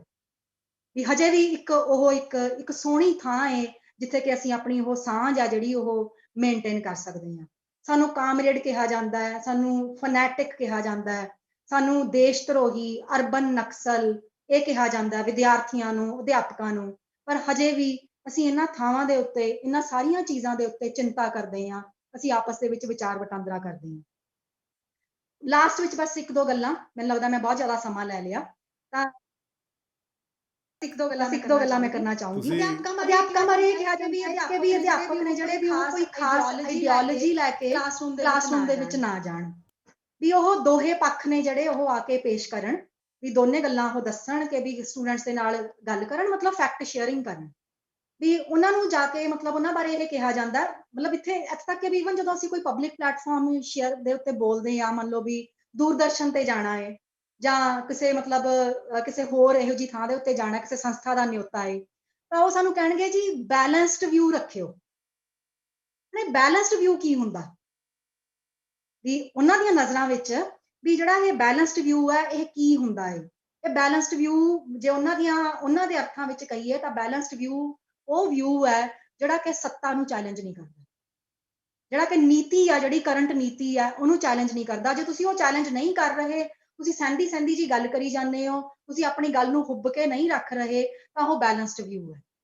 ਜਿਵੇਂ ਮਤਲਬ ਇੱਕ ਛੋਟੀ ਜਿਹੀ ਮੈਂ ਐਗਜ਼ਾਮਪਲ ਤੁਹਾਨੂੰ ਮੈਂ ਦਿੰਦੀ ਆ ਕਿ ਵੀ ਸਾਡੀ ਜਿਹੜੀ ਫਾਰਮਰ ਕਮਿਸ਼ਨ ਦੀ ਜਿਹੜੀ ਮਤਲਬ ਆਪਣੀ ਕਿਸਾਨ ਤੇ ਕਿਸਾਨ ਮਜ਼ਦੂਰਾਂ ਦੀ ਜਿਹੜੇ ਕਿ ਖੇਤ ਮਜ਼ਦੂਰ ਨੇ, ਉਹਨਾਂ ਦੀ ਜਿਹੜੀ ਸਾਡੀ ਮਤਲਬ ਪੰਜਾਬ ਦੀ ਵੱਡੀ ਅਧਿਕਾਰਤ ਸੰਸਥਾ ਹੈ, ਜਿਹੜਾ ਉਹਦਾ ਚੇਅਰਪਰਸਨ ਹੈ ਉਹ ਕਾਂਗਰਸ ਦਾ ਨੁਮਾਇੰਦਾ, ਕਾਂਗਰਸ ਵੱਲੋਂ ਰੱਖਿਆ ਹੋਇਆ, ਪਰ ਉਹ ਆਪਣੇ ਭਾਸ਼ਣਾਂ ਦੇ ਵਿੱਚ ਜਦੋਂ ਵੀ ਉਹ ਫਾਰਮ ਬਿੱਲ ਦੀ ਗੱਲ ਕਰਦਾ, ਤਾਂ ਫਾਰਮ ਬਿੱਲ ਦੀ ਗੱਲ ਕਰਦਿਆਂ ਮਤਲਬ ਉਹ ਪੂਰੀ ਗੱਲ ਦੱਸੂਗਾ ਕਿ ਵੀ ਆੜ੍ਹਤੀਆਂ ਨੂੰ ਕੀ ਫਰਕ ਪਊਗਾ, ਇਹਦੇ ਨਾਲ ਮਤਲਬ ਕਿਸਾਨਾਂ ਨੂੰ ਕੀ ਫਰਕ ਪਊਗਾ, ਜੋ ਗੱਲ ਸਾਡੀ ਮਤਲਬ ਆਪਣੇ ਜੋ ਡਿਸਕੋਰਸ ਦੇ ਵਿੱਚ ਹੈਗੀ ਆ ਉਸ ਗੱਲ ਨੂੰ ਕਰੂਗਾ, ਉੱਤੇ ਪਾਸੇ ਨਹੀਂ ਹੁੰਦਾ ਹੈਗਾ। ਪਰ ਇਹ ਬਾਅਦ ਵਿੱਚੋਂ ਕਹੂਗਾ सरकार की मंशा बुरी नहीं है, बस उसके पास कुछ एक्सपर्ट्स की कमी है जो उसको सही सलाह नहीं दे पा रहे। मतलब केंद्र सरकार बारे ਉਹ ਇਹ ਗੱਲ ਕਹਿੰਦਾ। मतलब ਇਹ ਹੁੰਦਾ ਬੈਲੈਂਸਡ ਵਿਊ। ਬੈਲੈਂਸਡ ਵਿਊ ਇਹ ਹੁੰਦਾ ਹੈ ਕਿ ਵੀ ਇੱਧਰਲੀਆਂ ਵੀ ਖਾਈ ਜਾਣੀਆਂ ਤੇ ਉੱਧਰ ਵੀ ਕੁੱਤੇ ਝਾਕ ਰੱਖਣੀ। ਇਹਨੂੰ ਬੈਲੈਂਸਡ ਵਿਊ ਕਹਿੰਦੇ ਆ। ਇੱਕ ਵਾਰੀ ਮੈਂ ਕਿਸੇ ਸੰਸਥਾ ਦੇ ਵਿੱਚ ਕਿਸੇ ਗਈ ਤਾਂ ਉੱਥੇ ਉਹਨਾਂ ਨੇ ਮਤਲਬ ਸਾਰਿਆਂ ਦੇ ਵਾਸਤੇ, ਸਾਰਿਆਂ ਨੂੰ ਸ਼ਾਮਲ ਕਰਨ ਵਾਸਤੇ ਸਾਰੀਆਂ ਵਿਚਾਰਧਾਰਾਵਾਂ ਦੇ ਜਿਹੜੇ ਮਤਲਬ ਲੋਕ ਨੇ, ਉਹ ਆਪਣੇ ਜਿਹੜੇ EMPLOYEES ਨੇ ਉਹਨਾਂ ਨੂੰ ਬੁਲਾਇਆ ਹੋਇਆ ਸੀਗਾ। ਤੇ ਫਿਰ ਮੇਰੇ ਭਾਸ਼ਣ ਤੋਂ ਪਹਿਲਾਂ ਉਹਨਾਂ ਨੇ ਉਹਨਾਂ ਨੂੰ ਕਿਹਾ ਕਿ ਵੀ ਉਹਨਾਂ ਦਾ ਹਰੇਕ ਜਿਹੜੀ ਪਾਰਟੀ ਸੀਗੀ ਉਹਨਾਂ ਦਾ ਬੰਦਾ ਇਕੱਲਾ ਇਕੱਲਾ ਆ ਕੇ ਬੋਲਦਾ ਰਿਹਾ। ਤਾਂ ਉਹਨਾਂ ਦੇ ਵਿੱਚੋਂ ਮਤਲਬ ਇੱਕ ਬੰਦਾ ਆਇਆ ਜਿਹੜਾ ਕਿ ਸਾਡੀ ਜਿਹੜੀ ਮਤਲਬ ਮੌਜੂਦਾ ਕੇਂਦਰ ਸਰਕਾਰ ਹੈ ਉਹਦਾ ਸਪੋਰਟਰ ਸੀਗਾ। ਤਾਂ ਉਹਨੇ ਆ ਕੇ ਕਿਹਾ, ਮੈਨੂੰ ਲੱਗਦਾ ਕਿ ਸ਼ਾਇਦ ਮੇਰਾ ਮੁੱਦਾ ਹੈ ਜਿਹੜਾ ਉਹ ਉਸ ਟਾਈਮ ਜਾਂ NPS ਸੀ ਜਾਂ ਉਹ ਮੇਡ ਇਨ ਇੰਡੀਆ ਸੀਗਾ, make in India C sorry. ਤਾਂ ਕੁਛ ਇਹੋ ਜਿਹਾ ਮੁੱਦਾ ਸੀਗਾ ਜਿਹੜਾ ਕਿ ਵੀ ਸਾਡੀ ਮਤਲਬ ਮੌਜੂਦਾ ਸਰਕਾਰ ਦਾ ਸਲੋਗਨ ਸੀਗਾ। ਤਾਂ ਉਦੋਂ ਉਹਨੇ ਆ ਕੇ ਕਿਹਾ ਕਿ ਵੀ ਤੁਸੀਂ ਮਤਲਬ ਜਿਹੜਾ ਹੈਗਾ ਬੈਲੈਂਸਡ ਵਿਊ ਦਿਓ, ਵੀ ਤੁਸੀਂ ਸਿਰਫ ਸਰਕਾਰ ਦੀਆਂ ਬੁਰਾਈਆਂ ਨਾ ਕਰਿਓ, ਵੀ ਤੁਸੀਂ ਜਿਹੜੀਆਂ ਹੈਗੀਆਂ ਨੇ ਵੀ ਕੁਝ ਉਹਦੀਆਂ ਚੰਗੀਆਂ ਗੱਲਾਂ ਬਾਰੇ ਵੀ ਦੱਸੋ। ਤਾਂ ਜਦੋਂ ਮਤਲਬ ਮੈਂ ਉੱਥੇ ਜਾ ਕੇ ਬੋਲਣਾ ਸ਼ੁਰੂ ਕੀਤਾ ਤਾਂ ਮੇਰੇ ਕੋਲੇ ਤੱਥ ਤਾਂ ਬੋਲਦੇ ਨਹੀਂ ਸੀਗੇ ਉਹ। ਤਾਂ ਫਿਰ ਮੈਂ ਉਹਨੂੰ ਮਤਲਬ ਮੈਂ ਉਸ ਸਟੇਜ ਦੇ ਉੱਤੇ ਮੈਂ ਜਿਹੜੀ ਇਹ ਗੱਲ ਕਹੀ, ਮੈਂ ਉਹਨੂੰ ਕਿਹਾ, ਮੈਂ ਕਿਹਾ ਭਰਾਵਾ ਗੱਲ ਹੁਣ ਐ ਹੈ ਕਿ ਵੀ ਇੰਨਾ ਚਿਰ ਹੋ ਗਿਆ ਵੀ ਸਰਕਾਰੀ ਨੀਤੀਆਂ ਦੇ ਖਿਲਾਫ ਬੋਲਦੇ ਆ। ਜੇ ਸੱਚ ਪੁੱਛੇ ਤਾਂ ਜੀ ਅੱਕਿਆ ਪਿਆ, ਜੇ ਸੱਚ ਪੁੱਛੇ ਤਾਂ ਬੜਾ ਜੀ ਕਰਦਾ ਹੈ ਕਿ ਵੀ ਸਟੇਜ ਦੇ ਉੱਤੇ ਜਾ ਕੇ ਸਰਕਾਰ ਦੀ ਪ੍ਰਸ਼ੰਸਾ ਕਰੀਏ, ਸਰਕਾਰ ਦੀਆਂ ਨੀਤੀਆਂ ਦੀ ਪ੍ਰਸ਼ੰਸਾ ਕਰੀਏ। ਪਰ ਇਹੋ ਜਿਹੀ ਸਰਕਾਰ ਤਾਂ ਆਵੇ, ਇਹੋ ਜਿਹੀਆਂ ਸਰਕਾਰ ਦੀਆਂ ਨੀਤੀਆਂ ਤਾਂ ਹੋਣ। ਬਸ ਇਹੀ ਗੱਲ ਮੈਂ ਅੱਜ ਕਹਿਣਾ ਚਾਹੁੰਦੀ ਆ ਕਿ ਸ਼ਾਇਦ ਤੁਹਾਨੂੰ ਕੁਝ ਗੱਲਾਂ, ਕੁਝ ਤਬਕਿਆਂ ਨੂੰ ਇਹ ਮਤਲਬ ਨਾ ਹਜਮ ਹੋਈਆਂ ਹੋਣ, ਪਰ ਉਹੀ ਗੱਲ ਮੈਂ ਫੇਰ ਦੁਹਰਾਉਣਾ ਚਾਹੁੰਦੀ ਆ ਕਿ ਵੀ ਸੱਚੀ ਮੁੱਚੀ ਜੀ ਕਰਦਾ ਹੈ ਹੁਣ ਕਿ ਵੀ ਕੋਈ ਇਹੋ ਜਿਹੀ ਮਤਲਬ ਸਰਕਾਰ ਆਵੇ, ਇਹੋ ਜਿਹੇ ਲੋਕਾਂ ਦੀ ਸਰਕਾਰ ਆਵੇ ਜਿਹਦੇ ਵਿੱਚ ਕਿ ਸਾਨੂੰ ਜਿਹੜਾ ਹੈਗਾ ਇਹ ਨੈਗੇਟਿਵ ਗੱਲਾਂ ਅਸੀਂ ਕਹਿਣੀਆਂ ਬੰਦ ਕਰਕੇ ਅਸੀਂ ਸੋਹਣੀਆਂ ਗੱਲਾਂ ਕਰੀਏ। ਮੈਂ ਇਹੋ ਜਿਹੇ ਭਵਿੱਖ ਦੀ ਆਸ ਰੱਖਦੀ ਆ ਤੇ ਪੰਜਾਬ ਦੀਆਂ ਹਾਇਰ ਐਜੂਕੇਸ਼ਨ ਇੰਸਟੀਟਿਊਸ਼ਨਸ ਨੂੰ ਦੇ ਵਾਸਤੇ ਉਮੀਦ ਰੱਖਦੀ ਆ ਕਿ ਵੀ ਸਾਡੀ ਜਿਹੜੀ ਫੇਟ ਹੈ ਉਹ ਉਧਰਲੇ ਪਾਸੇ ਸਾਨੂੰ ਲੈ ਕੇ ਜਾਵੇ। ਤੇ ਇੰਨੀ ਪੇਸ਼ੈਂਸ ਨਾਲ ਸੁਣਨ ਵਾਸਤੇ ਤੁਹਾਡਾ ਸਭ ਦਾ ਬਹੁਤ ਬਹੁਤ ਧੰਨਵਾਦ। ਮੈਡਮ ਤੁਹਾਡੀ ਬਹੁਤ ਬਹੁਤ ਮਿਹਰਬਾਨੀ। ਤੁਸੀਂ ਅੱਜ ਸਾਨੂੰ ਸਹੀ ਮਾਇਨਿਆਂ ਵਿੱਚ ਹਾਇਰ ਐਜੂਕੇਸ਼ਨ ਦੀ ਜਿਹੜੀ ਆ ਇੱਕ ਦ੍ਰਿਸ਼ ਸਾਡੇ ਸਾਹਮਣੇ ਪੇਸ਼ ਕਰ ਦਿੱਤਾ ਕਿ ਸਰਕਾਰਾਂ ਦਾ, ਸਟੇਟ ਦਾ ਇਹਦੇ ਪ੍ਰਤੀ ਕੀ ਰਵੱਈਆ, ਔਰ ਤੁਸੀਂ ਕੱਲੀ ਕੱਲੀ ਤੰਦ ਜਿਹੜੀ ਆ ਖੋਲ੍ਹ ਕੇ ਸਾਨੂੰ ਸਮਝਾ ਦਿੱਤੀ ਆ। ਅਤੇ ਮੇਰਾ ਖਿਆਲ ਹੈ ਵੀ ਪੰਜਾਬ ਦਰਸ਼ਨ ਦੇ ਜ਼ਰੀਏ, ਇਹਦੇ ਸਰੋਤਿਆਂ ਅਤੇ ਦਰਸ਼ਕਾਂ ਦੇ ਜ਼ਰੀਏ ਇਹ ਗੱਲ ਜ਼ਰੂਰ ਕਿਤੇ ਨਾ ਕਿਤੇ ਸਟੇਟ ਦੇ ਕੰਨਾਂ ਤੱਕ ਪਹੁੰਚੂਗੀ। ਔਰ ਜੇ ਸੱਚਮੁੱਚ ਤੁਹਾਡਾ ਇਹ ਵਿਖਿਆਨ ਕਿਸੇ ਨੇ ਧਿਆਨ ਨਾਲ ਸੁਣਿਆ ਹੋਇਆ ਅਤੇ ਅਸੀਂ ਕੁਛ ਨਾ ਕੁਛ ਕਿਸੇ ਦੇ ਦਿਲਾਂ ਵਿੱਚ ਆਉਣ ਵਾਲੀ ਚੇਂਜ ਲਈ ਉਮੀਦ ਕਰ ਸਕਦੇ ਹਾਂ। ਅਤੇ ਖ਼ਾਸ ਤੌਰ ਦੇ ਉੱਤੇ ਜਿਹੜੀ ਤੁਸੀਂ ਅਖੀਰ ਵਿੱਚ ਗੱਲ ਕਹੀ ਹੈ ਕਿ ਅਸੀਂ ਅੱਕੇ ਪਏ ਹਾਂ ਸਰਕਾਰ ਦੀ ਨਿਖੇਧੀ ਕਰ ਕਰਕੇ ਜਾਂ ਸਰਕਾਰਾਂ ਦੀ ਨਿਖੇਧੀ ਕਰ ਕਰਕੇ, ਅਤੇ ਅਸੀਂ ਖੁਦ ਚਾਹੁੰਦੇ ਹਾਂ ਕੋਈ ਇਹੋ ਜਿਹੀ ਸਾਡੀ ਸਰਕਾਰ ਆਵੇ, ਅਸੀਂ ਜਿਹਦੀ ਤਾਰੀਫ ਕਰੀਏ, ਜਿਹਦੇ ਅਸੀਂ ਸੋਹਲੇ ਗਾਈਏ। ਅਤੇ ਮੇਰਾ ਖਿਆਲ ਹੈ ਵੀ ਇੱਕ ਬੜਾ ਪੁਰਾਣਾ ਇੱਕ ਕਥਨ ਕਿਹਾ ਜਾਂਦਾ ਕਿ ਯਥਾ ਰਾਜਾ ਤਥਾ ਪ੍ਰਜਾ। ਇਹ ਉਦੋਂ ਦੀ ਗੱਲ ਸੀ ਜਦੋਂ ਰਾਜਾ ਜਿਹੜਾ ਉਹ ਲੋਕ ਨਹੀਂ ਸੀ ਚੁਣਦੇ, ਉਹ ਜ਼ੋਰ ਨਾਲ ਬਣਦਾ ਸੀਗਾ, ਤਲਵਾਰ ਦੇ ਜ਼ੋਰ ਨਾਲ ਬਣਦਾ ਸੀਗਾ, ਅਤੇ ਇੱਕ ਰਾਜਾ ਦੂਜੇ ਰਾਜੇ ਨੂੰ ਮਾਰ ਕੇ ਬਣਦਾ ਸੀਗਾ। ਉਸ ਵੇਲੇ ਲੋਕਾਂ ਕੋਲ ਕੋਈ ਚਾਰਾ ਨਹੀਂ ਸੀ ਹੁੰਦਾ ਅਤੇ ਉਹ ਸਿਰਫ ਯਥਾ ਰਾਜਾ ਤਥਾ ਪ੍ਰਜਾ ਉੱਦਾਂ ਦੇ ਲੋਕ ਹੋ ਜਾਂਦੇ ਸੀਗੇ ਜਿੱਦਾਂ ਦਾ ਰਾਜਾ ਹੁੰਦਾ ਸੀਗਾ। ਪਰ ਅੱਜ ਯਥਾ ਰਾਜਾ ਤਥਾ ਪ੍ਰਜਾ ਕਿਉਂ ਆ, ਜਦ ਕਿ ਅੱਜ ਰਾਜੇ ਨੂੰ ਲੋਕ ਚੁਣਦੇ ਆ। ਅੱਜ ਇਹ ਹੋਣਾ ਚਾਹੀਦਾ ਵੀ ਯਥਾ ਪ੍ਰਜਾ ਤਥਾ ਰਾਜਾ। ਲੇਕਿਨ ਅੱਜ ਵੀ ਅਸੀਂ ਆਪ ਸਰਕਾਰ ਚੁਣਦੇ ਹਾਂ, ਆਪ ਰਾਜੇ ਨੂੰ ਚੁਣਦੇ ਹਾਂ, ਅਤੇ ਅੱਜ ਵੀ ਹਾਲਤ ਉਹੀ ਆ ਵੀ ਯਥਾ ਰਾਜਾ ਤਥਾ ਪ੍ਰਜਾ। ਇਹ ਗੱਲ ਬਹੁਤ ਗੰਭੀਰਤਾ ਨਾਲ ਸੋਚਣ ਵਾਲੀ ਆ ਕਿ ਇੱਕ ਸਿਵਲ ਸੁਸਾਇਟੀ ਦੇ ਉੱਤੇ ਵੀ ਇੱਕ ਬਹੁਤ ਵੱਡਾ ਕੁਐਸਚਨ ਆਉਂਦਾ ਕਿ ਉਹ ਕਿਹੋ ਜਿਹੀ ਸਰਕਾਰ ਚੁਣਦੇ ਆ, ਉਹ ਕਿਹੋ ਜਿਹੇ ਰਾਜਾ ਚੁਣਦੇ ਆ, ਕਿਹੋ ਜਿਹਾ ਰਾਜ ਬਣਾਉਂਦੇ ਆ, ਕਿਹੋ ਜਿਹੇ MLA, ਕਿਹੋ ਜਿਹੇ MP, ਕਿਹੋ ਜਿਹੇ ਸਰਪੰਚ, ਕਿਹੋ ਜਿਹੇ ਪੰਚ ਚੁਣਦੇ ਆ। ਅਤੇ ਜਿਸ ਵੇਲੇ ਸਾਡੀ ਤੁਹਾਡਾ ਲੈਕਚਰ, ਤੁਹਾਡਾ ਵਿਖਿਆਨ ਪ੍ਰਜਾ ਨੇ ਸੁਣਿਆ, ਅਤੇ ਅਗਰ ਪ੍ਰਜਾ ਇਸ ਤਰ੍ਹਾਂ ਸੋਚੇ, ਆਪਣੀ ਜ਼ਿੰਮੇਵਾਰੀ ਨੂੰ ਸਮਝੇ, ਅਤੇ ਸ਼ਾਇਦ ਤੁਹਾਡਾ ਉਹ ਸੁਪਨਾ ਵੀ ਪੂਰਾ ਹੋ ਸਕਦਾ ਸਾਡਾ ਸਾਰਿਆਂ ਦਾ ਕਿ ਜੇ ਪ੍ਰਜਾ ਚੰਗੀ ਹੋ ਜਾਵੇ ਤਾਂ ਸ਼ਾਇਦ ਰਾਜਾ ਵੀ ਚੰਗਾ ਚੁਣਿਆ ਜਾਵੇ। ਅਤੇ ਤੁਹਾਡੇ ਵਿਖਿਆਨ ਨੇ ਪ੍ਰਜਾ ਦਾ ਦਿਲ ਤਾਂ ਜ਼ਰੂਰ ਹਿਲਾਉਣਿਆ, ਅਤੇ ਉਹ ਗੰਭੀਰਤਾ ਨਾਲ ਸੋਚਣਗੇ, ਆਪਣੀ ਜ਼ਿੰਮੇਵਾਰੀ ਨੂੰ ਪਛਾਣਨਗੇ। ਮੈਡਮ, ਤੁਹਾਡਾ ਬਹੁਤ ਬਹੁਤ ਧੰਨਵਾਦ। ਅਤੇ ਤੁਹਾਡੇ ਤੋਂ ਵੀ ਜ਼ਿਆਦਾ ਧੰਨਵਾਦ ਮੈਂ ਕਮਲੇਸ਼ ਗੋਇਲ ਦਾ ਕਰਦਾ, ਜਿਹਨੇ ਤੁਹਾਡੇ ਲੈਕਚਰ ਬਾਰੇ ਇਨਸਿਸਟ ਕੀਤਾ ਵੀ ਉਹਨਾਂ ਦਾ ਲੈਕਚਰ ਕਰਾਓ, ਔਰ ਖ਼ਾਸ ਤੌਰ ਦੇ ਉੱਤੇ ਇਸ ਵਿਸ਼ੇ ਦੇ ਉੱਤੇ ਸਾਨੂੰ ਜਾਣਕਾਰੀ ਮਿਲੇ। ਅਤੇ ਬਹੁਤ ਸਾਰੀਆਂ ਨਵੀਆਂ ਗੱਲਾਂ ਤੁਹਾਡੇ ਤੋਂ ਸਾਨੂੰ ਪਤਾ ਲੱਗੀਆਂ, ਜਿਹਦਾ ਸਾਨੂੰ ਬਿਲਕੁਲ ਉਸ ਤਰ੍ਹਾਂ ਖਿਆਲ ਨਹੀਂ ਸੀ ਜਿਸ ਤਰ੍ਹਾਂ ਤੁਸੀਂ ਉਹਨੂੰ ਖੋਲ੍ਹ ਕੇ ਸਮਝਾਇਆ। ਬਹੁਤ ਬਹੁਤ ਮੈਡਮ ਮਿਹਰਬਾਨੀ, ਤੁਸੀਂ ਇਸ ਵਕਤ ਸਾਨੂੰ ਸਮਾਂ ਦਿੱਤਾ। ਮੈਂ ਇੱਕ ਦੋ ਨਿੱਕੀਆਂ ਨਿੱਕੀਆਂ ਗੱਲਾਂ, ਓਬਜ਼ਰਵੇਸ਼ਨਸ ਤੁਹਾਡੇ ਨਾਲ ਸ਼ੇਅਰ ਕਰਨੀ ਚਾਹੁੰਦਾ ਕਿ ਮੈਂ ਜਦੋਂ ਕਾਲਜ ਵਿੱਚ ਪੜ੍ਹਾਉਣ ਲੱਗਿਆ ਸੀਗਾ, ਅਤੇ ਮੈਂ ਕਈ ਪਾਸੇ ਦੇਖਿਆ ਵੀ ਕਈ ਕਾਲਜਾਂ ਵਿੱਚ ਪਹਿਲਾਂ ਹੀ ਇੱਕ MA ਹੁੰਦੀ ਸੀ, ਖ਼ਾਸ ਤੌਰ 'ਤੇ ਹਿਸਟਰੀ ਦੀ MA ਹੋਣੀ, ਕਿਤੇ ਪੰਜਾਬੀ ਦੀ MA ਹੋਣੀ। ਅਤੇ ਮੇਰਾ ਆਪਣਾ ਇਹ ਮੰਨਣਾ, ਵੈਸੇ ਮੈਂ ਕਾਲਜ ਪੜ੍ਹਾਉਣਾ, ਭਾਵੇਂ ਮੈਨੂੰ ਇਹ ਗੱਲ ਕਹਿਣੀ ਨਹੀਂ ਚਾਹੀਦੀ ਕਿ ਕਾਲਜਾਂ ਦੇ ਵਿੱਚ MA ਨਹੀਂ ਹੋਣੀ ਚਾਹੀਦੀ, ਕਿਉਂਕਿ ਕਾਲਜਾਂ ਦੇ ਵਿੱਚ ਜਿਹੜਾ ਬੇਸ਼ੱਕ ਟੀਚਰ ਜਿੰਨਾ ਮਰਜ਼ੀ ਚੰਗਾ ਹੋਵੇ, ਪਰ ਕਾਲਜ ਵਿੱਚ MA ਦਾ ਮਾਹੌਲ ਨਹੀਂ ਬਣਦਾ ਹੈ। ਨਾ ਉਸ ਤਰ੍ਹਾਂ ਦੀ ਓਪਨ ਲਾਇਬ੍ਰੇਰੀ ਹੁੰਦੀ ਆ, ਨਾ ਉਸ ਤਰ੍ਹਾਂ ਦਾ ਵਾਤਾਵਰਣ ਬਣਦਾ। ਪਰ ਮੈਂ ਦੇਖਿਆ ਵੀ ਕਾਲਜਾਂ ਵਿੱਚ ਇਸ ਕਰਕੇ MA ਸ਼ੁਰੂ ਕਰ ਲੈਂਦੇ ਆ ਕਿ ਜੇ ਕਾਲਜ ਵਿੱਚ ਇੱਕ MA ਚੱਲਦੀ ਹੋਵੇ ਤਾਂ ਪ੍ਰਿੰਸੀਪਲ ਦੀ ਥੋੜ੍ਹੀ ਤਨਖਾਹ ਵੱਧ ਜਾਂਦੀ ਹੈ। ਔਰ ਮੈਂ ਕਈ ਕਾਲਜਾਂ ਵਿੱਚ ਇਹ ਦੇਖਿਆ ਕਿ ਉੱਥੇ ਉਹ ਕਹਿੰਦੇ ਵੀ ਹੁਣ ਇੱਕ MA ਹੋਰ ਸ਼ੁਰੂ ਕਰਨੀ ਆ, ਉਹ 2 MA ਸ਼ੁਰੂ ਕਰ ਲੈਂਦੇ ਆ, ਅਤੇ ਉਹਦਾ ਵੀ ਕਾਰਨ ਇਹੀ ਹੁੰਦਾ ਵੀ 2 MA ਚੱਲਦੀਆਂ ਹੋਣ ਅਤੇ ਪ੍ਰਿੰਸੀਪਲ ਦੀ ਤਨਖਾਹ ਵੱਧ ਜਾਂਦੀ ਹੈ। ਅਤੇ ਇੱਕ ਹੋਰ ਤੁਹਾਡੇ ਨਾਲ ਮੈਂ ਗੱਲ ਸਾਂਝੀ ਕਰਦਾ ਕਿ ਪਿੱਛੇ ਜੇ ਮੈਂ ਉਸ ਯੂਨੀਵਰਸਿਟੀ ਦਾ ਨਾਂ ਨਹੀਂ ਲੈਣਾ, ਕਿ ਇੱਕ ਯੂਨੀਵਰਸਿਟੀ ਨੇ ਪੰਜਾਬੀ ਦੀ MA ਫ੍ਰੀ ਕਰ ਦਿੱਤੀ, ਕਿ ਵਿਦਿਆਰਥੀਆਂ ਤੋਂ ਕੋਈ ਫੀਸ ਹੀ ਨਹੀਂ ਲੈਣੀ। ਉੱਥੋਂ ਦੇ ਅਧਿਆਪਕ ਬੜੇ ਖੁਸ਼ ਹੋਏ ਵੀ ਦੇਖੋ ਯੂਨੀਵਰਸਿਟੀ ਕਿੰਨੀ ਮਿਹਰਬਾਨ ਹੋ ਗਈ ਪੰਜਾਬੀ ਦੇ ਉੱਤੇ। ਜਦ ਕਿ ਅਸਲ ਗੱਲ ਇਹ ਸੀ ਕਿ ਜਿਵੇਂ ਦੁਕਾਨ 'ਚ ਜਿਹੜੀ ਚੀਜ਼ ਨਹੀਂ ਵਿਕਦੀ, ਦੁਕਾਨਦਾਰ ਉਹਦੀ ਸੇਲ ਲਾ ਦਿੰਦੇ ਆ, ਵੀ ਬਾਹਰ ਰੱਖ ਦਿੰਦੇ ਆ ਵੀ ਹਾਂਜੀ ਮੁਫਤ ਦੇ ਭਾਅ ਲੈ ਜਾਓ। ਯਾਨੀ ਸਾਡੀ ਹਾਇਰ ਐਜੂਕੇਸ਼ਨ ਦਾ ਇਸ ਤਰ੍ਹਾਂ ਦਾ ਹਾਲ ਆ ਵੀ ਉਹਨੂੰ ਸੀਰੀਅਸਲੀ ਨਹੀਂ ਲਿਆ ਜਾ ਰਿਹਾ। ਅਤੇ ਇੱਕ ਹੋਰ ਬਹੁਤ ਜ਼ਿਆਦਾ ਤੁਸੀਂ ਉਸ ਪਾਸੇ ਧਿਆਨ ਨਹੀਂ, ਮਤਲਬ ਉਹ ਨੁਕਤਾ ਤੁਸੀਂ ਛੋਹਿਆ ਨਹੀਂ ਕਿ ਅੱਜ ਕੱਲ੍ਹ ਖ਼ਾਸ ਤੌਰ 'ਤੇ ਸਾਡੇ ਇੱਥੇ ਕਾਲਜਾਂ ਵਿੱਚ ਮੈਂ ਦੇਖਦਾ ਵੀ ਇੱਕ ਟੀਚਰ ਨੇ 4 ਪੀਰੀਅਡ ਪੜ੍ਹਾਉਣੇ ਹੁੰਦੇ ਆ। ਜਿਹੜਾ ਇੱਕ ਰੈਗੂਲਰ ਟੀਚਰ ਹੈ, ਜਿਹਦੀ ਤਨਖਾਹ 1.5 ਲੱਖ ਤੋਂ 2 ਲੱਖ ਤੱਕ ਹੁੰਦੀ ਆ, ਉਹਨੂੰ 3 ਜਾਂ 4 ਪੀਰੀਅਡ ਪੜ੍ਹਾਉਣੇ ਹੁੰਦੇ ਆ।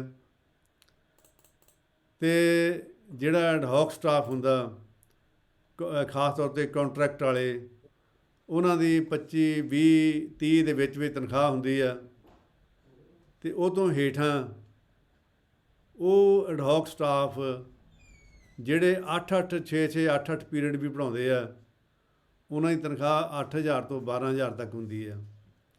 ਤੁਸੀਂ ਦੇਖੋ ਵੀ ਜੇ ਇੱਕੋ ਹੀ ਸੰਸਥਾ ਦੇ ਵਿੱਚ ਇੱਕੋ ਜਿਹੇ ਕੰਮ ਕਰਨ ਵਾਲੇ ਕੋਈ 8 ਤੇ 12,000 ਰੁਪਈਆ ਲੈ ਰਿਹਾ, ਕੋਈ 21 ਤੋਂ 25,000 ਲੈ ਰਿਹਾ, ਕੋਈ 1.5 ਲੱਖ ਤੋਂ 2 ਲੱਖ ਰੁਪਈਆ ਲੈ ਰਿਹਾ, ਇਹ ਜਿਹੜਾ ਫਰਕ ਜਿਹੜਾ ਆ, ਇੱਕ ਉਹਨਾਂ ਦੀ ਕਦੇ ਵੀ ਆਪਣੇ ਅੰਦਰੋਂ ਹੀ ਜਿਵੇਂ ਅੰਦਰ ਬੁੱਝ ਜਾਂਦਾ, ਅੰਦਰ ਮਰ ਜਾਂਦਾ।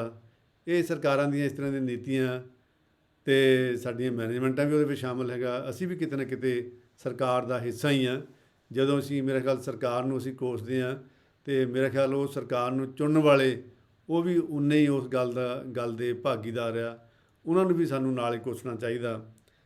ਅਤੇ ਸਾਡੀ ਇੱਕ ਰਵਾਇਤ ਹੈ ਕਿ ਅਸੀਂ ਜਿਨ੍ਹਾਂ ਨੇ ਲੈਕਚਰ ਸੁਣਿਆ ਅਤੇ ਖ਼ਾਸ ਤੌਰ ਦੇ ਉੱਤੇ ਜਿਨ੍ਹਾਂ ਨੇ ਕੋਈ ਕੌਮੈਂਟ ਕੀਤਾ, ਵਧਾਈ ਦਿੱਤੀ ਜਾਂ ਲਾਈਕ ਕੀਤਾ, ਅਸੀਂ ਉਹ ਰੇਡੀਓ ਦੀ ਪਰੰਪਰਾ ਵਾਂਗ ਉਹਨਾਂ ਦਾ ਨਾਂ ਜ਼ਰੂਰ ਲੈਂਦੇ ਹਾਂ। ਅਤੇ ਸਾਡੇ ਸਰੋਤੇ ਦਰਸ਼ਕ ਦਵਿੰਦਰ ਸਿੰਘ ਭੁੱਲਾ ਰਾਈ, ਪਰਮਜੀਤ ਸਿੰਘ ਸਿੱਧੂ, ਰਮਨਜੀਤ ਸਿੰਘ ਸਿੱਧੂ, ਹਰਮੀਤ ਵਿਦਿਆਰਥੀ, ਪਰਮਜੀਤ ਦੁਸਾਂਝ, ਤਰਲੋਚਨ ਸਿੰਘ ਚੰਡੀਗੜ੍ਹ ਤੋਂ, ਨਵਜੀਤ ਮਹਿਰੌਕ, ਅਸ਼ਵਿੰਦਰ ਕੌਰ USA, ਗੁਰਬਚਨ ਸਿੰਘ ਸਾਗਰੀ ਅੰਦੇਮਾਨ ਤੋਂ, ਡਾਕਟਰ ਕੌਲ SN ਕਾਲਜ ਬੰਗੇ ਤੋਂ, ਡਾਕਟਰ ਮਨਜਿੰਦਰ ਸਿੰਘ ਗੁਰੂ ਨਾਨਕ ਦੇਵ ਯੂਨੀਵਰਸਿਟੀ ਅੰਮ੍ਰਿਤਸਰ ਤੋਂ, ਪ੍ਰੋਫੈਸਰ ਹਰਜਿੰਦਰ ਸਿੰਘ ਸੇਖੋਂ ਲਹਿਰਪੁਰ ਖਾਲਸਾ ਕਾਲਜ ਤੋਂ, ਜਸਪਾਲ ਫਿਰਦੌਸੀ ਪੰਜਾਬ ਯੂਨੀਵਰਸਿਟੀ ਚੰਡੀਗੜ੍ਹ ਦਾ research scholar, doctor Gurjant Singh Mukandpur ਤੋਂ, ਪ੍ਰੋਫੈਸਰ ਪਰਮਿੰਦਰ ਸਿੰਘ ਗੁਰੂ ਨਾਨਕ ਕਾਲਜ, ਗੁਰਪ੍ਰੀਤ ਸਿੰਘ ਬੰਗੀ, ਪਰਮਿੰਦਰ ਸਿੰਘ ਬੰਗਾ, ਕਮਲੇਸ਼ ਜੈਨ,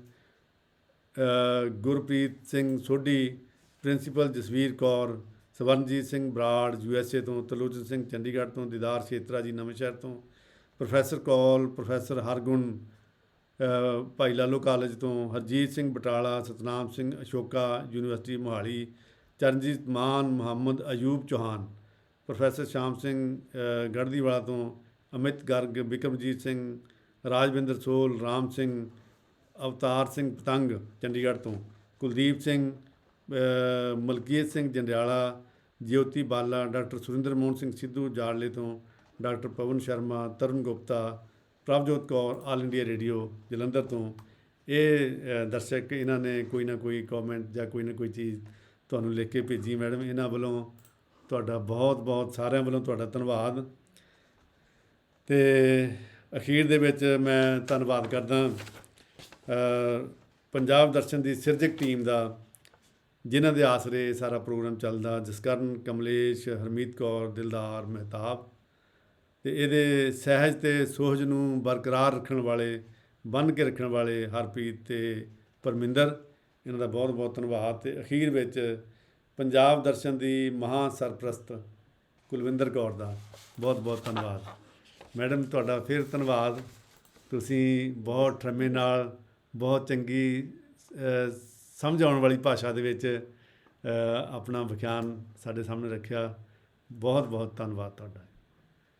ਧੰਨਵਾਦ ਸਾਰਿਆਂ ਨੂੰ, ਸਾਰੇ ਦਰਸ਼ਕਾਂ ਨੂੰ ਔਰ ਸਾਰੀ ਸਿਰਜਕ ਟੀਮ ਨੂੰ। ਇਸ ਤਰ੍ਹਾਂ ਸਾਨੂੰ ਨਾ ਇਹ ਪ੍ਰੋਗਰਾਮ ਸ਼ੁਰੂ ਕਰਨਾ ਆਉਂਦਾ, ਸਾਨੂੰ ਸਮਾਪਤੀ ਨਹੀਂ ਕਰਨੀ ਆਉਂਦੀ। ਉਹ ਅਖੀਰ ਵਿੱਚ ਜੀ ਕਰਦਾ ਰਹਿੰਦਾ ਵੀ ਕੋਈ ਹੋਰ ਗੱਲ ਕਰ ਲਈਏ, ਕੋਈ ਹੋਰ ਗੱਲ ਕਰ ਲਈਏ। ਜਦੋਂ ਮੈਂ ਸਾਹਮਣੇ ਆਇਆ ਸੀਗਾ ਤਾਂ ਇਸ ਕਰਕੇ ਨਹੀਂ ਸੀ ਆਇਆ ਵੀ ਟਾਈਮ ਹੋ ਗਿਆ। ਮੈਂ ਇਸ ਕਰਕੇ ਆਇਆ ਸੀਗਾ ਕਿ ਤੁਸੀਂ ਇਹ ਨਾ ਸੋਚੋ ਵੀ ਪਤਾ ਨਹੀਂ ਉਹ ਸੁਣਦੇ ਵੀ ਹੈ ਕਿ ਨਹੀਂ ਸੁਣਦੇ। ਅਤੇ ਤੁਸੀਂ ਕੋਈ ਅਖੀਰ ਵਿੱਚ ਕੋਈ ਹੋਰ ਗੱਲ ਕਰਨੀ ਚਾਹੁੰਦੇ, ਤੁਸੀਂ ਕੋਈ ਇੱਕ ਅੱਧੀ ਗੱਲ ਤੁਸੀਂ ਜ਼ਰੂਰ ਕਰੋ। ਬਸ ਸਾਰਿਆਂ ਨੂੰ, ਮਤਲਬ ਸਾਰਿਆਂ ਦਾ ਧੰਨਵਾਦ ਦੇਣਾ ਚਾਹੁੰਦੀ ਹਾਂ ਮੈਂ, ਕਿਉਂਕਿ ਮੈਨੂੰ ਇਹ ਲੱਗਿਆ ਕਿ ਮੈਂ ਲੰਬਾ ਸਮਾਂ ਲਿਆ ਅਤੇ ਲੋਕਾਂ ਨੇ ਪੇਸ਼ੈਂਸ ਨਾਲ ਸੁਣਿਆ, ਅਤੇ ਮੈਂ ਉਹਨਾਂ ਦੇ ਜਿਹੜੇ ਰਿਐਕਸ਼ਨਸ ਨੇ ਉਹ ਮੈਂ ਜ਼ਰੂਰ ਹੀ ਦੇਖਣੇ ਚਾਹਾਂਗੀ ਕਿ ਵੀ ਤਾਂ ਕਿ ਮਤਲਬ ਪਤਾ ਲੱਗੇ ਕਿ ਵੀ ਸਾਡੀਆਂ ਕਿੱਥੇ ਕਮੀਆਂ ਰਹਿ ਗਈਆਂ ਅਤੇ ਹੋਰ ਕਿਹੜੀਆਂ ਚੀਜ਼ਾਂ ਨੂੰ ਪੋਲਿਸ਼ ਕੀਤਾ ਜਾ ਸਕਦਾ। ਇੱਥੇ ਤੱਕ ਵੀ ਜਿਵੇਂ ਤੁਸੀਂ ਉਹ ਗੱਲ ਕੀਤੀ ਸੀਗੀ ਕਿ ਵੀ ਅਸੀਂ ਮਤਲਬ ਅਡਹੌਕ ਟੀਚਰਸ ਦੀ ਗੱਲ ਨਹੀਂ ਕੀਤੀ, ਮੈਂ ਥੋੜ੍ਹਾ ਜਿਹਾ ਛੋਇਆ ਸੀਗਾ, ਹਾਂ ਮੈਂ ਐਲੈਬੋਰੇਟ ਨਹੀਂ ਕੀਤਾ। ਜਦੋਂ ਮੈਂ ਇਹ ਕਿਹਾ ਸੀਗਾ ਕਿ ਵੀ ਜਦੋਂ ਅਸੀਂ ਕੁਆਲਿਟੀ ਦੇਖਦੇ ਹਾਂ ਤਾਂ ਸਾਨੂੰ ਮਤਲਬ ਵਿਦਿਆਰਥੀ ਅਤੇ ਰੈਗੂਲਰ ਟੀਚਰ ਦਾ ਅਨੁਪਾਤ ਦੇਖ ਲੈਣਾ ਚਾਹੀਦਾ। ਵੀ ਉਹਦਾ ਮੇਰਾ ਅਰਥ ਹੀ ਇਹ ਸੀ ਕਿ ਵੀ ਜਿਹੜੇ ਬਹੁਤੇ ਵਿਦਿਆਰਥੀ ਨੇ ਉਹ ਸਾਡੇ ਇਹਨਾਂ ਅਡਹੌਕ ਟੀਚਰਸ ਤੋਂ ਪੜ੍ਹ ਰਹੇ ਨੇ, ਜਿਹੜੇ ਕਿ ਅੰਡਰ ਕੰਪਨਸੇਟਡ ਨੇ, ਜ਼ਿਆਦਾ ਸਮਾਂ ਲਗਾਉਂਦੇ ਆ ਇਹਨਾਂ ਚੀਜ਼ਾਂ ਦੇ ਉੱਤੇ। ਅਤੇ ਮੈਂ ਮਤਲਬ ਇਸ ਗੱਲ ਤੋਂ ਮੈਂ ਮਾਫੀ ਮੰਗਦੀ ਹਾਂ ਕਿ ਵੀ ਮੈਂ ਉਹਨਾਂ ਦੇ ਮੁੱਦੇ ਨੂੰ ਉਨਾ ਜ਼ਿਆਦਾ ਕਲੀਅਰਲੀ ਅਤੇ ਉਨਾ ਐਲੈਬੋਰੇਟ ਨਹੀਂ ਕਰ ਸਕੀ। ਅਤੇ ਮੈਡਮ, ਤੁਹਾਡਾ ਲੈਕਚਰ ਅਸੀਂ YouTube 'ਤੇ ਪਾ ਦੇਣਾ ਅਤੇ ਉਹਦੇ 'ਤੇ ਫਿਰ ਬਹੁਤ ਸਾਰੇ ਲੋਕ ਸੁਣਦੇ ਰਹਿਣਗੇ, ਅਤੇ ਉੱਥੇ ਤੁਹਾਨੂੰ ਕੋਈ ਸਵਾਲ ਵੀ ਆ ਸਕਦਾ, ਤੁਸੀਂ ਖੁਦ ਵੀ ਦੇਖ ਸਕਦੇ ਆ। ਅਤੇ ਜੇ ਤੁਸੀਂ ਇਜਾਜ਼ਤ ਦੇਵੋ, ਅਸੀਂ ਤੁਹਾਡਾ ਫ਼ੋਨ ਨੰਬਰ ਵੀ ਉੱਥੇ ਪਾ ਦੇਵਾਂਗੇ, ਤੁਹਾਨੂੰ ਸਿੱਧਾ ਵੀ ਕੋਈ ਸਵਾਲ ਪੁੱਛ ਸਕਦਾ। ਅਤੇ ਮੇਰਾ ਖਿਆਲ ਹੈ ਕਿ ਟੀਚਰ ਨੂੰ ਲੋਕਾਂ ਦੇ ਸੰਪਰਕ ਵਿੱਚ ਰਹਿਣਾ ਚਾਹੀਦਾ। ਅਤੇ ਹਾਂਜੀ, ਬਹੁਤ ਬਹੁਤ ਮਿਹਰਬਾਨੀ ਜੀ, ਬਹੁਤ ਮਿਹਰਬਾਨੀ।